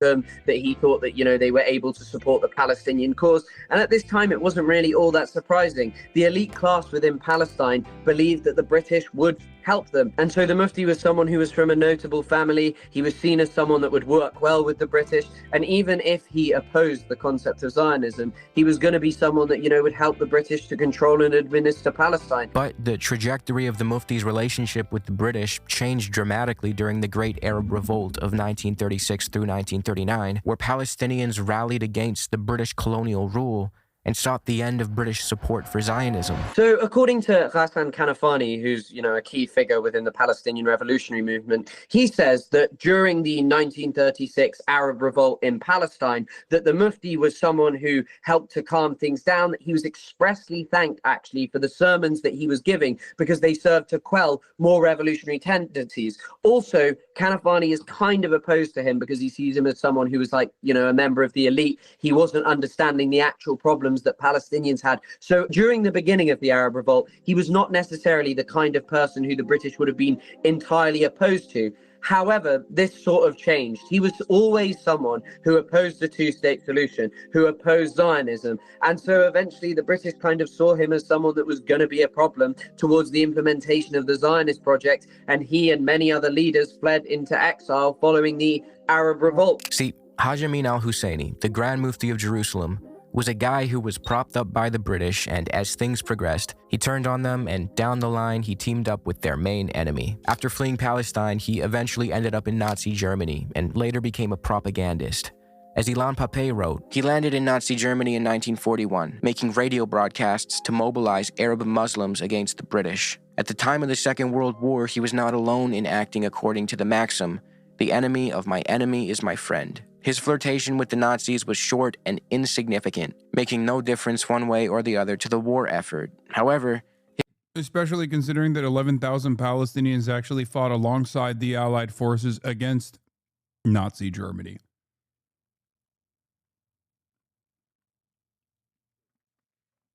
his association with the Nazis is still used to discredit the Palestinian liberation movement in the Israeli narrative. Unfortunately, the Israeli narrative seems to conveniently leave out the fact that thousands and thousands of Palestinians actually fought the Nazis and... 12,000 Palestinians.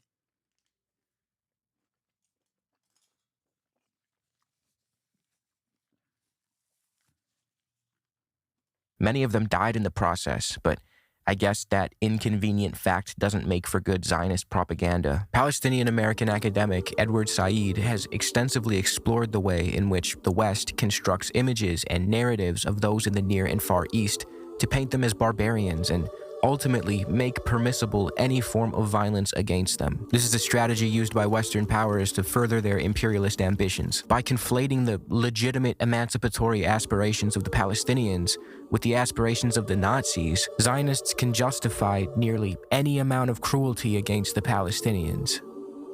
To have an other which is barbarous is obviously great in the sense of like inflicting violence on them, and it justifies the techniques of control that are inhuman in many cases that are used on people, specifically in the context of Palestine. You know, the inhuman control. You'll regularly hear a Zionist who is, you know, full blown be like, well, we need the checkpoints because the Palestinians, they're always doing terror attacks. And it's just a really unbelievable thing to say, because it's a complete and utter degradation of like people's normal existence. People wait for 10 hours at those checkpoints. So in one way, it's a justification of techniques of control, but you also have is the justification of extreme violence. You know, if Palestinians are portrayed as savages, we hear about all the savagery of October the 7th. So who cares what they do to a leader of Hamas? It doesn't matter if Israel tears them to pieces with bombs. That's sophisticated. But it also has always acted as like a launching point for European society. This is like a somewhat underappreciated element of Edward Said. What he's talking about is basically how this kind of other that is barbarous continually makes Europeans feel better about themselves.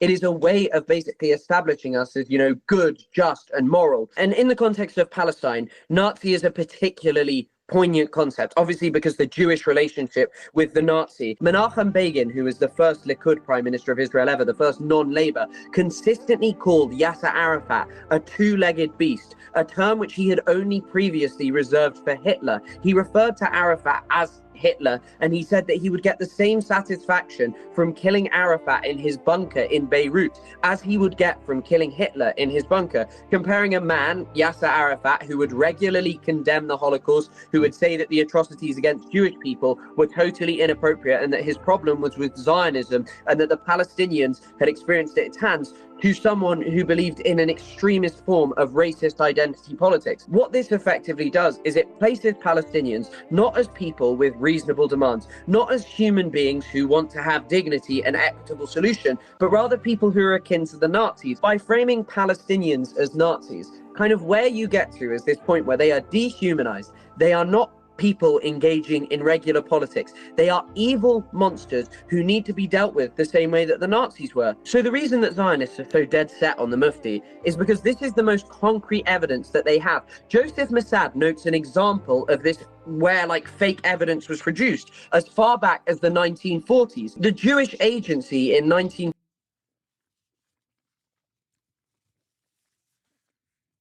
Ironic, because there were more firm commitments and collaborations between one of the early Zionist brigades and Nazi Germany.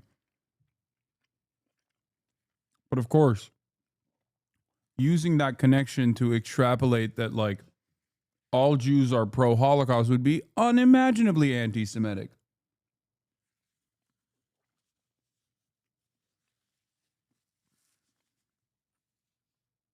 '46 actually tried to show documents that the Mufti had been part of the plans to exterminate Jewish people in Europe with the Nazis. These documents were totally fake. The desperation to equate the Palestinian liberation movement with the Nazis not only harms the Palestinians, who were very clearly the main victims of such a conflation, but it also whitewashes and revises the ambitions of the Nazis.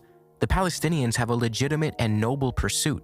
The Nazis absolutely did not. And to add to this, by refusing to actually analyze Nazism as the specific political ideology that it is, we risk failing to learn from history, and we miss the signs when a movement like Zionism so transparently mirrors Nazism. I've mentioned this before.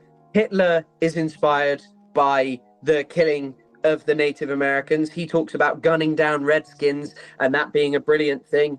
David Ben-Gurion says we'll go to Palestine and fight wilder Redskins. There's a very clear thread running between all of these things, and losing that is dangerous because you end up where we are today, which is watching a genocide play out live with full unequivocal support because certain human beings are just still judged to be immoral, unjust, and unworthy. Palestinians left voluntarily in 1948 because Arab leaders told them to. This is one of the sillier talking points on the list. The argument people try to make is that Palestinians weren't actually ethnically cleansed. They were supposedly told to leave by leaders of the Arab armies fighting on their behalf in 1948. It was the invading fucking Arab armies that told the Palestinians to leave and come back. Dude, this is literally Ben Shapiro.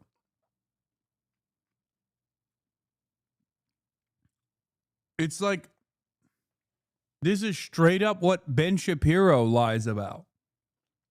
What the fuck? This is straight up Nakba denial. I mean, he already did it before, but god damn, dude. It is wild that there are some people that are left in that community that still fucking unironically believe that they're progressive. Or even funnier than that, believe that they're actually pro-Palestine.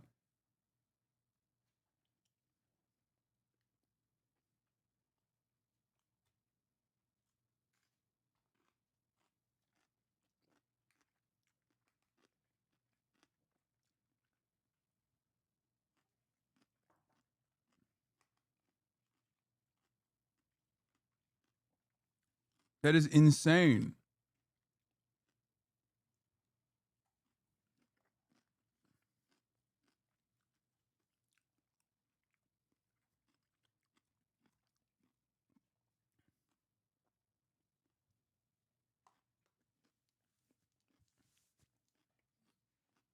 When the war was over. But this ignores the fact that Zionist plans to deliberately ethnically cleanse and replace the Palestinian population are well documented and were already underway before the Nakba. Even supposed voices of consciousness in the Zionist movement, like Burl Katz-Nelson, spoke of transferring the Palestinian population well before 1948. Keep in mind that the term transfer in this context is used euphemistically. As Palestinian historian Noor Mashallah points out, especially by figures like David Ben-Gurion, who used it as a substitute for expulsion. I mean, we could see the guy clear as day writing to his son saying that he's trying to expel the Arabs and take their place. Evil Danny DeVito over here wasn't that great.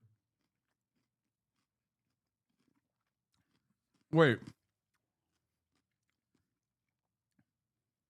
Apparently they're going to start dual streaming on Kick? Who? H3H3 podcast is going to start dual streaming on Kick?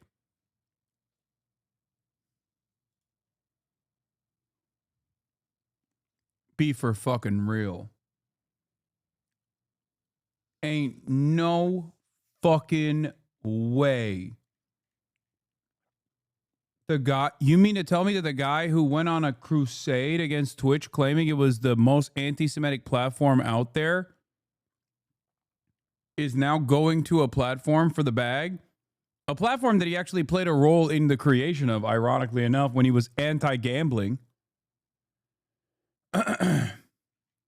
He's now going to the gambling platform that is a safe haven for pedophiles and Nazis?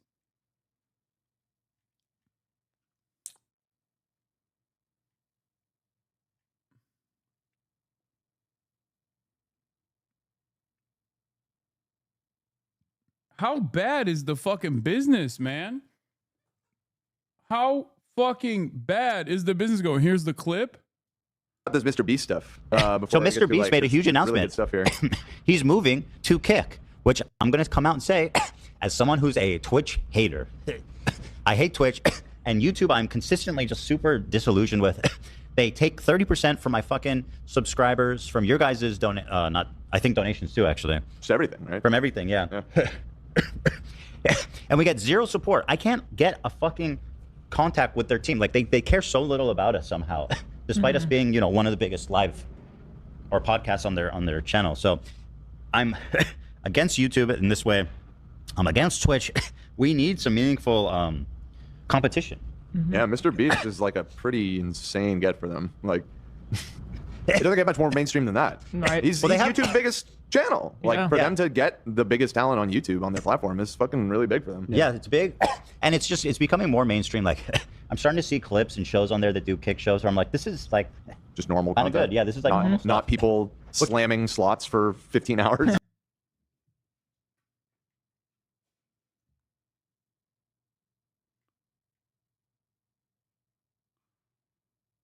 What the fuck is going on? Bro, what? Is there anything that these dudes believe in? Anything at all? It's literally a platform designed to bring in more people to the online, unaccountable cryptocurrency casino. He did countless hours of shitting on Kick. And that's before we even talk about like the explosive anti-Semitism.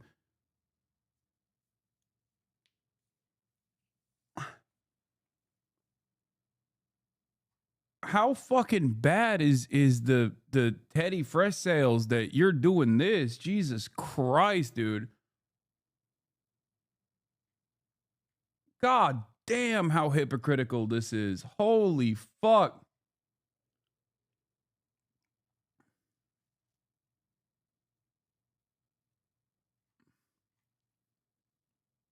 I mean, he's already gone along with the first principle of becoming a kick streamer, which is to do an endless sequence of fuck Hasan content.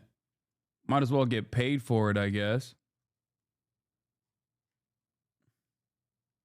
Or whatever. There's actually normal shows and normal stuff happening there now. And Mr. Beast being on there is a big difference. And I'll tell you guys, I've talked to Kick. We were thinking about multi-streaming. Not moving, nothing dramatic. Just broadcasting to Kick in addition to YouTube. It would change anything for you guys. It's simply a multi-streaming thing. Because I think this competition at this point, it's hard. You can't ignore it anymore because it's coming so big. And now with Mr. Beast there, it's a thing, right? And the competition is important. YouTube and Twitch fucking suck. At live. YouTube at live. YouTube sucks at live. Their bot stuff is great. I feel like after all the drama with Twitch, I always appreciate YouTube. During the quote-unquote manufactured drama of Twitch being anti-Semitic, Ethan never actually turned the fucking crosshair of criticism to YouTube, which still housed, at the time, millions of different fucking anti-Semitic content creators. And now he's going directly to the fucking heart of anti-Semitism, Kick. That is fucking insane, dude. That's actually insane. So much. That's true. I think their live team, honestly, YouTube in general, their operation has always been very good. Yeah. I feel personally slighted. I feel like when it comes to live. Okay, I don't want to watch the rest of it. That is wild, dude. As an old viewer of Ethan, as a person with a lot of nervous tics, including coughing, he seems like he's going through a lot of fucking stress. I do not share his views at a fucking genocide, of course, but he needs to get out of the internet ASAP. Yeah, once again, all of this could have been avoided if he didn't choose to personally engage in career suicide by hitching his wagon to a fucking apartheid state that he left during a genocide that he chose to actively defend by constantly calling out its critics, anti-Semitic, terrorists, and a number of different, like, incredibly fucking violent right-wing things, while also claiming that he was a stalwart ally of Palestinians. Oh my Lord.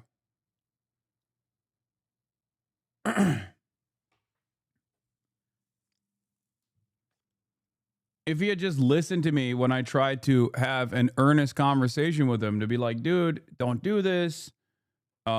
Here's why you're wrong. Literally early months of October 2023.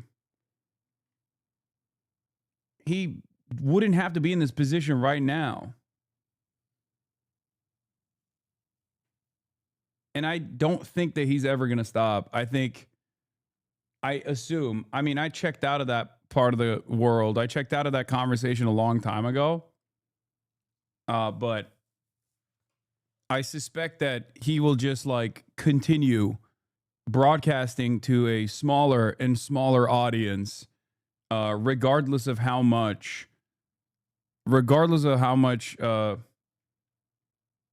little revenue it generates, and he'll just keep fucking going crazy.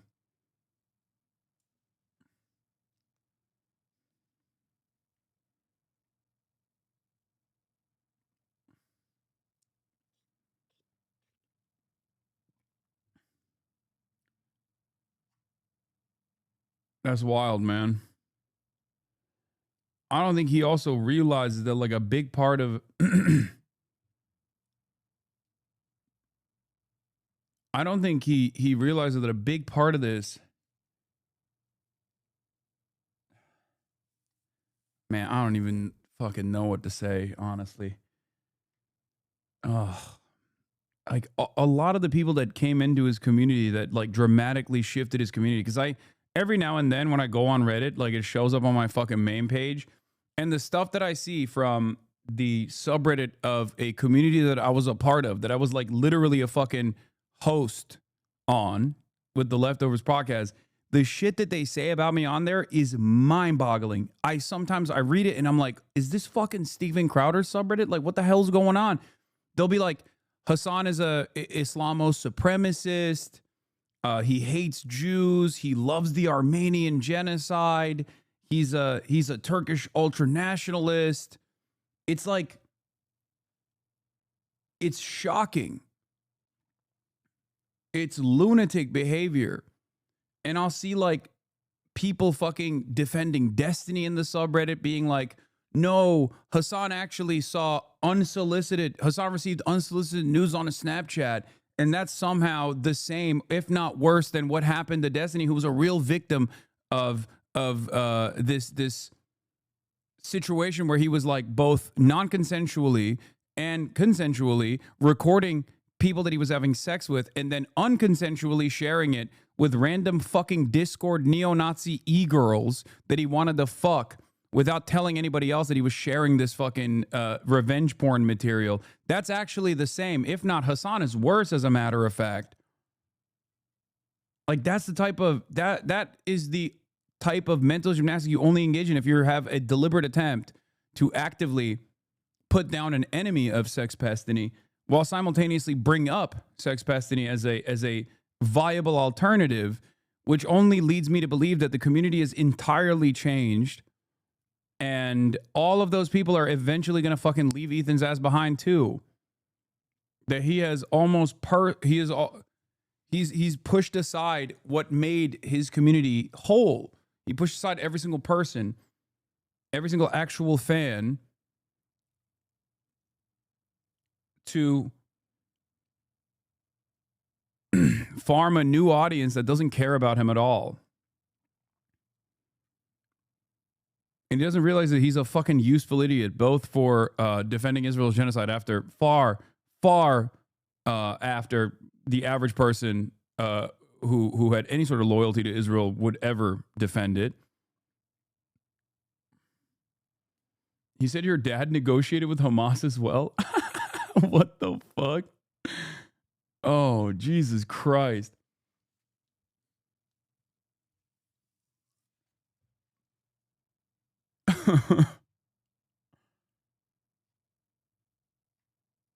He's slowly transforming into a locale. I think he already is there.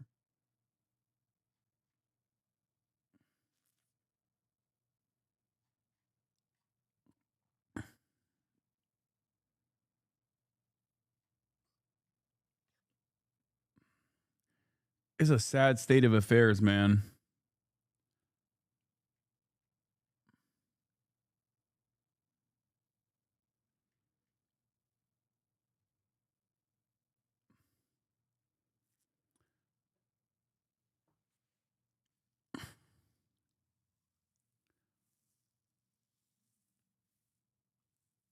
I don't know.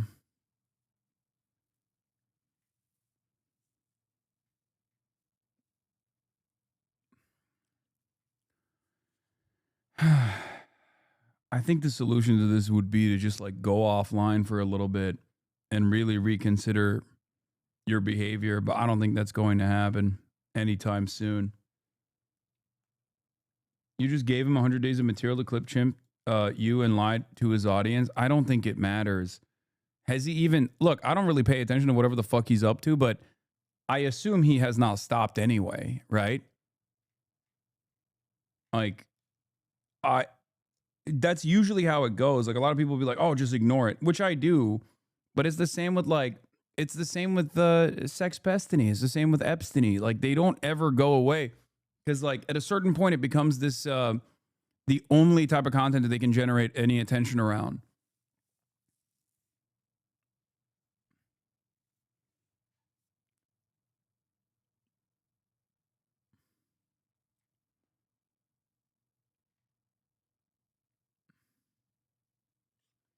He's working on his next video on you, trying to portray you as a sex pest and a pedo. If that happens, I hope you respond to that video. You can't let that sick fuck keep defaming you. He knows he can do this shit because he won't sue. And what are you going to do? No, he was saying the other day you're on steroids. Bro's complimenting you, Lamau. He will stop eventually. I don't think he will. I think he's just going to keep doing it. It is slander. Everything he says about me is slander. And if it's not slander, it's just like incredibly racist statements.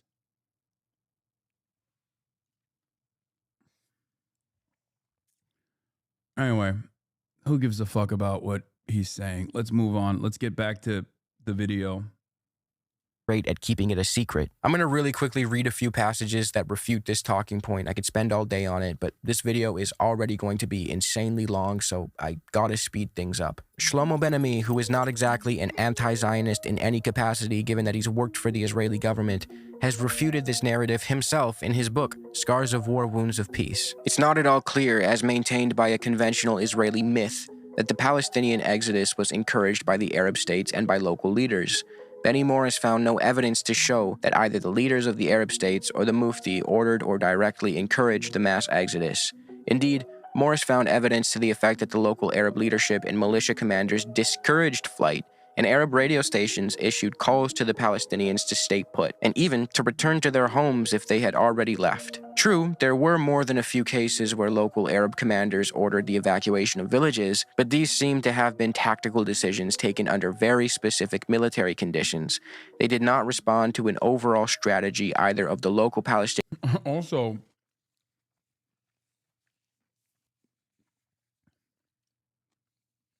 what's really interesting about that is that, okay, let's say Arab commanders told the Palestinians to leave.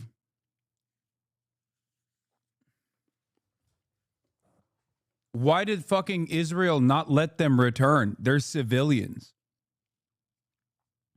Why has Israel not allowed them to return to this day? Like, what are you even talking about? Yeah, let's say there was a tactical retreat or whatever the fuck, you know, Arab commanders were like, you have to leave your homes right now. And everyone was like, okay, I'm leaving my home. Okay, why can't they fucking return then? What do you mean? People don't understand, even throughout like fucking medieval times, like wars are waged and then, but the civilians are supposed to be, I mean, not always, but civilians are supposed to be allowed to continue existing in the place that they were with just new rulership, new ownership. What are we talking about?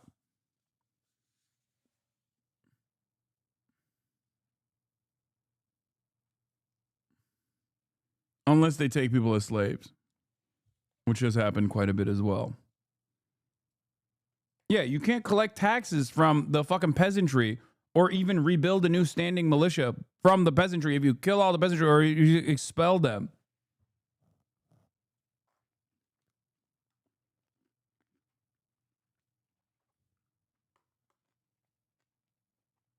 Leaders or of the Arab states. It was the invading fucking Arab armies that told the Palestinians to leave. As Ilan Pappé explained, this myth, originally invented by the Israeli Foreign Ministry, was a way to dodge responsibility for the Palestinian right of return. At the time, the US government, especially under John F. Kennedy, was pressuring Israel to address the refugee crisis caused by its ethnic cleansing campaigns. To deflect blame, Israel hired researchers and scholars to fabricate evidence suggesting that it was Arab leaders, not Israeli terror organizations, who forced Palestinians to flee. One such scholar was Moshe Moaz, whose work Ben-Gurion cited as proof beyond doubt that Palestinians left because the Arab leaders instructed them to. But even Moaz later admitted that his research wasn't about historical accuracy.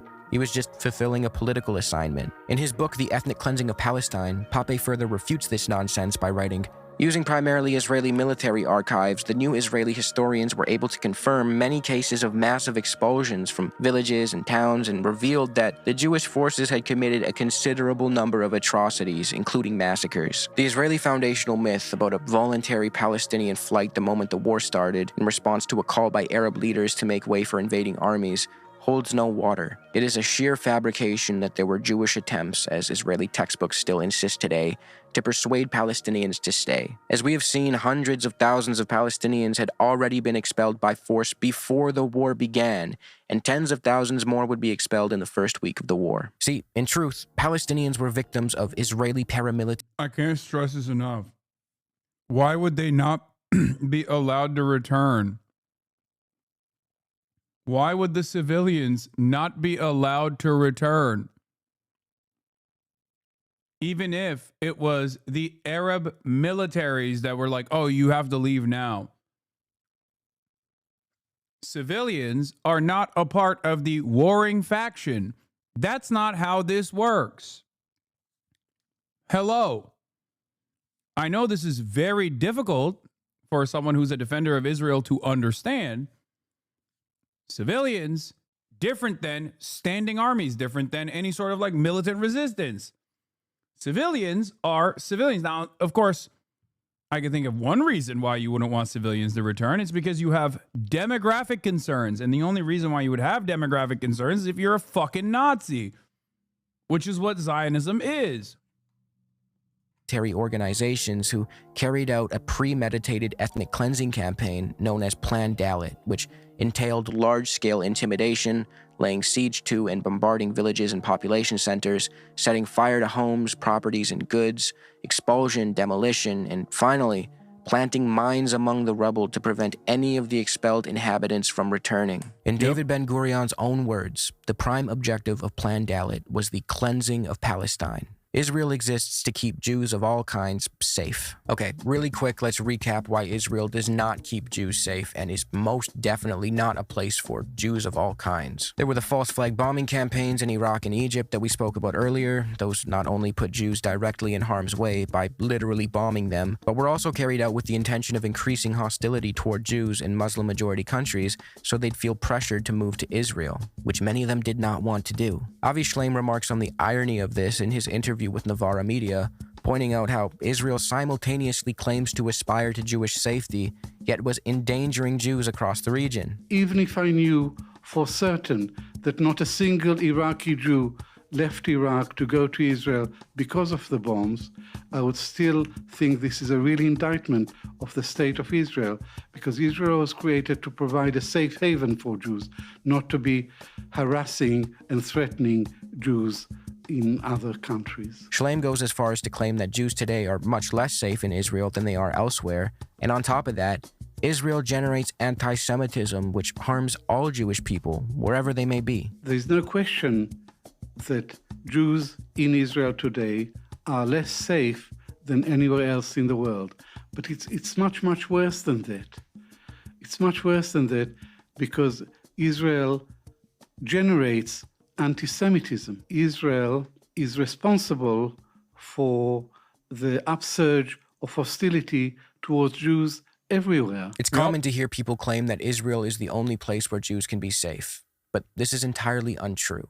My response to that claim would be, so safe that they need billions of US dollars for security reasons every year, mandatory conscription, bomb shelters, an Iron Dome, and more just to fight the people they perpetually oppress when those people inevitably retaliate? You think a Jewish dude in Brooklyn is in more danger than a Jewish dude in Israel? Give me a fucking break. And to be clear, it's unsafe not because of some barbarous sea of Arabs, but because Israel is an aggressor and oppressor in the Israel's the region, and barbarous colonialism breeds violent resistance. Also, let's not forget about the aforementioned mistreatment of Mizrahi Jews, the transit camps, the Yemenite children affair, the exploited labor, the constant rhetoric about Jews from the MENA region being primitive and backward. Right from the jump, Israel was a project meant to serve white European Jews primarily. This accusation is corroborated by the way the Zionist project treated Jews from Ethiopia and Uganda. Ethiopian Jewish women were injected with contraceptives, some without their consent, others under coercion, with immigration to Israel and further healthcare made conditional on their compliance. The story of Ugandan Jewry is particularly interesting and upsetting. The Aba Yudaya, a community of black Ugandan Jews whose adherence to Judaism dates back over a century, have been the victims of frivolous obstacles and roadblocks when it comes to their attempts at migrating to Israel. Israel's pre-watched again that it doesn't even recognize the Aba Yudaya to be Jews at all. Why? This is quite strange given their 100 years of adherence to the Jewish faith. In stark contrast to the bureaucratic hurdles and, let's be frank, racism the Ugandan Jews faced, South African converts were able to move to Israel relatively smooth. Wait, one more. Russians. There's one other group. South African converts were easily able to come to Israel in the aftermath of the dissolution of the apartheid in South Africa. Very strange, by the way. My favorite, the people who were like, well, this apartheid is done. Let's go to the next one. Like dudes who are just consistent, you know? They're like, we have to.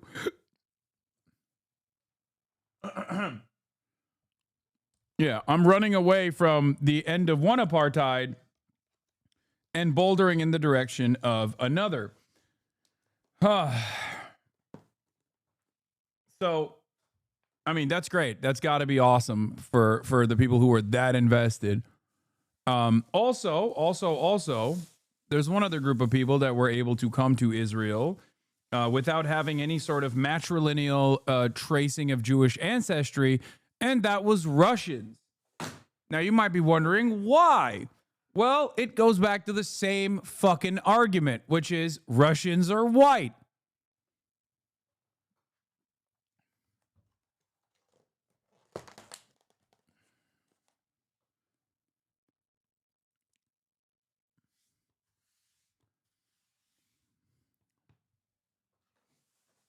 Oh. That is what it is, baby. Smoothly. See, when the South African apartheid ended, some white South Africans didn't want to live in a democratic society, so they made the decision to move to another apartheid regime, Israel. They converted to Judaism and successfully made the move with little pushback from the Israeli state. This Ugandan creator, who is apparently not just Russians, white people from across the Soviet Union. Yeah, that's true. From all across the Soviet Union.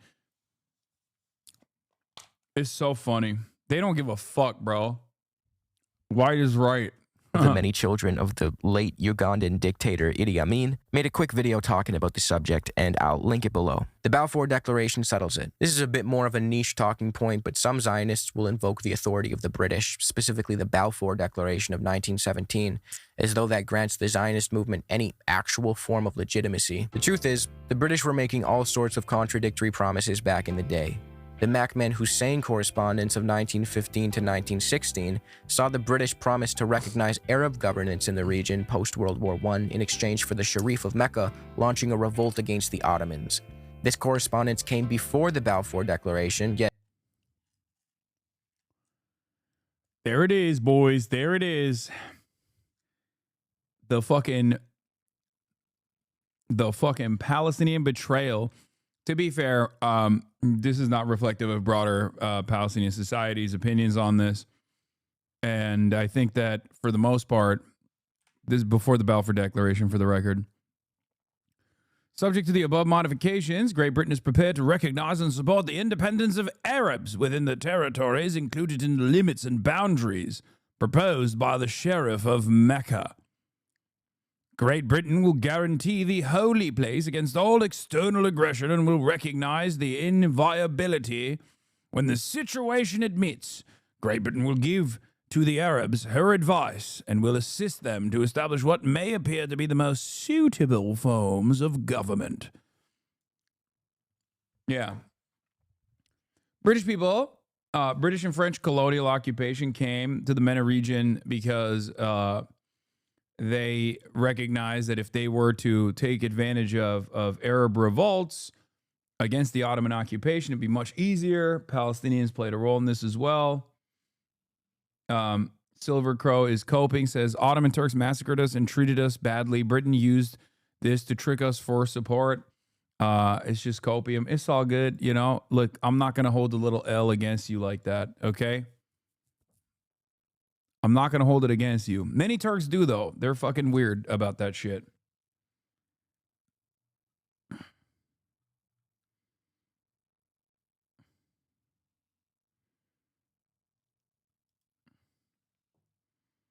Launching a revolt against the Ottomans.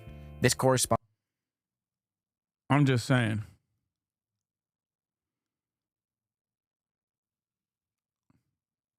Imagine believing the fucking British, dude.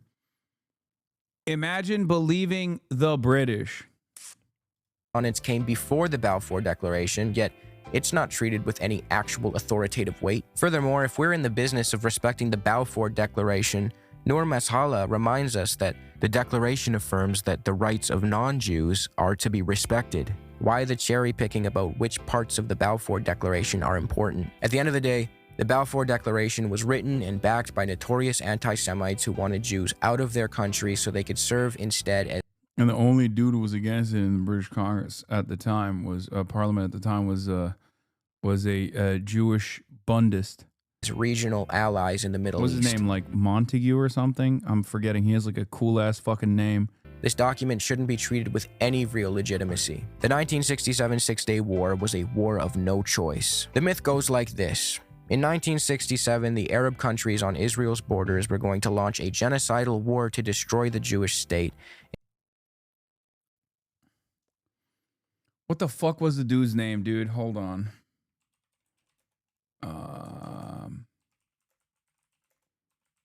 Balfour Declaration.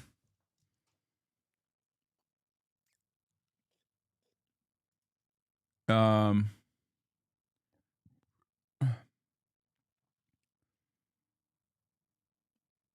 was it? Who was it? Yeah, it was Edwin Montague. I was right.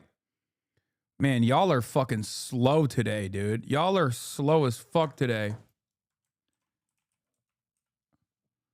Yeah, one member of the British government stood against the Balfour Declaration, the only Jewish member, Edwin Montague. That's a cool-ass fucking name. Who asked what authority he could have as HM Secretary for India, responsible for dealing with nationalists and Muslims, when HM government proposed to declare his national home was in Palestine. The writer added to the declaration about Jewish rights and status elsewhere owed something to this opposition, but not his alone. Yeah. Don't even, Lake McGroove is 100% correct. Don't even fucking act like you're not Quick Draw McGraw when it comes to drama links, okay? Even the mere mention of Ethan Klein goes, everybody is like dialed in, ready to go. I got 7,000 links in a matter of seconds.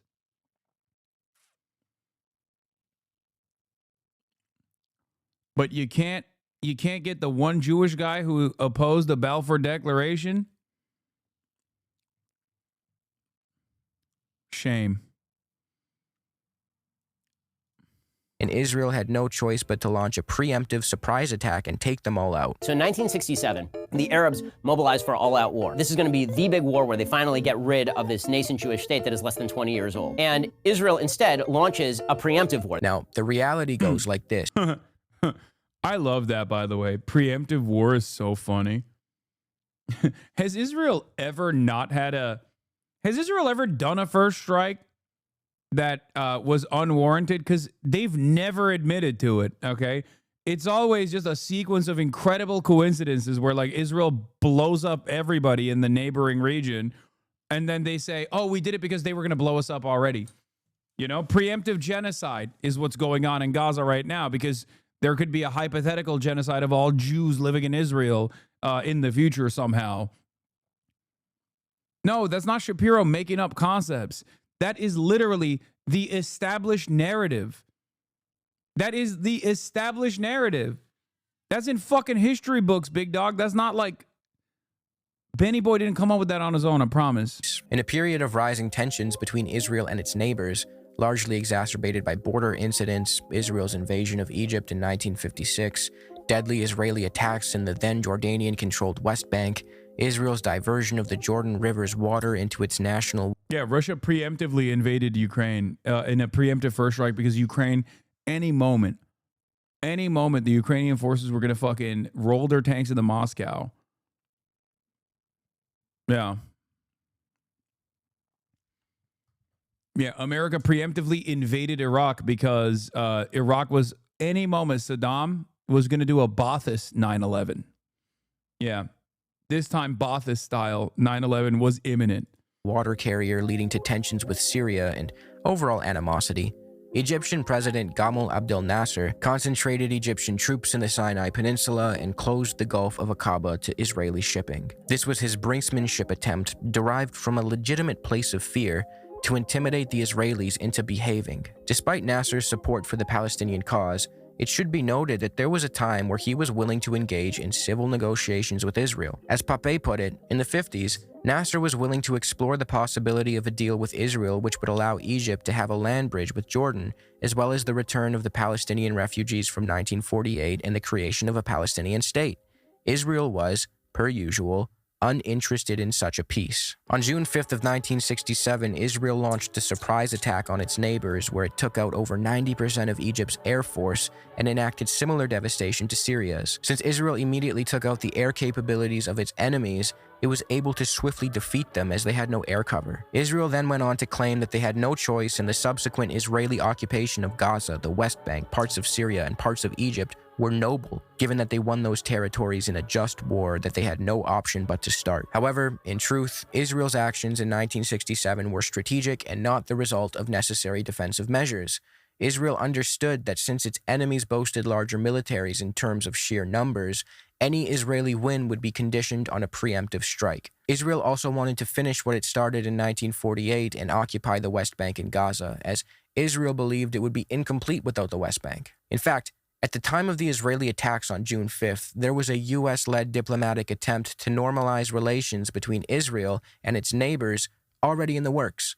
But Israel had no intention of... Very anti-Semitic.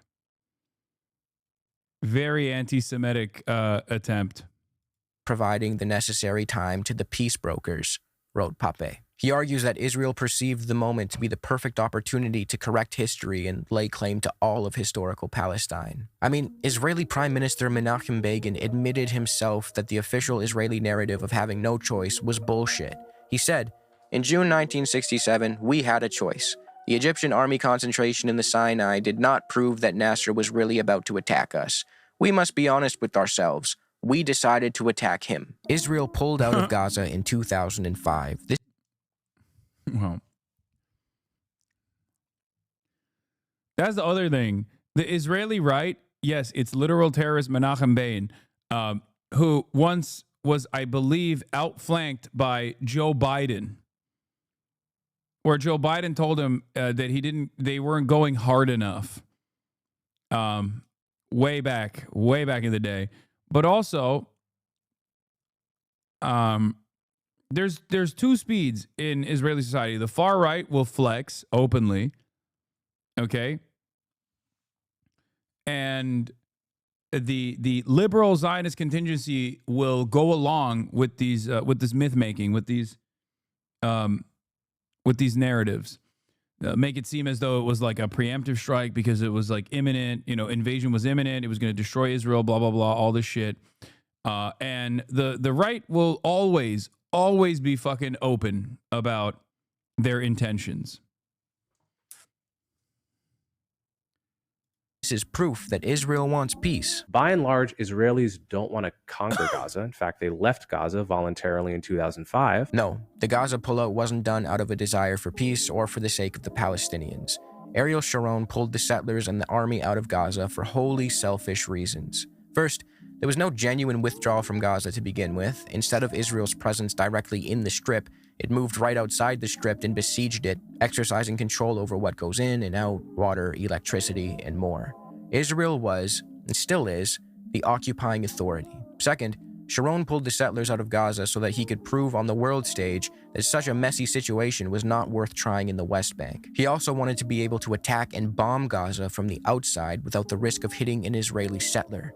Controlling Gaza from the outside made the most sense for Israel, so that's why they did it. This quote-unquote disengagement from Gaza also allowed Israel to tighten its grip and redirect its focus toward entrenching the occupation in the West Bank. According to Israeli anti-Zionist Tikva Honig Parnas, those who occupied high levels in Ariel Sharon's government were, frankly, admitting that disengagement from Gaza was a U.S.-Israeli scheme that sought the world's approval for continuing other parts of the unilateral project. In fact, despite the early enthusiasm of Israeli politicians, many of them from the Labor Party, when it came to building... Yeah, in 1982, Biden told Begin, even more women and children if necessary to get it done.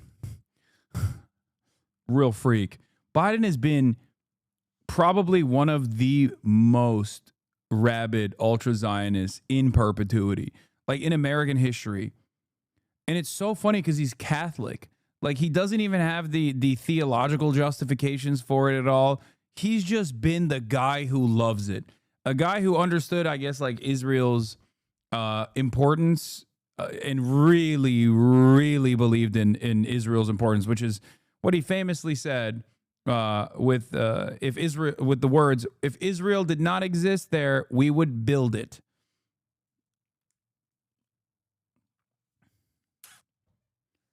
Like, really understood the importance of Israel as a colonial spearhead.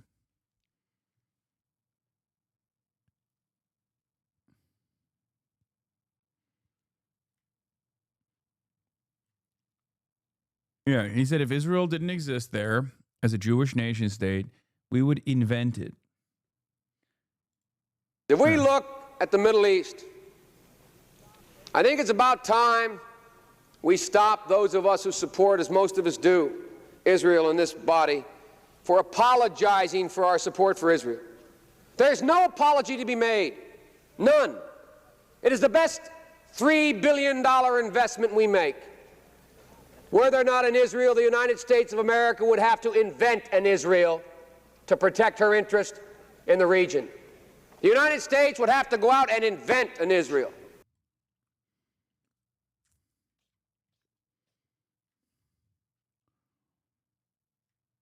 You think Biden's favorite country would have been Turkey with all the hair transplants he's gotten? Damn. This is why I say he's like such a fucking disgusting monster, dude. What a fucking animal he was. Well, is. He's not dead yet. Settlements in Gaza, by the 21st century, the consensus had shifted to leave Gaza for the sake of keeping the West Bank. In the words of Ariel Sharon's own senior advisor, the significance of the disengagement plan is the freezing of the peace process. Palestinians squandered every opportunity for peace. So I actually have a whole 35-minute video on this topic, so just go watch it. It's very detailed and covers all the main supposed peace negotiations between the Zionists and the Palestinians, and highlights how the Zionists are the ones uninterested in peace. And more importantly, uninterested in justice. I'll leave it at that for this video. If there's anything I missed, leave a comment and maybe I'll make a quick standalone video covering it the way I did with this one. Great video from Overzealots, one of the Today's best and program brightest of the new crop of HasanAbi heads making big moves. Okay. Incredible video. Definitely go and watch it. Watch it slower for extra engagement. Comment on it.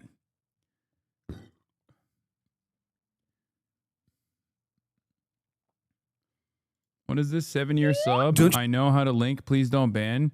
Do you just not want this one? Do you think Israel has the right to defend itself? What is Everyone who isn't a piece of shit has been asked this question at some point. You've probably been asked it at some point, or you're asking it right now in the comment section. It's a very handy...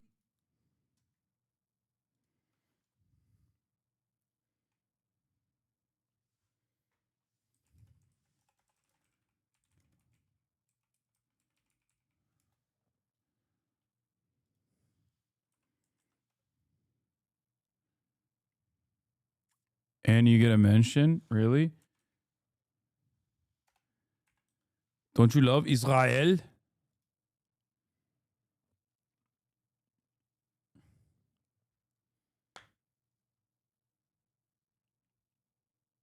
Completely unimportant, but today I learned Blippy is a HasanAbi head. Who's Blippy?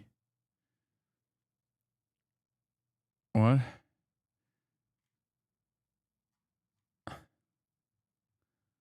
No politique here. No politique. No politique. No politique. Israel number one. Why you not love Israel? Why you not love Israel? Oh. Oh. Antisemitism. Oh.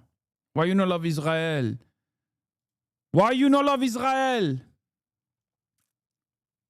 A rhetorical tool for the type of dweeb who wants to sweep Israel's barbarism under the rug. On the surface, seems like a pretty reasonable question, doesn't it? What kind of jerk doesn't want people to defend themselves? A jerk, I wager. Are you some kind of jerk? Prove you're not a jerk. Look a little closer, and I think you'll see the game being played. The question takes for granted that whatever action you were criticizing Israel for was necessarily defensive in some capacity. Now, of course, they don't say that, because if they did, you'd be able to actually argue that point. They simply leave it implied and unspoken, so there's nothing to argue. You're left with a choice. You can either, 1, accept the dishonest framing, concede that Israeli violence is defensive and necessary, thereby granting anything Israel does, no matter how heinous, a certain moral legitimacy, or 2, you can attempt to dispute the framing, thereby handing them the opportunity to present you as simply not caring about the safety of Israelis. Using this method, any shithead can sidestep criticism of Israel for anything. Present whatever the hell they want as more or less the only alternative to the eradication of Israel and every citizen therein. It becomes a high-stakes, zero-sum struggle for survival where the belligerent occupying force is somehow always implied to be on the back foot, always outnumbered, outgunned, and on the verge of total destruction. The perpetual underdog. Plucky little Israel. Now, I've always recognized this as a gotcha question. I'm sure you do too. It's pretty obviously bad faith. Still, never really occurred to me until I read this book, The 100 Years' War in Palestine by Rashid Khalidi, particularly the last chapter, which sums up the methods that Khalidi believes have been historically successful in advancing the Palestinian cause, that I realized I've never really had a helpful rebuttal to this question. When pressed, I would usually give some pithy soundbite, something like, the state of Israel is illegitimate, or states don't have rights. People do. Because I knew enough, not to engage seriously with this bad faith line of argumentation. I just wanted to shut it down. But that's kind of a problem, isn't it? Because it's not really convincing. Israeli propaganda has managed to portray them as the victims of Arab aggression, that they are simply responding to unprovoked attacks motivated by nothing but primordial anti-Semitism. They've managed to parlay... Lol, that's you? Wait, what? I know all of the... First of all, I know all of the fucking colonial barbarism Israel has utilized. It's a little bit difficult to fucking engage with Hasbaris on those virtues in a short answer format. Western Islamophobia in order to portray Palestinians or anyone who could be confused for a Palestinian or anyone who feels the slightest sympathy for Palestinians as a terrorist. That's why I think the greatest counter is, does Nazi Germany have a right to exist? Does apartheid South Africa have a right to exist? That is the most effective and shortest counter of all time. And I think that's the best possible counter that you can engage with. Monster person who wants to do terrorism because they're just ontologically evil. That is, of course, what historians call racist hogwash. It's like Colonizer 101 to portray the colonized people as savage, aggressive barbarians being violent to you for no reason. It's the same kind of language that my ancestors would have used to justify their genocidal colonization of this continent, or chattel slavery. I say would have because obviously my ancestors are largely dead, but there are still people saying stuff like that, obviously. And I think you would recognize that as wrong there, right? It's about as wrong as a thing can be. It just doesn't matter for the argument because that all of that is in the realm of facts and material analysis. You're responding to a spooky boogeyman with statistics and history lessons and critical theory, and it's okay, but people are afraid. That's not making them unafraid. It's very hard once people have become afraid to make them unafraid. And if enough people perceive this racist hogwash to be true, waving away the fear which results from that false belief Gonna make you look like a real asshole. When you're not an asshole, it's them with the hogwash. They're the ones not washing their hogs. Getting into the weeds of what a state is, when, if ever, one is legitimate, whether or not states can possess rights, and if so, what those rights might be, or any parallels to historical events that the general public likely doesn't know much about, don't really make anyone feel better about the manufactured fear of limitless Arab hostility that Zionists have carefully cultivated. It will be received as simply dodging the question. Rightfully so, because we are dodging the question. It's not a good faith question. We're trying to avoid answering it for that reason. But there actually is a very simple, very effective answer to this question. Do I think Israel has a right to defend itself? Sure. No. It's just not what they're doing. So it's not relevant. That addresses the root problem with the premise of this question, right? Israeli occupation is the aggressive force in this conflict, and always has been. Any violence that Palestinian resistance has engaged in, whether or not one views it as tactically useful or even morally justifiable from our comfortable little computer chairs oceans away, must be understood within the greater context of an exponentially more violent Israeli occupation. Palestinians, by and large, are not violent. Any violence that Palestinian resistance engages in is not the result of some sort of incidental anti-Semitism unrelated to any oppression they might face from Israeli occupation. It is a response to over a century's worth of deliberate ethnic cleansing and resistance to a supremacist movement, Zionism, which seeks to wipe them and their culture off of the face of the earth. And it always has, and it always will, until it is dismantled and destroyed, like all supremacist movements must be. For decades, Zionists insisted, often referring to the state's Declaration of Independence, that Israel could be, and was both, Jewish and democratic. As the contradictions inherent in this formulation grew ever more apparent, some Israeli leaders admitted, indeed even declared it with pride, that if they were forced to choose, the Jewish aspect would take precedence. In July 2018, the Knesset codified the choice in constitutional law, adopting the Basic Law of the Jewish Nation-State, which institutionalized statutory inequality among Israeli citizens by arrogating the right of national self-determination exclusively to the Jewish people, downgrading the status of Arabic and declaring Jewish settlement a national value, with precedence over other needs. Former Justice Minister Ayelet Shaked, one of the more forthright advocates of Jewish supremacy and a sponsor of the law, had made the case bluntly a few months before the legislation came to a vote. There are places where the character of the State of Israel as a Jewish state must be maintained, and this sometimes comes at the expense of equality. To ask whether Israel has the right to defend itself is kind of like asking whether foxes have the right to defend themselves from chickens.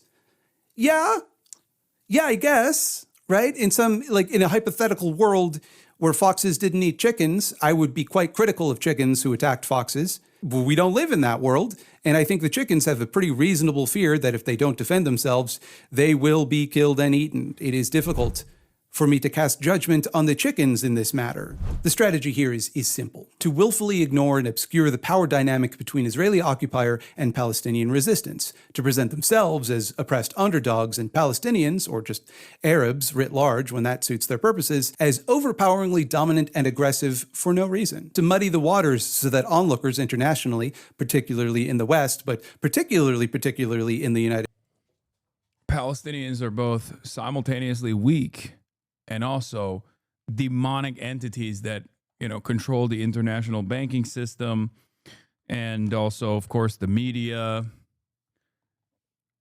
Palestinians have their tentacle in Israeli society. Palestinians are responsible for all of the evils.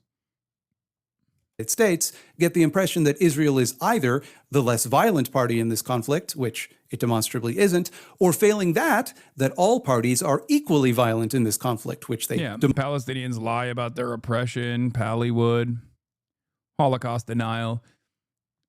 It's just, I said this on October 7. Like, the idea that Israel would ever point the finger of Nazism in the direction of Hamas or the Palestinians as a whole is so insane, because you're just reminding people the historic atrocities that the Nazis engaged in. And I think eventually people will recognize that Israel is infinitely closer to a Nazi-style form of governance, and Israel's violence will be reflected on poorly in the same ways that we now look back with 2020 vision of hindsight at the Nazi Holocaust.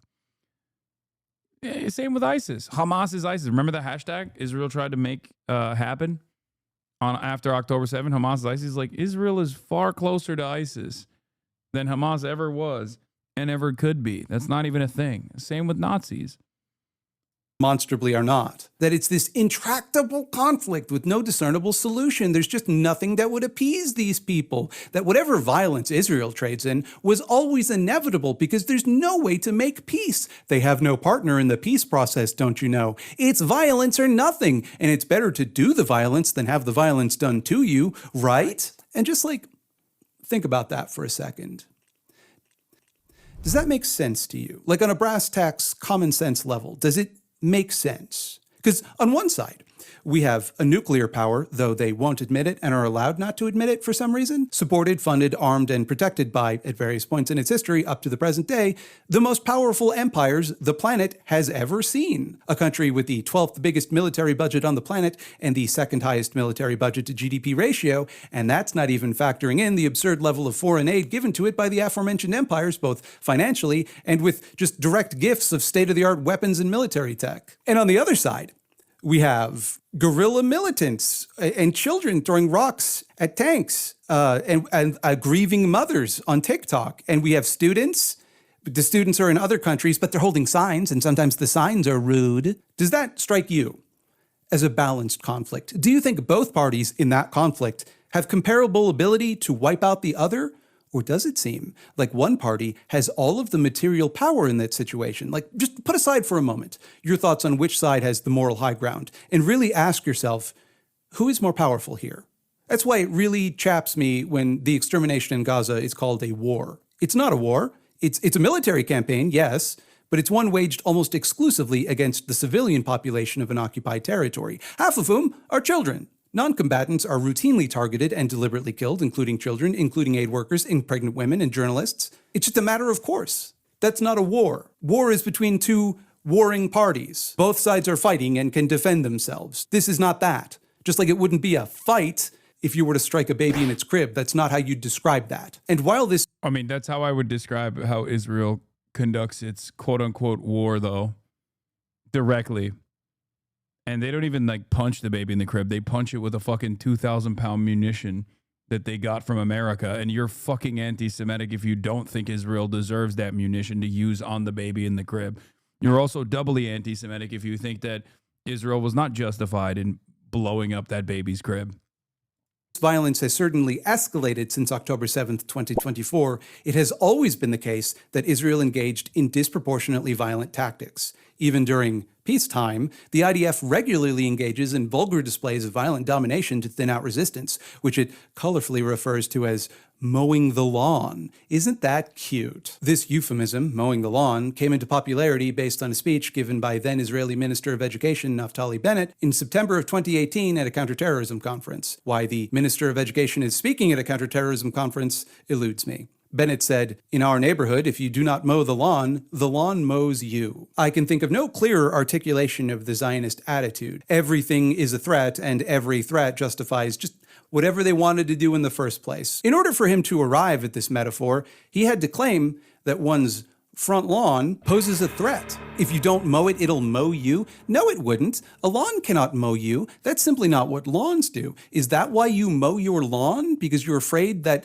left unchecked, the grass would mow you? What? It's an insipid metaphor, but nonetheless, often directly invoked by Israeli officials, politicians, and political commentators, or anyone who advocates for aggressive positions in Israel's relations with Hamas or whomever they'd like to pretend is Hamas at any given moment. And it's also at odds with the plucky little Israel narrative commonly expressed in the West that I described earlier, because it positions Israel and the IDF as the active, in-control party whose preemptive cyclical violence is intended as deliberate suppression. You know, the truth. Because that's how Zionists within Israel talk amongst themselves. Within the metaphor, the occasional bout of preemptive, indiscriminate state violence is simply the cost of maintaining their property. That harm done to Palestinians has about the same moral weight as harm done to blades of grass, and thus one should not be discerning about which Palestinians are killed. They all have to be cut down, after all, or they will cut you down. That's not only a statement of intent to commit the war crime of collective punishment, it also provides justification for the eradication of all civilians and combatants alike, which is also a war crime incidentally. Well, that's not strictly speaking true. That's actually just a broad category of activity which includes all war crimes. But it's not as though the distinction between combatant and non-combatant really matters to the IDF, considering it is their official policy to use disproportionate force to target civilian infrastructure in flagrant violation of international law. And that's not me editorializing, by the way. They use the term disproportionate force. They literally say that. It's called the Tahiyya Doctrine. It could not be more cut and dry. It is the official stated position of the IDF to use. I mean, there's a lot of different versions of this where, like, if you just look at that Israeli military doctrine, you're like, this is insane. Hannibal doctrine comes to mind, obviously, or even the Samson option. What they themselves describe as disproportionate force against civilian infrastructure, thereby targeting whatever civilian population depends on or was itself physically present within that infrastructure. I really can't hammer this point home hard enough. It isn't me saying this. I'm quoting them. This is what they say. This is how they characterize their own actions. And let me just ask, does that sound like the underdog to you? Do they sound like the victims here, the less belligerent party? Do you think a reluctantly violent person would characterize violence as nothing more than a tedious chore which needed to be scheduled in advance and done with mechanical regularity? Do you think a military whose sole intent were to defend itself would use what it itself describes as disproportionate force? Can one even use disproportionate force defensively? Isn't it kind of definitionally aggressive, definitionally escalatory? Do you really believe, in your heart of hearts, do you believe that if one person in an entire village attacks you, that gives you the moral right to kill everyone in that village? Men, women, children, sick people in hospitals. Does that sound like self-defense to you? Should the people having their homes and loved ones destroyed simply accept that? Do they not likewise have a right to defend themselves? Just think about it. Western media is all too happy to obscure the power dynamics at play as well. There's nothing too absurd or too distant from objective reality for them at this point. They'll just say the wildest shit and expect you to swallow it uncritically. One of the things I saw recently was like, it reminded me of the Onion article. Israel invents new language to refer to Palestinians under the age of 18 as anything but minors, or children as anything but children. And there was an article with the headline like, there was an article that featured the words like, Palestinian men under the age of 18. Israel has killed Palestinian. Oh, it was about New York Times, not Israel. I'm mixing and matching. Sorry. Yeah. Palestinian future adults died. Who knows how? Because they think you're stupid. They think you're so fucking stupid. While the IDF actively drops bombs on hospitals and refugee camps, CNN and MSNBC will have their little pet propagandists on crying crocodile tears about how scared they felt when children's entertainer Miss Rachel hugged a Palestinian. Yeah. Israel's military operation, which began after the Hamas-led attack on southern Israel on October 7th, 2023, has killed more than 18,000 Palestinians under the age of 18. Every word besides children used to describe Palestinians under 18 by The Onion.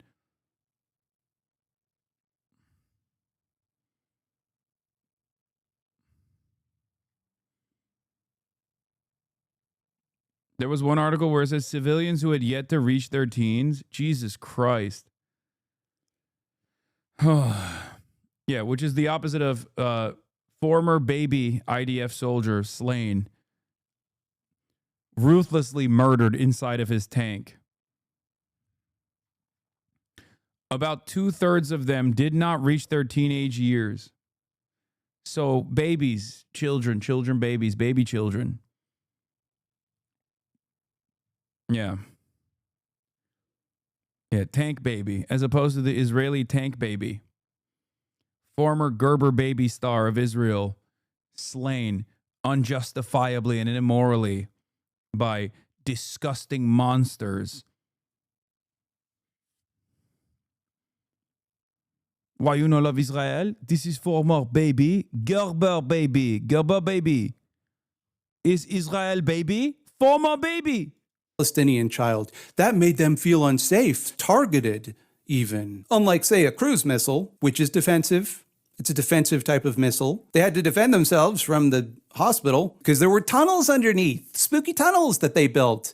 And then they lied about building, and they lied about having done all of this, despite the fact that they also think it's morally unimpeachable. Because that's what you do, right? That's what you do, is when you do something that you think is right, and you think it's the right thing to do and the right choice, you lie about it. Makes sense. Makes sense to me. Any criticism of Israel, no matter how measured, or the mere presence in public life of anyone who has made such a criticism, we are told, somehow makes Jews feel unsafe in some unspecified capacity. All Jews, I guess, even the ones who directly say otherwise, even when it's a Jewish person, or indeed hundreds of Jewish people or literal Holocaust survivors speaking. Those Jewish people must be silenced violently if necessary, because otherwise, if we don't silence them with violence, they might feel unsafe. None of these dipshits will try to make the argument that anything being said actually makes Jewish people unsafe, mind you. No, it's just that they might be made to feel unsafe. I feel unsafe when you say that it's... That was my favorite tweet in the post-Zoran primary victory cycle.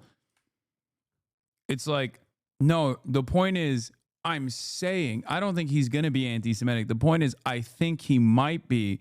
And when I say it, you have to literally respond to it. You have to respond to it, and you have to straight up listen to what I have to say and abide by my hysteria. Okay, thanks, man. Great. Wrong to blockade an occupied territory, refusing to allow in medical and food aid in order to use starvation and disease as a weapon of war in flagrant violation of the Geneva Convention. I find that triggering, frankly, and I don't want to be insensitive here. I will grant you that it is a problem when people feel unsafe. I don't want to minimize that. That's not nothing. It's just about as close to nothing as anything could reasonably be in this discussion, because, like, you can't specifically complain that you're being made to feel unsafe in order to justify other people actually being made unsafe. Like, I don't think I know how to make that any clearer. Like, it is worse to be unsafe than to feel unsafe, obviously. Do you know what else might make people feel unsafe? If one were to put someone in a refugee camp and then bomb said refugee camp, or like if you were to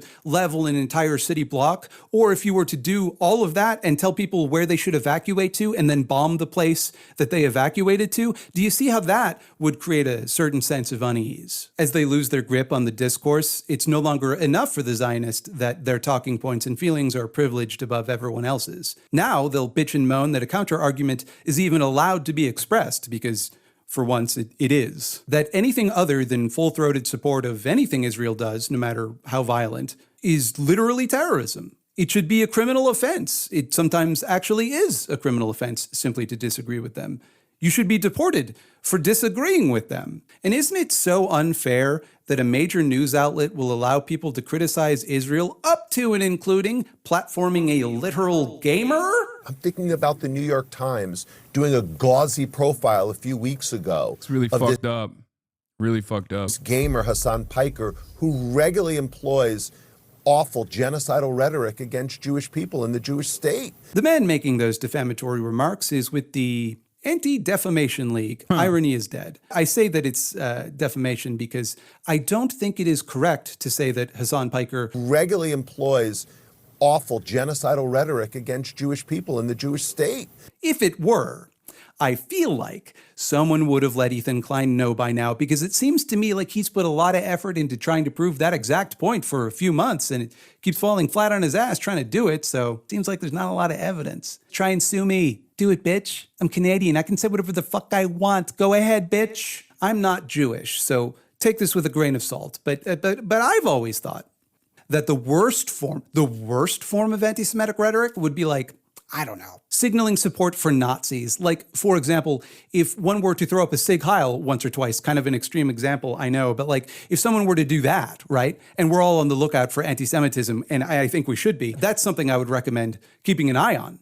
And definitely you wouldn't want to defend it or make excuses for it, especially if that person then later went on to like train their AI using a bunch of anti-Semitic dog whistles, and the AI started calling itself Mecha Hitler, and they seemed okay with that. That's something I definitely would want to monitor closely. Unless, of course, for some reason, I didn't actually give a shit about anti-Semitism, but find it to be a useful rhetorical device to silence critics. But I digress. Here I go. Watch me. I'm digressing. This is me digressing. Make no mistake, there is no equivalence here. Despite the constant stream of propaganda blasted at you to convince you otherwise, Israel is, and always has been, the more violent party in this conflict. There is simply no way that one can massage the numbers where they don't maim and kill exponentially more people. It's simply an unavoidable reality if one looks even slightly at the facts. So in order to maintain the illusion that Israel is the victim, like even the dynamic between anti-Semitism in the West, right, versus Israel's genocide that's currently unfolding. While anti-Semitism is an unacceptable form of bigotry, the reason why we hate anti-Semitism, the reason why we despise it, the reason why we attack anti-Semites is because it sets the stage for genocide. And it has been successfully implemented. The dehumanization that comes out of anti-Semitism has been successfully implemented in the Holocaust. So even though anti-Semitism is completely unacceptable, it still does not meet the standard. It is nowhere near as unimaginably violent as genocide. Okay? Because the entire point is that anti-Semitism could lead to genocide, as it has once before. So in the process of doing a genocide, constantly fucking crying about anti-Semitism makes no fucking sense. The exchange of violence, despite committing the majority of that violence, Zionists simply portray Arab violence as intrinsically worse than their own, intrinsically more evil. That violence done to Israelis, no matter why it is done or by whom it is done, must always be acknowledged as morally worse than any violence committed by Israel in comparison. You got to do that before any discussion can be had. The performative demand to condemn Hamas. Will you condemn Hamas? Or will you continue to be silent? But do you condemn Hamas? I think I've made my point. Well, no, you haven't. Do you condemn what Hamas did? Do you support Hamas? Do you specifically condemn Hamas, a designated terrorist organization? I just noticed that you've not condemned Hamas. Where was the condemnation for Hamas? Or even some tepid liberal dog shit like extremism on both sides creates the association in people's minds that violence done by or in any way connected to Palestinians is uniquely condemnable, something we must all acknowledge is evil before the conversation may proceed. The moral weight of the violence done It's just a way to offer a permission structure to Israel's violence against the Palestinians, both historically and currently happening. And the current version of that, of course, is literal genocide. Genocide that has not actually been able to properly been swept under the rug in the way that like the Nakba was, for example, which was again an ethnic expulsion, ethnic cleansing operation of Palestinians. That created the Israeli state. So in this situation, still at this point, when the overwhelming majority of the public is like aware of what the fuck Israel is doing and find it to be utterly unconscionable, the notion that like, okay, well, you still have to like say what Israel's doing is wrong by first condemning Hamas is ridiculous. Okay? It is ridiculous. And the only reason why that question is still asked is to basically get the interlocutor to say, oh, sure, Israel does have a right. Israel does have a right to attack Gaza. Israel has never had a right to attack Gaza. As a belligerent occupier, it is illegal for Israel to attack Gaza. To Palestinians, however, is always negotiable. The demand is never put to the Zionists to condemn the IDF as they demand any critic of Israel condemn Hamas, despite the overwhelming disparity in death tolls between the two groups. Israeli violence is thereby legitimated and whitewashed through the comparative lack of performative moral outrage leveled against them. One side is evil for using violence. The other side uses violence, much more violence, in fact, because that's just how things are. They got to defend themselves. This is a particularly handy tool to gain support in the West, where we've been primed to associate Muslims in the Middle East with violent acts of terror to justify decades of illegal wars. This is just yet another illegal war to throw on the pile. Now, let me be extremely clear here, because there are people who are going to make it their business to misinterpret what I'm saying, and nothing I'm saying is going to stop them, but I don't want to make it easy for them. And at least one of those people might be Ethan Klein, who's a little bitch and should sue me. Try it, bitch. Ethan Klein's not going to sue me. I'm not a woman. I am not saying, nor do I believe, that we should make excuses for terrorism, or that the October 7th attacks or any other violent act. Why doesn't Hamas step down and rebrand? I understand they shouldn't have to, but optics are important. It would deprive Israel of its biggest talking point. Hamas is new. It's a relatively new formation of Palestinian resistance. Before Hamas, it was the PLO. Many of you are too young to even know what that is, or maybe you learned about it recently. So it doesn't matter. Before Hamas was the PLO. Okay? Hamas is the rebrand. That is the rebrand. And I'm sure that there will be another rebrand in the future. It's just whatever that rebrand is, it will turn into the new evil being. They said the exact same shit about the PLO that they're saying about Hamas right now.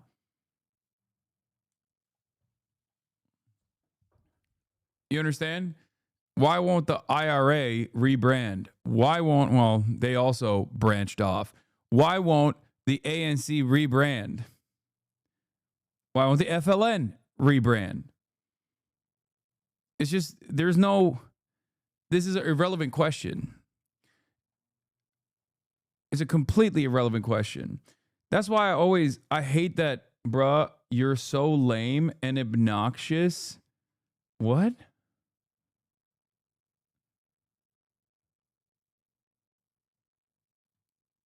What the fuck? What the hell?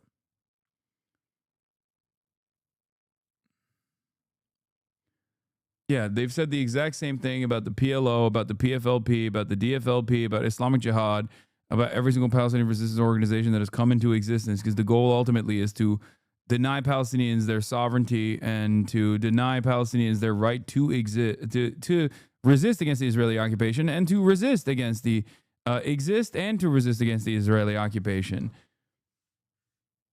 Comparing the ANC and Hamas, a very effective argument to those who don't understand resistance.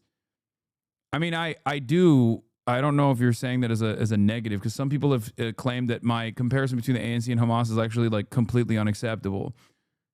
I mean, their function is not dissimilar to one another at all. It's just, actively fighting against a settler colonial entity engaging in an apartheid. In any case, the question of rebrand is silly, especially because the genocide is still going on. This is why why don't you condemn Hamas? You love Hamas type of arguments are idiotic, and I do my very best to just like fucking cast them aside, because it's irrelevant. It is completely irrelevant. Like, I don't have to love Hamas, okay, to recognize that genocide is wrong. I don't care about the members of Hamas and their political ambitions or what their goals are. I'm looking at the situation from the perspective of an ongoing 80-year settler colonial occupation built around Jewish supremacy and extermination of all non-Jews in the region for a greater Israeli project, which is unfolding in front of our eyes. It does not matter what my opinion or your opinion is on Hamas, even a little bit, okay? That's it. It's straightforward victim blaming. Action by or in support of Palestinians were good things or permissible or necessary or whatever the fuck it might be convenient for people to pretend I am saying. I'm saying, specifically, that the demand that these things be condemned before the conversation may proceed is a framing device used to portray Palestinians as uniquely violent, uniquely worthy of condemnation. One does not ordinarily need to condemn terrorist attacks. It is generally understood that terrorism, by and large, my favorite response to condemning Hamas is I condemn Hamas exactly as much as you condemn Israel for war crimes. No, I don't think that's appropriate, because one party here is the overwhelmingly violent party and is responsible for any kind of resistance, any kind of militant resistance against it. And that party is Israel. That's why I say over and over and over again, and I've reiterated this position a million times over, which really pisses off Zionists, which really, really pisses off people.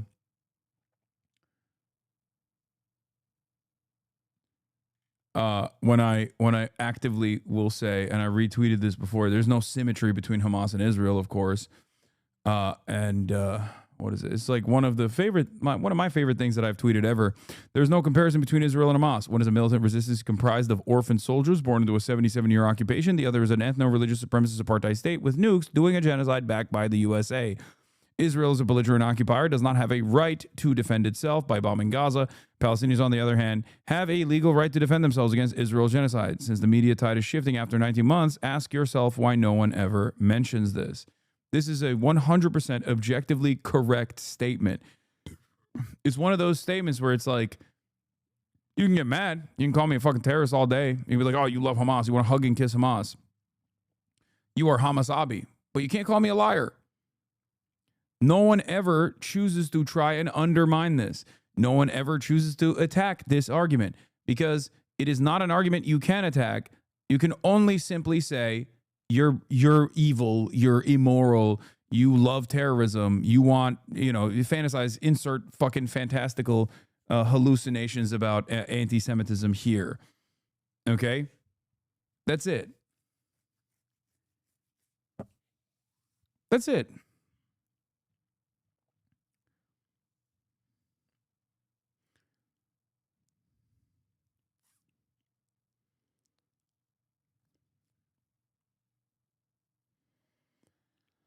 I do not care about what the Hamas's like domestic opinions are. And this is precisely the reason why, as I've shown you before, how many buzzwords can you fit in one post? What a piece of shit. Nazi hunters, stay mad. Israel's the greatest act of Jewish resistance the world has ever seen. So why did they kill those innocent civilians at the music festival? You're such a twat. It's painful to read your nonsense. How much were you paid to say that? Hasan writes his own history. Nothing. Nothing. No retort, no retaliation, nothing.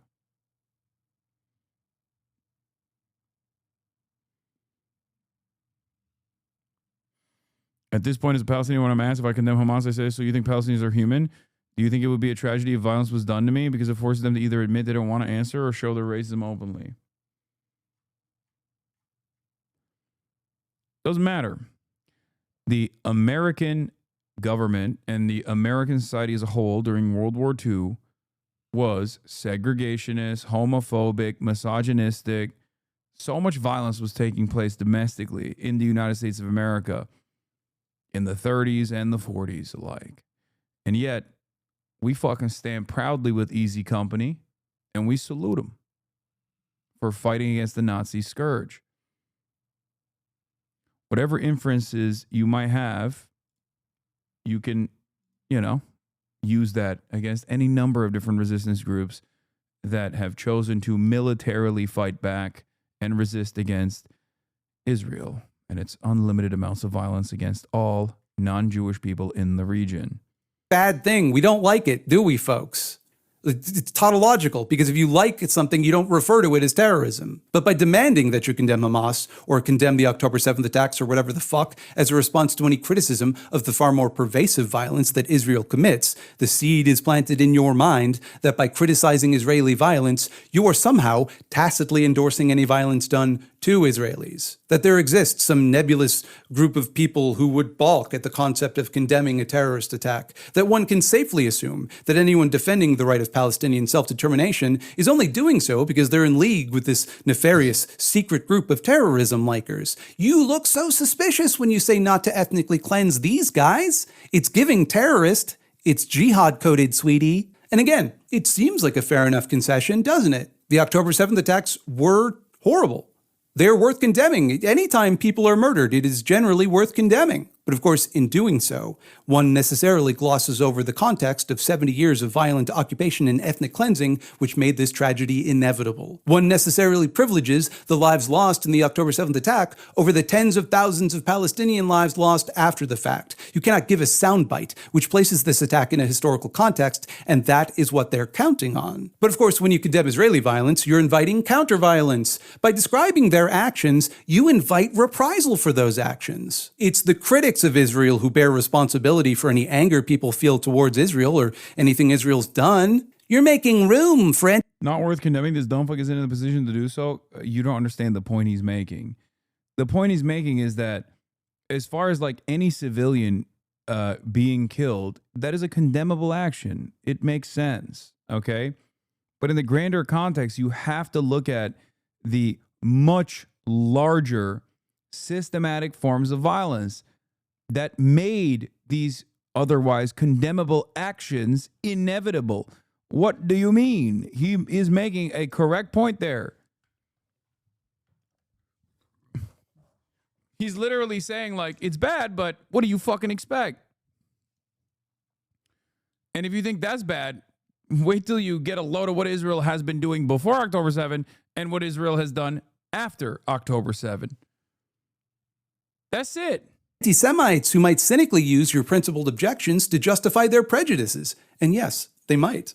They might do creators they, them. Oh, my bad. Do that. That's a legitimate concern. Boy, it's a good thing that there's no way to be prejudiced against Muslims, or else we might have to be likewise measured in our critique of Palestinian violence. Isn't it funny how concern for bad faith racists misinterpreting your criticisms... Actually, it's all pronouns? Oh, classic. Classic case of chat. Only seems to apply to one side of this conflict between two racialized minority groups. And once again, you're put in this position. Once again, you either accept their framing and present any Palestinian violence as wholly unprovoked, emerging from nowhere and nothing, evidence of a deep, primordial evil in the Palestinian national character, which must be condemned, but also, crucially, does not exist. Or you give the appearance of defending the indefensible, quibbling on the fine details of terrorism, making excuses for mass murder, which they'll no doubt accuse me of doing either way, so I don't know why I'm bothering to state my position more clearly. Like I say, let me be clear so often in these videos, and it doesn't. Also, the only thing he wants is for people to not police their pronouns. That's so funny. Doesn't matter. There's no clarifying a position for someone that is motivated to misinterpret it. Okay, all right, so I'm a bit all over the map right now. My point is, when discussing the occupation and genocide in Palestine, we should remain focused rhetorically on the power imbalance between the Israeli occupiers and indigenous Palestinian population. We should not be led into discussions that Zionists have carefully framed to portray Israel as the perpetual victim of unmotivated hostilities and Palestinians as monsters. To quote 100 Years of War on Palestine, which I mentioned at the beginning, inspired this video, "It is the issue of inequality that is the most promising for expanding the understanding of the reality in Palestine. It is also the most important, since inequality was essential to the creation of a Jewish state in an overwhelmingly Arab land, and is vital to maintaining that state's dominance. Inequality is so crucial, not only because it is anathema to the egalitarian democratic societies that the Zionist project has primarily relied on for its support, but because equality of rights is key to a just, lasting resolution of the entire problem. Within Israel, certain important rights are reserved exclusively for Jewish citizens and denied to the 20% of citizens who are Palestinian. Of course, the 5 million Palestinians living under an Israeli military regime in the occupied territories have no rights at all, while the 500,000+ Israeli colonists there enjoy full rights. This systemic ethnic discrimination was always a central facet of Zionism, which by definition aimed to create a Jewish society and polity with exclusive national rights in a land with an Arab majority. Even as Israel's 1948 Declaration of Independence proclaimed complete equality of social and political rights to all its inhabitants irrespective of religion, race, or sex, dozens of crucial laws based on inequality of rights were implemented in the ensuing years. These severely restricted or totally banned Arab access to land and to residency in all Jewish communities, formalized the seizure of private and collective property of non-Jews, and prevented most indigenous Palestinians who were made into refugees from returning to their homes while giving... Like, Israel straight up uses a socialist principle of land ownership centralized in the hands of the state in an effort to destroy Palestinian existence. It's so fucked. Another great example of how National Socialism, Nazism, ends up focusing on the former rather than the latter. Nationalism is always a higher degree of importance. And socialism, as long as you abide by it, is simply a means to an end. It's not a real thing. Giving citizenship rights to Jewish immigrants and limited access to many other benefits. If this has got you all fired up and you're looking for some way to help, I've included links in the description to a variety of charities doing aid work for Gaza. I know that times are tough right now, but, you know, the links are there. I think your money would go a long way. Good video.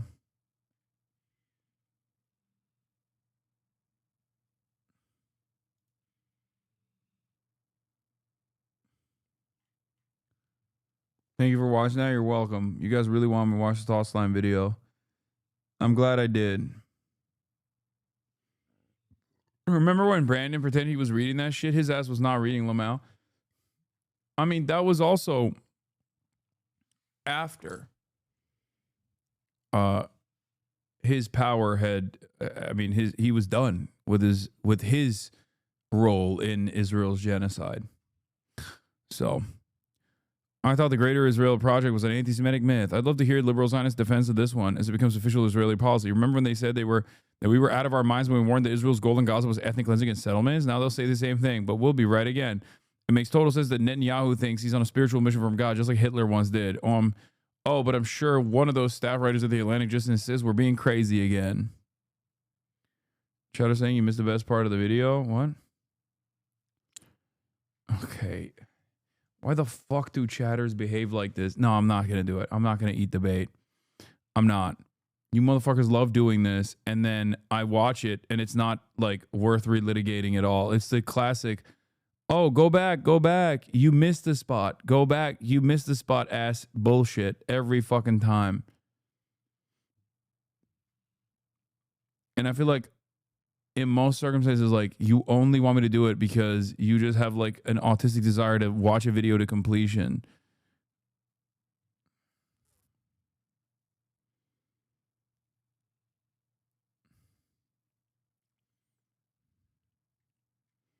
Sometimes you do miss a spot, though. No, I don't. Oh, this was... Someone just paraglided into my kid's Zionist summer camp, and the Israeli staff and campers are all panicked, thinking it was a 10-7 copycat attack. I saw my daughter's bunk run in a panic before they cut pre-Shabbat ceremony live stream. Other parents are getting texts from family working at the camp that the police are there and the security's deployed. The kids are scared but safe. Seems it was just a random paraglider who doesn't know he triggered camp-wide PTSD. Update from camp. We're sorry today's Mifkad live stream ended early. Mifkad was moved into the Beit Knesset when a few paragliders flew low overhead and caught everyone's attention. They've now passed. All is calm, and the campers are happily heading into their regular Shabbat tefillah. We were in touch with the company that operates the paragliders, requesting they not fly over our campus. Wishing you all a peaceful Shabbat Shalom from camp. The camp hosts a lot of kids from Gaza communities hardest hit by the attacks. I hate that they had their last Shabbat from the Gaza communities. She's talking about the Gaza envelope, I suspect, right?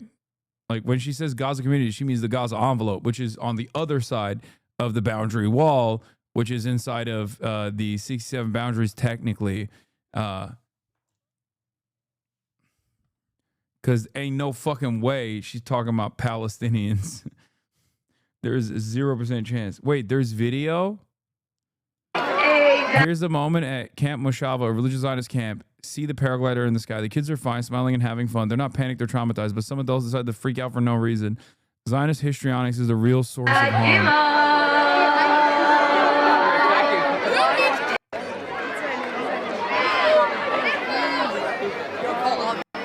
Did I miss it? Did I skip too far? Oh, they're just like looking up.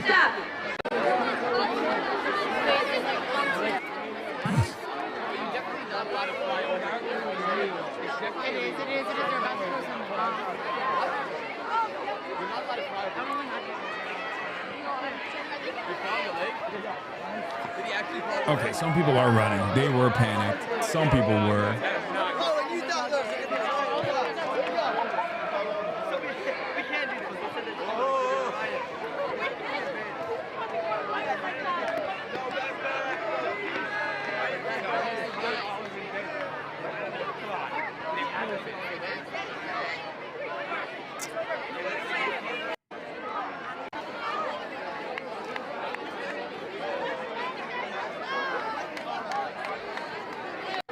Yeah, by the way, the camp is in upstate New York, not Israel, just so you understand. It's not like... Yeah, this is not... Oh, you guys thought this was... Yeah, I don't think this is in Israel, chatters. This is in America. Why would Bethany Mandel's fucking... Yeah, the camp describes themselves as religious Zionists with the goal of getting a new generation of Jewish Americans to immigrate to Israel to become the next Ben-Gvirs and Bezalel Smoltric's. You have to laugh at the mention of social justice in the context of religious Zionism. Thankfully, it was only a paraglider, not a free parking sign, or real chaos would have ensued.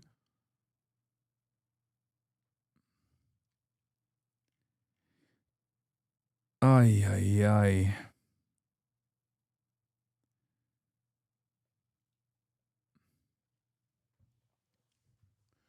I thought the tweet was fucking satire. Oh no. Bethany Mandel does not fuck around. Someone just paraglided into my Zionist kids summer camp. My kids Zionist summer camp. Oh, it's in Pennsylvania.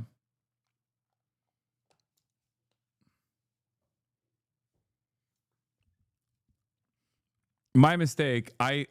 Guys, I thought it was established. I thought you guys understood that this was, one, not a joke, even though it's structured like one that like Nick Mullen would come up with. And two, it was not in Israel, but in America. Yes, this is also not the first time this has happened. Didn't this happen in England? Where like, or was it Australia? Yeah, oh yeah. Doncaster paraglider group who scared woman who mistook them for Hamas brands her silly.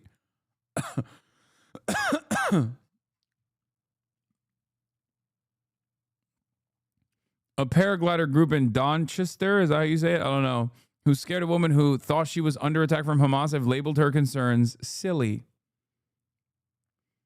She wrote on social media, whoever thought it was funny to parasail over the village, it was an extremely poor taste. Take your twisted hatred somewhere else.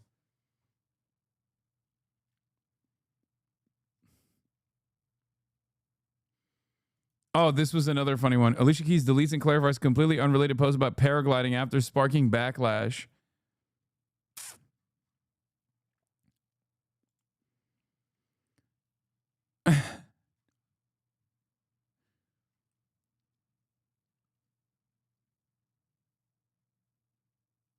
What is this? Dan can't stop tweeting about you.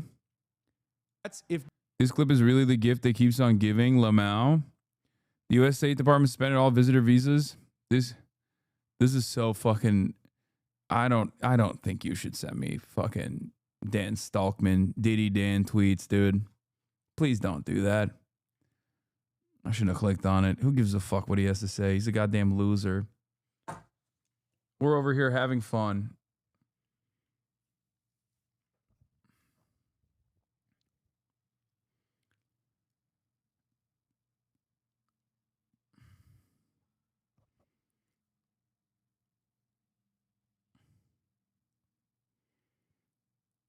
Yeah, paragliding is now Hamas. Alicia Keys has clarified a post on social media after receiving backlash from some who misconstrued it as being in support of Hamas's October 7 attacks on Israel. On Monday, the R&B superstar 42 shared a photo of herself on Instagram wearing a green and brown moto jacket and made a reference to paragliding in the caption. What would you do if you weren't afraid of anything? Tell me your truth, she wrote. I've had my eyes on paragliding. Eye emoji, eye emoji. Because paragliders were used as a part of Hamas's infiltration of Israel, per AP, some Instagram users interpreted the Grammy winner's post as being anti-Semitic and insensitive, and alleged she wore green in reference to the Hamas flag.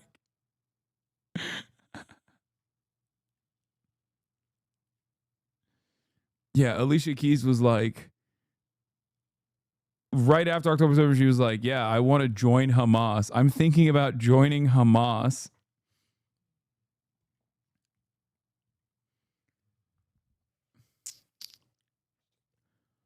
I mean, there was some really, really insane shit that Israel defenders did right after October 7. You know, aside from starting and defending the genocide of the entire Palestinian population of Gaza. But there were doxing trucks that were sent to every single major college campus, like on October 8th. It was the most insane shit. It was collective psychosis.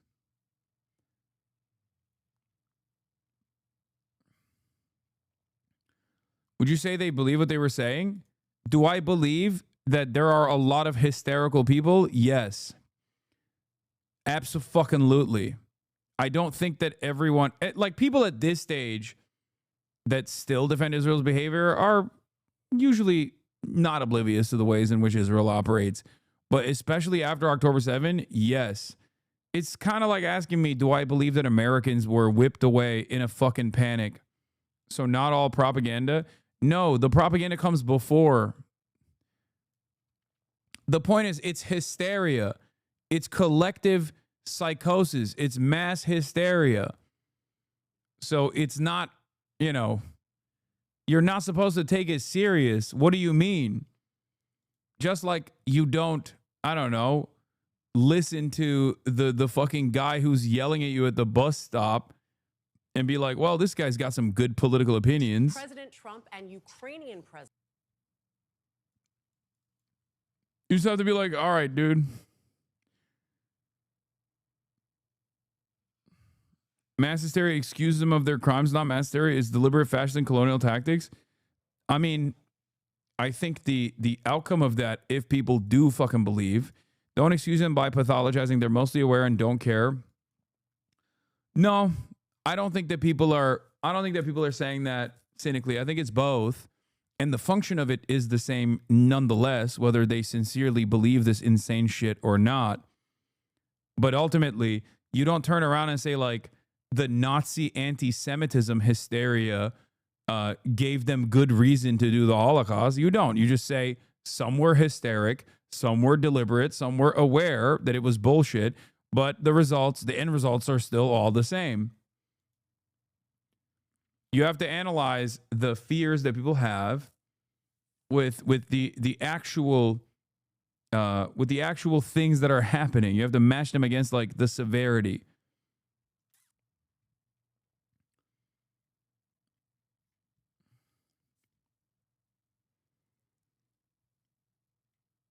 President Volodymyr Zelensky say they will meet Monday at the White House.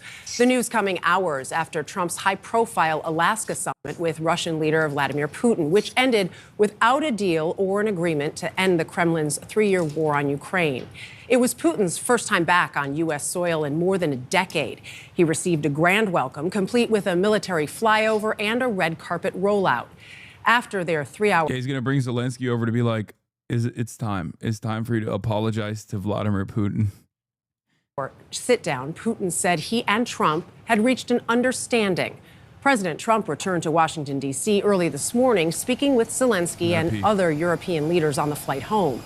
Nancy Cordes begins our coverage in Anchorage, Alaska. Nancy, good morning. Good morning, Dana. Yeah, and President Trump used that 7-hour flight back to Washington, D.C. to hit the phones. He spoke to Zelensky. He spoke to NATO leaders to brief them on what he had discussed with Putin. And in that Truth Social post this morning, he said that he is meeting with Zelensky on Monday and that if that conversation goes well, he will then set up a meeting for all three leaders.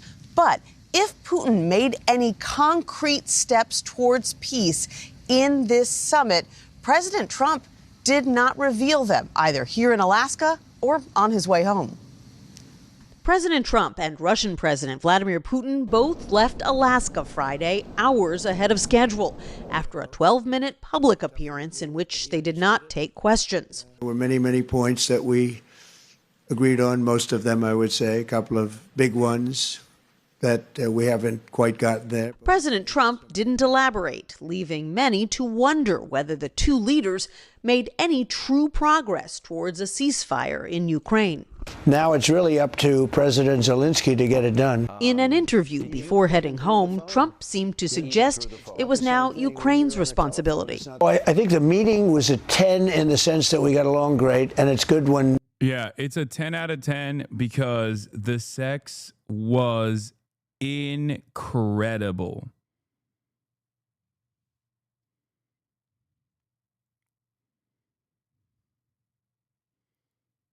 Okay, I know it seems unique to unique and potentially the first very real indication that American dominance around the globe is no longer what it was post-Cold War.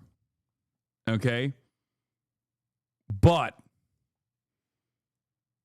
while many naysayers will say, "Oh, you brought Vladimir Putin here and you extracted zero concessions out of him and seemingly got nothing in return with the exception of like him saying this war would have never started if Trump was still president." But the sex was awesome. It was good.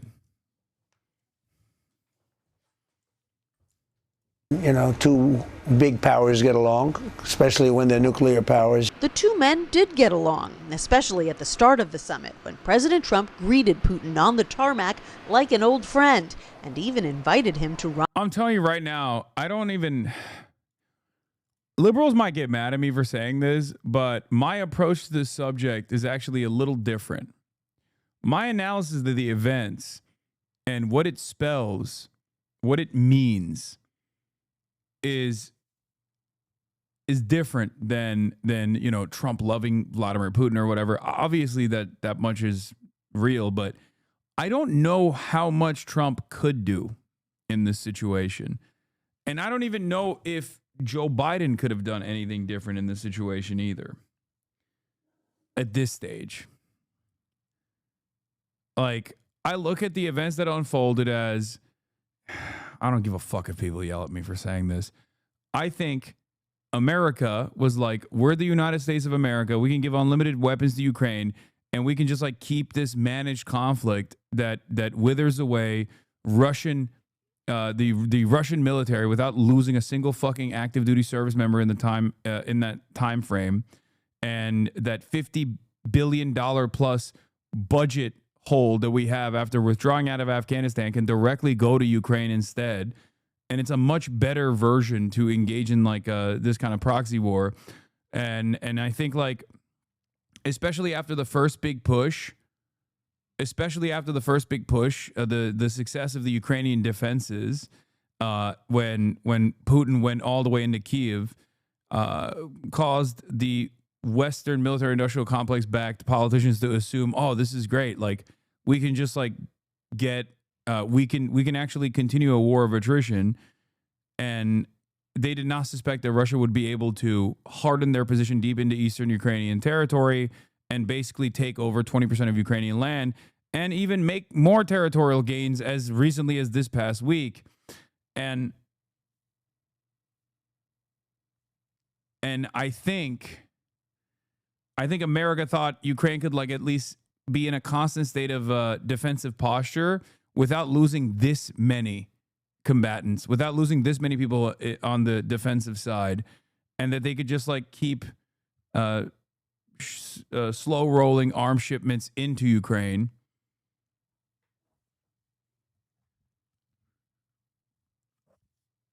And therefore,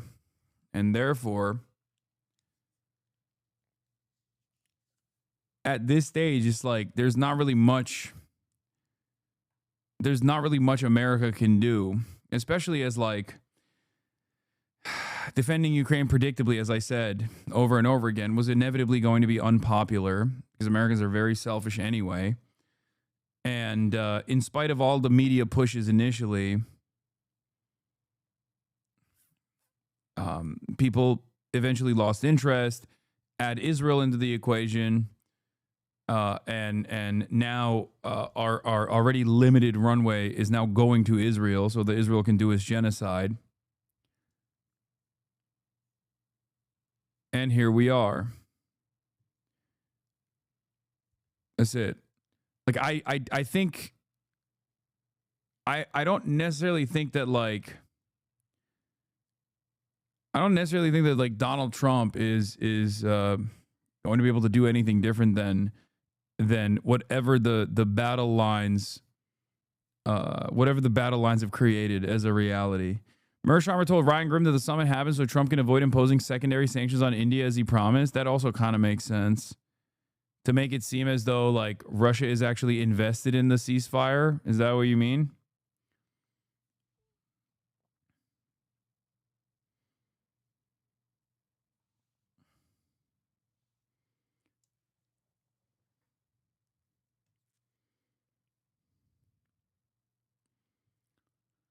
Originally, the proxy war scenario was to make Ukraine into 80s Afghanistan situation for the Russian army. Then it morphed into making Ukraine a South Korea type frozen situation. America failed in both. Yes, I see that.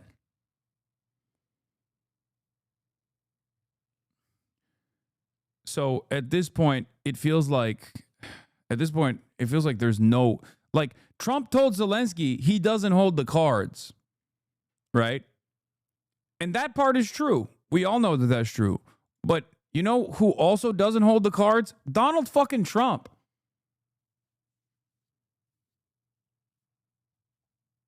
That's it. It turns out America also doesn't hold the cards because guess what? Putin invaded Ukraine, fought against all of the Western weapons that were sent into the country in the hands of the Ukrainians, and was able to successfully push 20% into Ukrainian territory. 20% of Ukrainian territory is now annexed by Russia. Their positions have hardened. They're pushing even further. And it's just going to, I guess, end when Russia chooses to end it. Like, what more could you do? You hit the mother of all sanctions. I guess, like I said, the only thing you could do is sanction secondary markets, which would cook the energy markets for Europe. And also push away an important ally against China, which is India.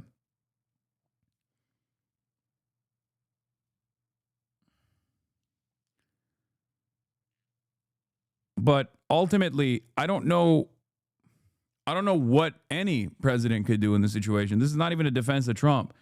I don't know what any American president could do in this situation right now, I mean.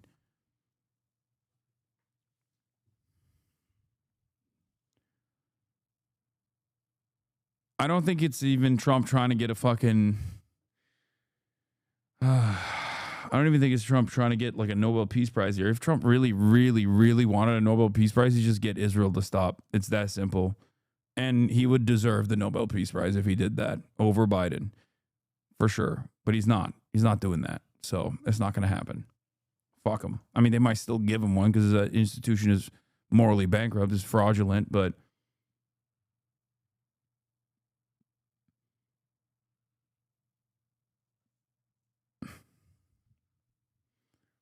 I just assume when I see the situation in Ukraine, I look at it and I'm like, I don't even know what more America could do at this point.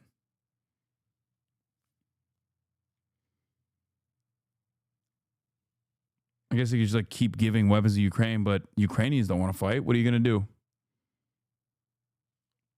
I guess arming the Ukrainians that do want to continue fighting is one thing.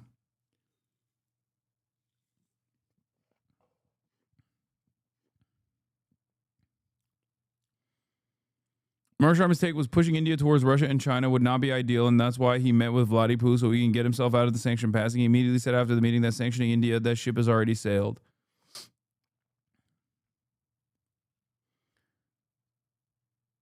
Yeah. Now either Ukraine pulls a Vietnam or the East is forever gone. No, there is no Ukraine pulling a Vietnam, dude. What are you talking about? Ukraine already had a reverse Vietnam situation. Like Vietnam was armed and trained and had a standing military and anti-aircraft weapons outside of the popular forces like the Viet Cong. Okay? They had that. And they succeeded. The terrain was different. It was a different set of circumstances.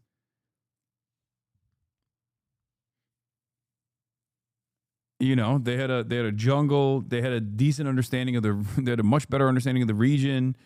They had a fucking a logistical supply chain that they could use to dupe American forces. It's already too late.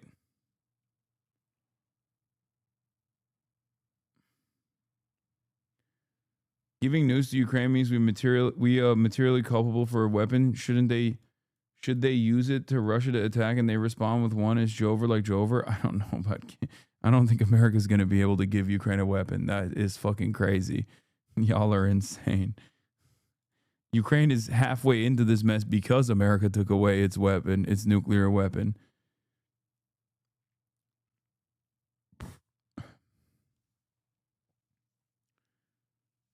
What if we give Ukraine only one single nuke? Okay. Trump's admiration for Putin is about his love of tough guys and ideological alignment around nationalism, but I'm coming to the realization it's also because Russia is just very big. Trump is a pre-kindergartner and sees lots of land on the map and believes this confers status. His mention of Russian landmass before, quite a few times actually, I think he views this as evidence of a cool and good country.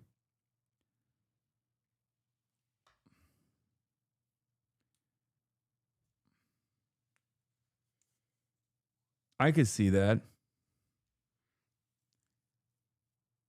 Trump is telling Zelensky to take a deal of giving over all of Donetsk in exchange for Russia freezing most of the front lines. Yeah, see, but like all of that is insane. There's no ceasefire. For all intents and purposes, this is an infinitely worse situation that is going to seemingly continue no matter what happens. That's why overwhelming majority of Ukrainians want a ceasefire negotiation, and also majority of Ukrainians believe it won't happen. U.S. President Donald Trump said on Saturday that Ukraine should make a deal to end the war with Russia because Russia is a very big power, and they're not, after a summit where Vladimir Putin was reported to have demanded more Ukrainian land. I think one of the funniest outcomes of this also is that this does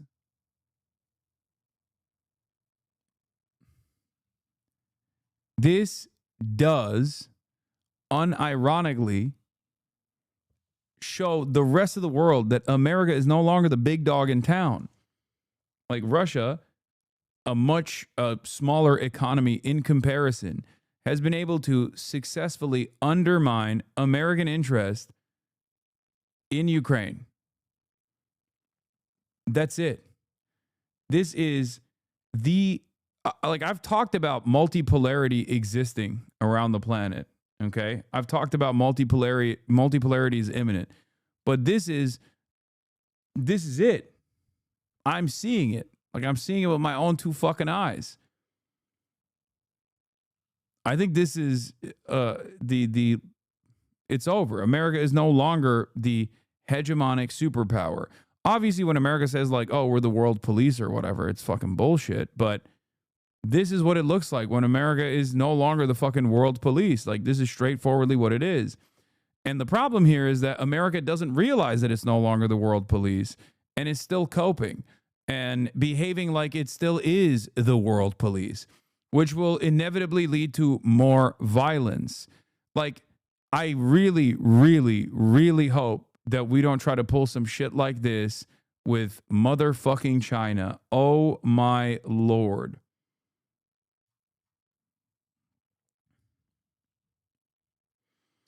I hear what you're saying, but this may be short-sighted. Putin has been doing this in the U.S. for decades at this point. No, never to this degree. Not even close. That's crazy. You can't use Georgia as an example. Doesn't come near what is going on right now. And you certainly can't use Crimea as an example. Once again, doesn't come near what has taken place. There's never been something like this. This is This harkens back to like Cold War era defeats. And even then, obviously America won the Cold War. Socialism, communism, all of that was lost in the process. The USSR dissolved. Especially in the post-Cold War era where America was a singular power, the singular force on the planet.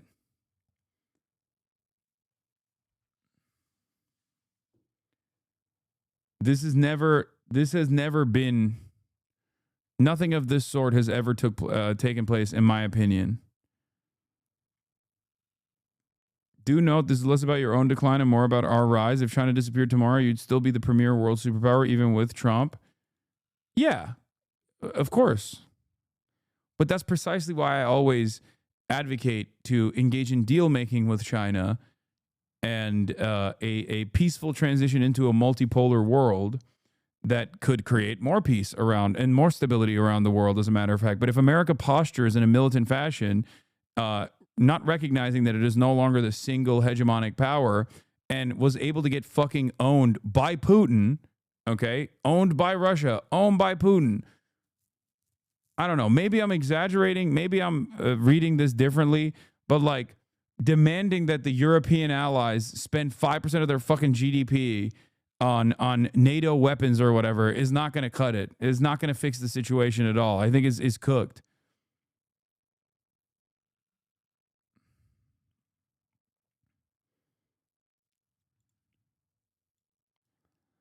Hey, Hasan, how serious are those American troops coming to Latin America? Should I get worried? I mean, yeah. Knowing the neocon hawks, this is unacceptable. I think Bolton types who are willing to relinquish NATO if it means a new Russian-Indian-American alliance, anti-democracy, pro-feudalist, monarchist, anti-Sino policy, you're out of your mind if you think neocons will ever give up NATO. Why would the neocons give up NATO? The neocons are never going to give up NATO. NATO is an incredibly important asset to American dominance. You're just basically dismantling the last remaining thing you have at your disposal to continue LARPing as though you're the fucking world police. It's just not going to happen. Complete insanity. Mr. Trump told European leaders that he believed a rapid peace deal could be negotiated if Mr. Zelensky agreed to give up the rest of the Donbass region to Russia, even those areas not occupied by Russian troops.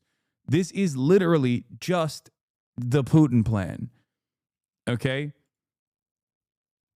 And it kind of feels like he's going to take it, either by way of further military incursion or through the fake ceasefire process. Scoop. Putin demanded Ukraine withdraw from eastern Donetsk region as a first step towards ending the war. 3 sources familiar with the matter told us. Trump relayed this to Zelensky and the European leaders in their call on Saturday. It's over. This is the L. Putin is literally, Putin came to America and said, hold this L to America.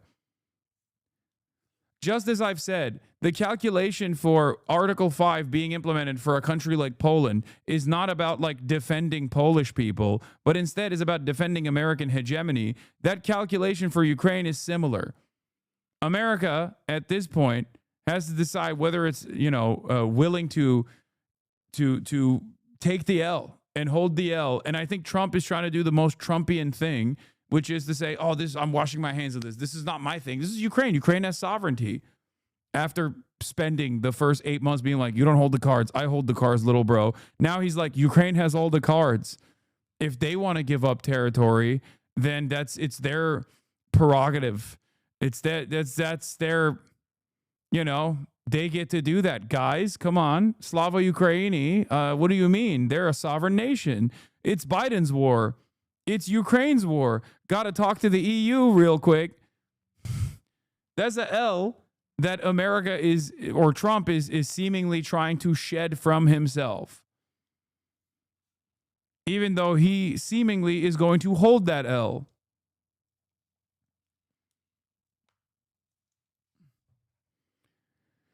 Oh. Trump relayed this to Zelensky and the European leaders on their call on Saturday.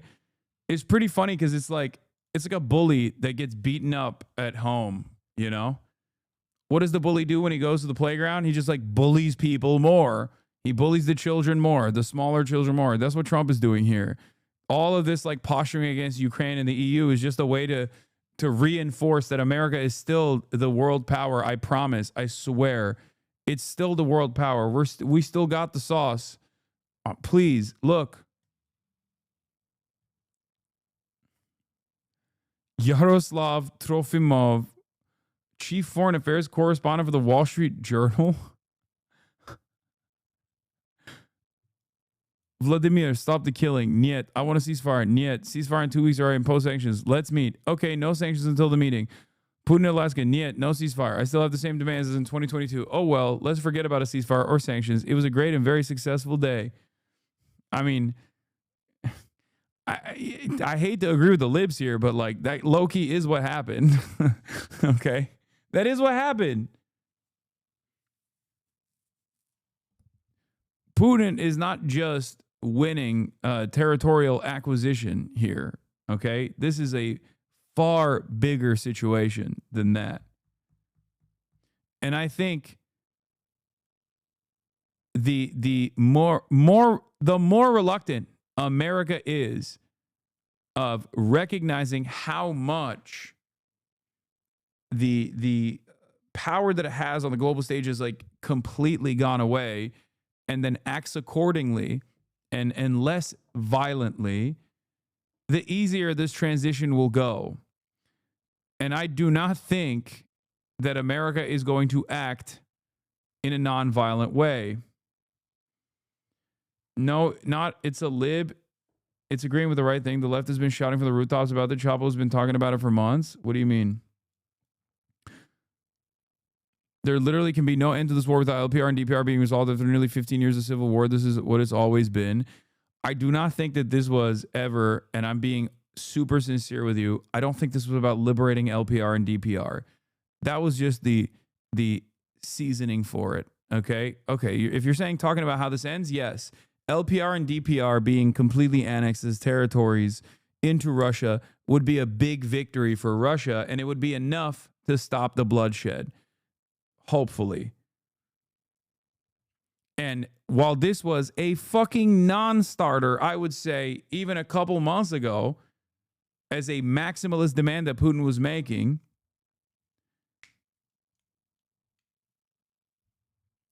right now, it seems like it's going to be the only game in town. Why? Because there's no other alternative.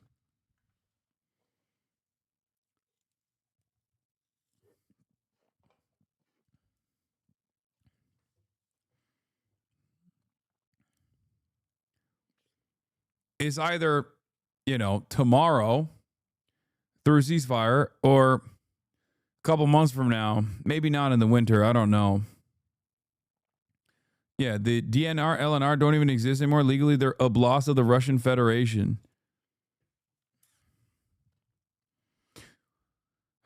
And before people say appeasement, you're doing appeasement. This is Neville Chamberlain. You are never Neville Chamberlain. Remember, 2022, appeasement looks fucking amazing as opposed to now, don't you think? Battle lines would have looked dramatically different if they were paused at that point.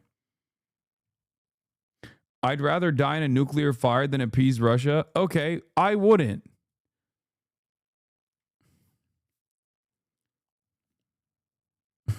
That's crazy. This would be significant. President Trump told European leaders that he was open to offering U.S. security guarantees to Ukraine, according to several European officials.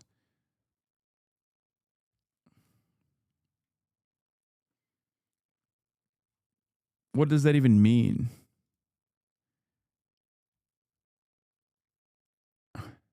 Trump tells Europeans he is open to U.S. security guarantees in Ukraine.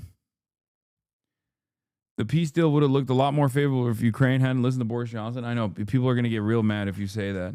They're going to turn around and act like, there wasn't a real deal then, and it was actually Zelensky's own L to want to continue the war at that point, and it wasn't actually Boris Johnson that convinced him.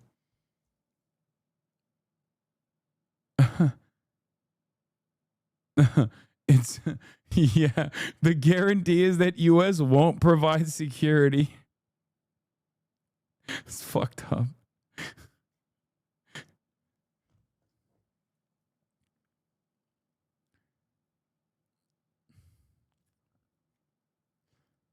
Yeah, we're going to do a security guarantee in Ukraine, as in we're going to invade Ukraine ourselves, actually. We're doing a collaborative project with the Russians.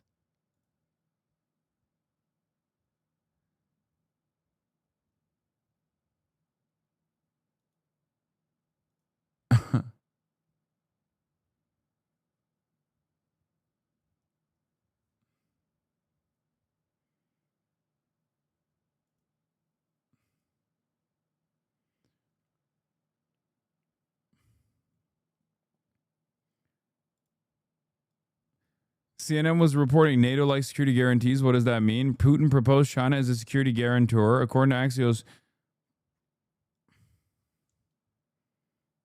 Oh. Interesting. Interesting. Who thought that would be the only pathway towards a just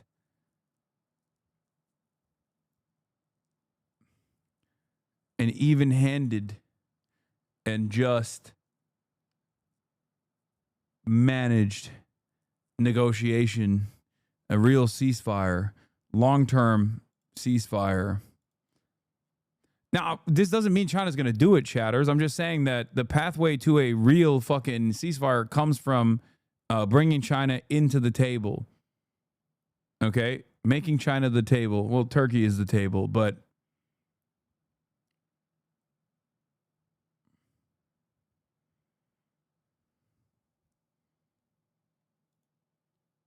yeah, Zelensky takes aim at China. Brazil push for peace in Ukraine.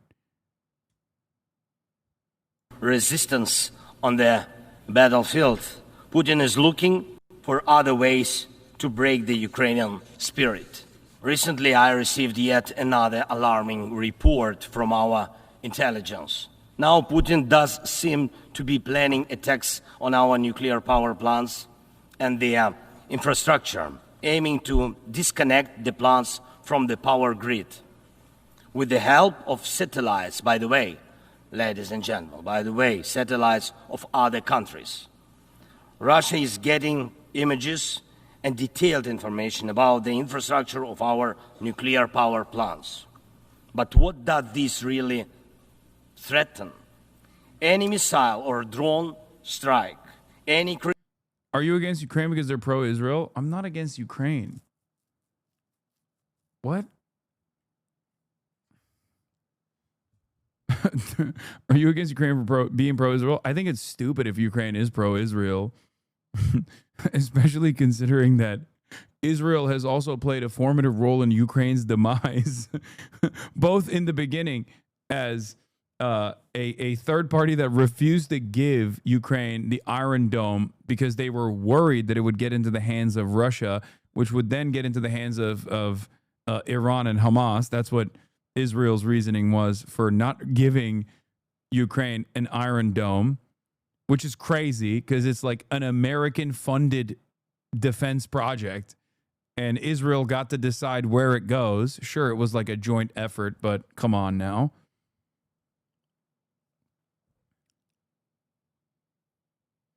Ukraine is 100% pro-Israel. How do you not know this?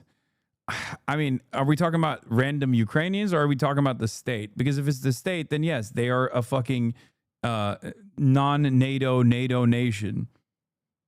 So they're just, yes, this is an American proxy, and therefore, of course, they're going to say that they're pro-Israel, even though they've also like voted against Israel every now and then. Yeah. Also, Russia is pro-Israel. Israel is the entry point for many Russian oligarchs to enter the international markets, to keep their banking in Israel. You know, their nice dual citizenship.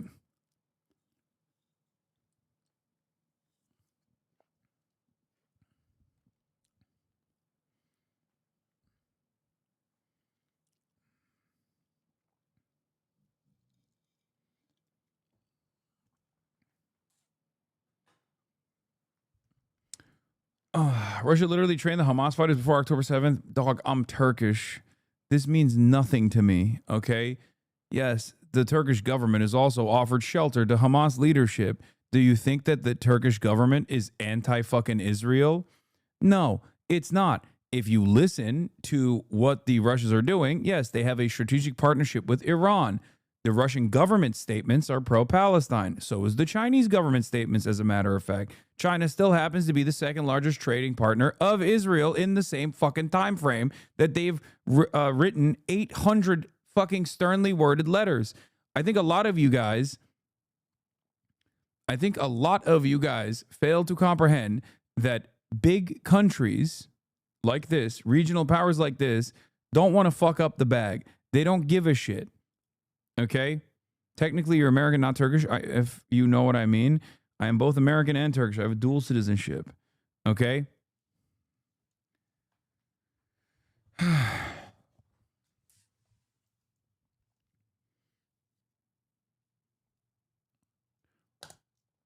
Yeah, but the Turkish government has to play the balancing game. They're a non-NATO nation, whereas Ukraine is a NATO non-NATO nation. They're a non-NATO nation. No, Turkey is a NATO nation through and through. Turkey has American nukes.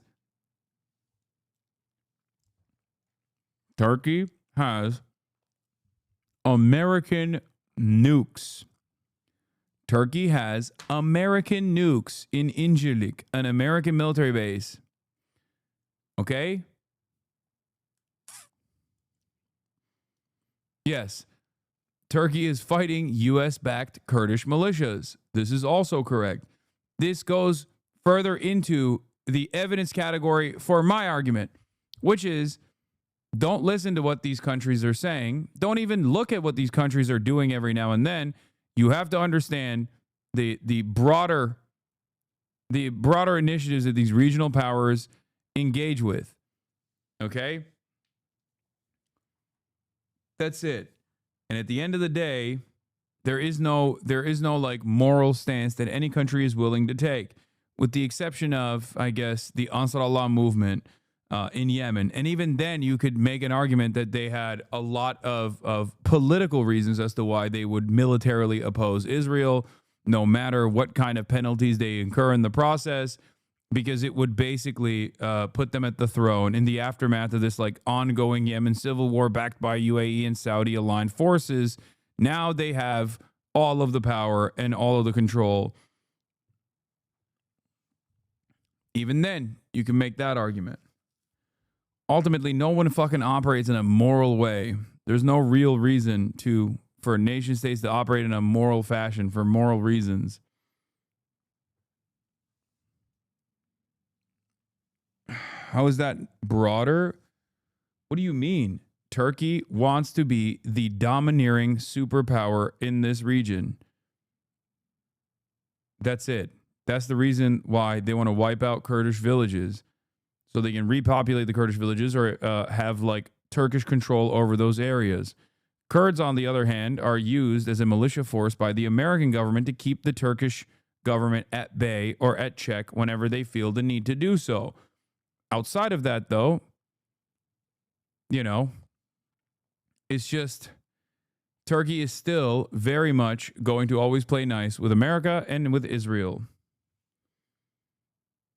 I don't know, you mentioned the Ansar Allah movement when talking about looking at it as a broader thing.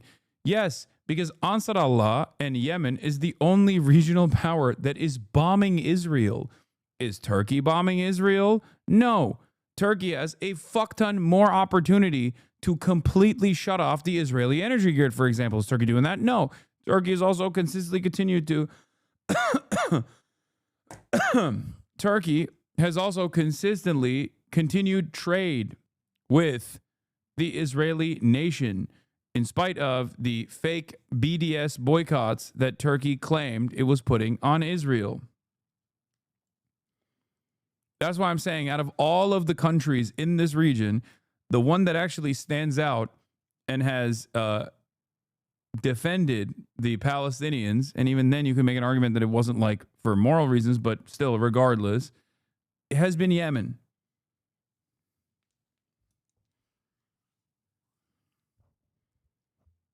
That's it.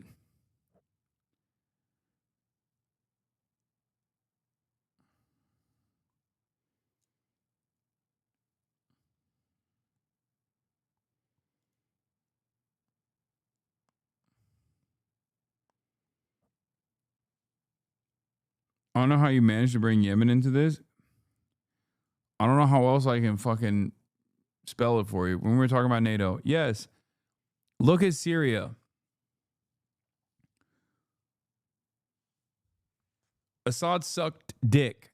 Having said that, even with the limited control Assad had and his violent ways, clearly it was a threat to Israel's ambitions in the region. Turkey played a formative role in taking out Assad. You're an Assadist, bro, lol. Come on, man. You've been in here for so long. Come on.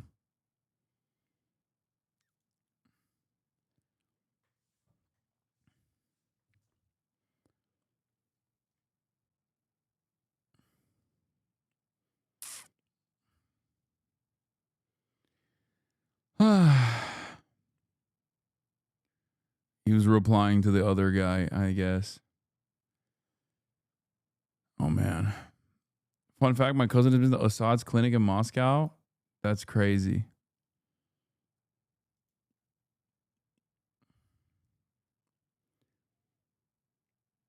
It's crazy that he's just like straight up.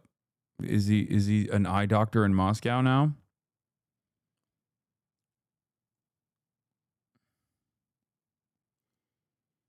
HasanAbi works for both Mossad and Hamas. Classic double agent. Ophthalmologist.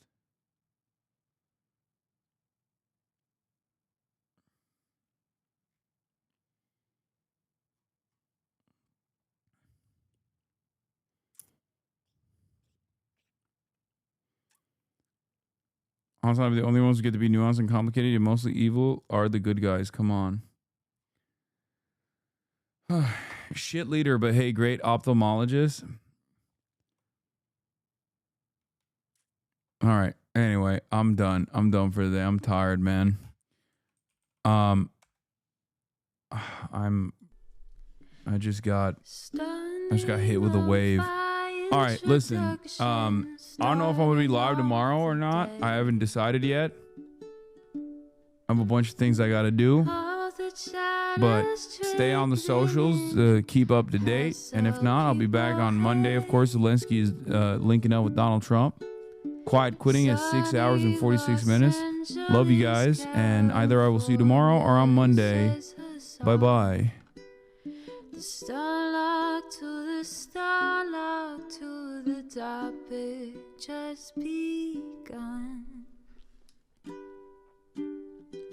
There he is again, Hasan is streaming,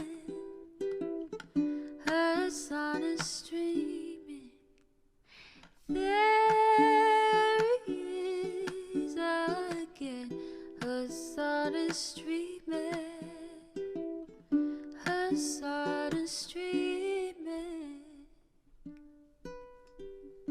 Reviewing the P.O. box, Uncle Uyghur's face. Sat in Discord at Chip Prop, great names take embrace. Tiny Bernie Sanders, LGBTQ Air Force. The whole left at your fingertips, Ane at your door. The H3 crowded debate, the Young Turks online show. 3 full fucking years of this, plenty more to go. 90-day fiance talks of champagne bourgeoisie. A Trump rally live reaction, a mass riot at DC. There he is again, Hasan is streaming, Hasan is